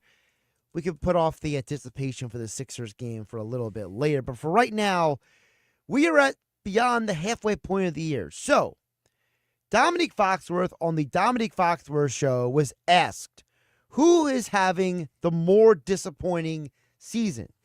Is it the Cowboys, who the Eagles just pummeled on Sunday, or was it the Jets, who former Eagles DC John Gannon pummeled on Sunday? Here is Dominique Foxworth's answer to who is more disappointing? I mean, I think the Cowboys season the expectations weren't high for the Cowboys season, and they still have like some level of hope. I think how close they are to a rebuild because they have some of the pieces that are really important. The Jets, nobody's hurt, so we can't like say the reason why they stink is because all these things are injured, and their quarterback is obviously at the end of the rope. It's not like Dak where there's like a little bit of a runway left. It's a interesting debate. But he's right. I mean, the Jets, people thought could win the Super Bowl. 100%. Like, they actually were better last year. With Zach Wilson and Trevor Siemian. Yeah, and the thought was, look, you won, they won 7 games or 8 games last year with, like, awful quarterback play. And it was like, if you could just get competent quarterback play from Aaron Rodgers. I mean, that's not asking a lot. You're talking about Aaron Rodgers. I get it. He's 40, but still be average. That's got to be the most disappointing season in the NFL right now. The Cowboys, he's right. Injuries have ravaged that team. The Dak Prescott injury just absolutely makes them unwatchable. But even with Dak, they weren't all that good. But, I mean, they can at least clip you. With a Dak Prescott game, he could throw for 350 and blah, blah. Cooper Rush is unplayably bad. Right. We saw Dak earlier this year try to bring the Cowboys back in that 49ers game, and he almost did, by the way, by himself. But it just wasn't enough because the real problem in Dallas, Mike, which is what the opposite of the Jets is, we knew going into this year the Cowboys' defense was going to regress. But we thought the Jets' defense was still going to be good like last year. Yeah, I don't know what happened to their defense. That's the story of this whole thing. What happened to the Jets' defense? Like, they have to be the most disappointing unit in all of football. Yeah, the Jets' defense, it makes no sense. How you go from being, for multiple years, a top 5 defense to all of a sudden just being completely untrustworthy. And I can't think, is there another team you can even put in the equation that's so, like, surprisingly disappointing other than, I don't even know that Dallas is in there. The injury has crushed Dallas. I think if Dak Prescott plays, they're probably around 500, which, listen, this offseason, they regressed. They didn't do anything. They lost players. They didn't replace them. They brought in Zeke Elliott to play running back. I mean, what were they thinking? And even with that, I guess people were like, okay, in the NFC East, they could probably be 9-8 or 10-7. But the injury to Dak crushes them. The Jets are the most disappointing. I would say I would take the Cowboys out of that conversation, and I would put the Bengals in. Because to me, the expectation is Burrow's healthy. This team is going to be healthy this year. They'll be good to go. And it feels like they have been one of the most inconsistent teams of all of football. Yeah, I think they can still rebound and salvage the season. Right, whereas the Jets are just basically on the fast track to nowhere. Making the playoff, they're done. They're just going nowhere. Sticking in the NFC East, Mike, which NFC East bottom dweller, which currently are the Giants and the Cowboys, this is a good one, have a better future? Who has a better outlook beyond the 2024 season? Chris Canny this morning on Unsportsmanlike gave his answer. Giants, they have way more flexibility with their roster. No doubt. I mean, the defense isn't that far away. You're talking about them being at the top of the league in sacks. They got guys like Spider Burns and Kayvon Thibodeau when he's back and Dexter Lawrence. With the Dallas Cowboys, what are they building around? What is their identity? They got a couple of star players in CeeDee Lamb and Michael Parsons. They got a good quarterback that they're paying outstanding Hall of Fame quarterback money to. I don't know how the Dallas Cowboys get much better than they already are outside of nailing every single draft pick. This is an interesting one because they did sign the quarterback. He's the highest paid quarterback in the league. Or he was? He has the largest cap hit, yes. He was the largest total money, but now he's been knocked down a peg. Right. So. But he's still in the same category as guys like Joe Burrow and Pat Mahomes in terms of money. You bring the quarterback back. That's the problem. Okay, if they're one of the worst teams in the league, what are you supposed to do? You going to draft a quarterback? You can't. Right. You're stuck. And now you have CeeDee Lamb. Both of them, they signed this offseason because they don't know how to manage the cap. They don't know how to approach the players. They don't know when to make the decisions. So, okay, they're one of the worst teams in the league. They're going to get a good draft choice. You need a quarterback? You need a receiver? No, we already have one of those. All right, so you think that this quarterback and this receiver tandem is going to continue to grow together? I don't know that the Giants, though, how do they get a quarterback? Now, they might be the worst team in the league. Right now, they are the worst team in the league. So that could get them the quarterback that they're looking for. How this all plays out, though, if the Giants get themselves in a position where they're like the third or fourth worst team in the league, they're in trouble. Yeah, I think the Giants, they need the quarterback, obviously, more. But I like what Kenny said. In fact, he's like, look, the defense is there. They just need to add the other pieces to the Giants. Whereas the Cowboys, they're basically 4 players, and that's it. And you could look into the future and say, as Kenny said, if they don't improve the offensive line, if they don't get a legitimate running back not named Rico Dowdle, if they don't get some more competent play from the linebacker position, they're going to be the same situation they are this year. Well, listen, the two big things is Dallas has their quarterback. They've signed him. The Giants don't. Right. The Giants have their receiver in Neighbors, and the Cowboys have their receiver in CeeDee Lamb. So they both have their receivers in place here. Dallas has a quarterback, the Giants don't. Okay, do we like the rest of the Giants situation better than the Dallas situation? I like the Giants defense a lot better. I like Micah Parsons on defense, but I don't like much else on that defense. What happened to that defense that you have Diggs and Bland, and they stink? I think it also goes back to the Zimmer hire. I think the Zimmer hire is completely imploded in their face, Mike. The idea was predictable. The idea was that Dan Quinn, okay, he left. Let's get somebody else in here to advance this team from the team that got destroyed in the playoff game. And, Mike Zimmer looks like he should have stayed retired. Yeah, I mean, come on. This defense is a mess. I don't he's saying he likes the Giants. I don't know that I could say that that's fair. Like, the Giants, to me, are a little further. I think both of these teams, put it this way, if Dallas is healthy with Dak Prescott back next year, they can be back in the mix. I don't think the Giants are back in the mix unless they get the number 1 pick and they take a quarterback who is the Jaden Daniels or even Stroud has taken a step back this year. That's true. So that's where I have a hard time just saying that the Giants are in a better spot. But for those who don't know, Dak Prescott has the largest cap hold of any quarterback in 2025. So basically, if you were to move on from him, you're not going to purgatory, Mike. You're going to hell. You're going to salary cap hell for the Cowboys. Yeah, they're in. Both of these teams are in the Giants. The Cowboys, are in worse financial situation. Yeah, and maybe that's kind of what Kenny was thinking of, which is, hey, maybe the Giants can go in the offseason, add some better players in free agency. Meanwhile, Jerry Jones will be on his yacht. Listen, they are going to be a sideshow this offseason because they're going to constantly be tied to the whole Deion Sanders thing, and that's going to be another mess. Yeah, more drama for my offseason. Good grief.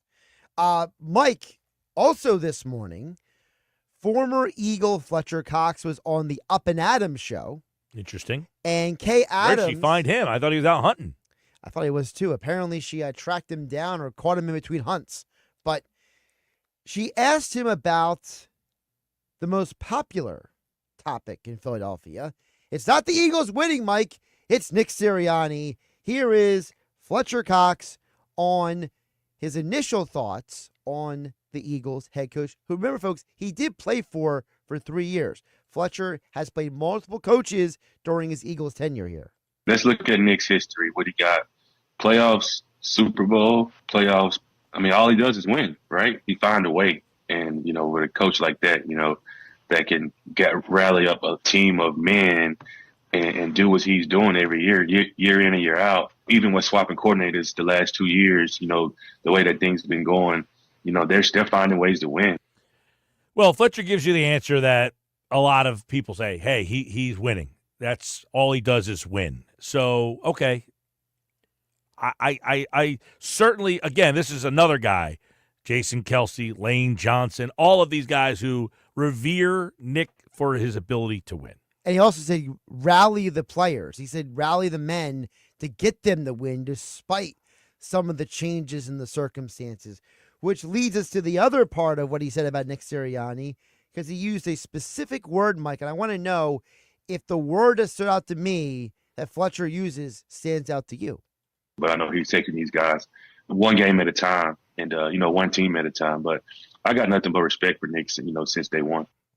Well, he obviously said I got nothing but respect for Nick since day one. Look, Sirianni, when he got hired on day one, I would imagine there'd be skepticism among the players saying, who the heck is this guy? I mean, that was one of the worst opening press conferences in world history. Yeah. And he came in and won the team over right off the bat. I think a lot of the things that the players who were former players, current players, the messaging is very similar, that they like Nick, they like playing for Nick, they like that he's a leader. So all the criticisms that the fans have of him, the players in this organization, past and present, are not sharing your criticism. Yeah, all the criticism of Sirianni is outside the building. There's no one in the building criticizing the guy. And I think that speaks a lot to the whole idea that, you know what, maybe the people on the outside of the building don't really know what's going on. Well, again, people have their view from 10,000 feet, and they don't want to be wrong. So they don't want to say, hey, you know what, I don't like this guy. So they dig in deeper. Maybe the players like him. I mean, you might say, I don't agree with everything this guy does, but, man, these guys really like playing for this guy. It's bizarre to me. I don't understand it, but I got to give him credit. One more from Fletcher Cox here, Mike. He talked about when he thinks of the Eagles moving forward this season, he thinks that they have a chance to be a dangerous team down the stretch. This team could get scary in the next few weeks. Yeah. As it get cold, they can run the ball really good. And he always said, and always from every coach, teams that can run the ball in November, December when it gets cold, those are teams that can go deep into it. Yeah, and listen, I don't expect Fletcher Cox at this point with the team being 7-2 to say, I think this team stinks. So that one I don't put as much stock in. Although he did say, gets cold, they can run the ball. That part of it, yeah. I mean, this team, when push comes to shove, can they run the ball in a cold situation? Here's the problem. When's it getting cold? I don't see any cold. It's gonna happen when you least expect it. That's New Jersey for you. Well, listen, it's not like it used to be. It's not 20 degrees. You know, I remember in my day, you know, playing high school football, getting ready for the Thanksgiving Day game, and that day was so freaking cold. You'd be like, we're like 5 layers. You had no desire to be standing there. Now on Thanksgiving Day, you're wearing shorts. Most of the years, I mean, no joke, most of these Thanksgiving games, I'm roasting in that press box. I'll never forget the one year I was covering a high school football game, and it was cool in the morning, but it got so much warmer as the day went on. It does this all the time. I mean, I was like, this is ridiculous. You're more surprised now if it is cold on Thanksgiving. Yeah. I know that, heck, half the time you're surprised if it's cold on Christmas. The last time it snowed on Christmas? Injuries report just came out. Limited today, Nakobe Dean, Dallas Goedert, Darius Slay, Devontae Smith, full practice for Huff and Mailata. I would imagine Mailata's going to play on Thursday night. You think so? Yeah, I mean, if he's a full practice. Well, they didn't practice today. These are estimations. Right. Do they need Mailata on Thursday? No, but I mean, if he's healthy and he's back, what are you going to do? Just sit him? That's true. Hey, coach, I'm here. Take a seat. I mean, he's better than Fred Johnson. Let's be honest. Go sing the national anthem. It's like everything else. You got to keep the continuity going. Get Mailata playing at night. No, those guys play a lot together, but put your best version of yourself out there. All right, we got the Bet365 play of the day coming up next. By the way, somebody on the YouTube channel said the Rockets didn't cover last night. They did cover last night. They did cover last night. The spread was 12. They won by 15. Yeah. By the way, I know they covered last night. You know why? Because my bank account says they did. I took the Rockets. I took the Nets, who were a 1.5 favorite, on the road against the Pelicans, and they won the game outright by 2. And I took the under last night. I hit the 3-gamer. I was going to say, the 2 picks you gave for the on-air picks, they both hit. Yeah, I gave 2, and then I gave you 2, like, off the beat, but they weren't in the standings. Yeah, well, they don't count. PG wanted me to give, like, 2 randos. Now, the question is, when you see Pete on Thursday, is he going to tell you that he bet those picks? No, I know because I texted him today. I said, I hope you took the ones I gave you on the air. And what did he say? I said, you laughed at my picks. He said, I laughed at Pacific and Hawaii. That game was like a midnight game last night. I don't even know what the heck the score of that game was. I don't know either, especially considering the fact that your bet was first half under, you said to him. Yeah, I couldn't even find that on my platform. But that's what my research was telling me to take. I'm sorry. Let me see what happened in that game last night real quick. I know Hawaii won the game. I looked it up earlier. Hawaii won the game. But I couldn't find the first half over-under number. I think it was 68, if memory serves. Well, the game last night was 76-66 was the final. So the first half total, you had 272, it looks like. Well, good thing I didn't bet that game. Hey, you specifically said this is not for the Bet365 Player of the Day. You said this is repeat. All right, we'll tally them coming up next. It's Sixers basketball tonight on 97.3 ESPN with the voice of the Sixers, Tom McGinnis, calling all the exciting play-by-play action. He puts it up and in. A three-point opportunity for PG. Great job by George. It's Sixers Knicks tonight. Coverage begins at 7:30. It's Sixers basketball all season long on South Jersey's radio home for Philadelphia 76ers basketball. 97.3 ESPN. Hey, it's Mike Gill. The Nizam's Indian Restaurant on Route 40 in Egg Harbor Township is ready to serve you delicious Indian dishes. NJ.com ranked them as the #2 best restaurant in all of New Jersey. And this just in. It's their Eagles football special. Your table receives free tandoori, spicy chicken wings if the Eagles win for dine-in customers only. Join them for a special lunch buffet, Fridays through Sundays from 11:30 to 3 p.m. Visit thenizams.com for more information. Time to work on your gift list with Black Friday deals at the Home Depot. Right now, get a select tool from top brands like Ryobi and Milwaukee for free when you buy a select battery kit. Choose from reciprocating saws, multi-tools, sanders, and more. Whether you're stocking up on power for your personal workshop or grabbing the perfect gift for someone else's. Get Black Friday tool deals delivered from the Home Depot. Limit 1 per transaction. Exclusions apply. Full eligible tool list in-store and online. Some people just know they could save hundreds on car insurance by checking Allstate first. Like, you know to check that your seats aren't in the visitor section first, before buying tickets. I'm so excited for this game. I can't believe you got us tickets. Me too. Wait, are we on the wrong side? Yeah, checking first is smart. So check Allstate first for a quote that could save you hundreds. This is going to be a long game. You're in good hands with Allstate.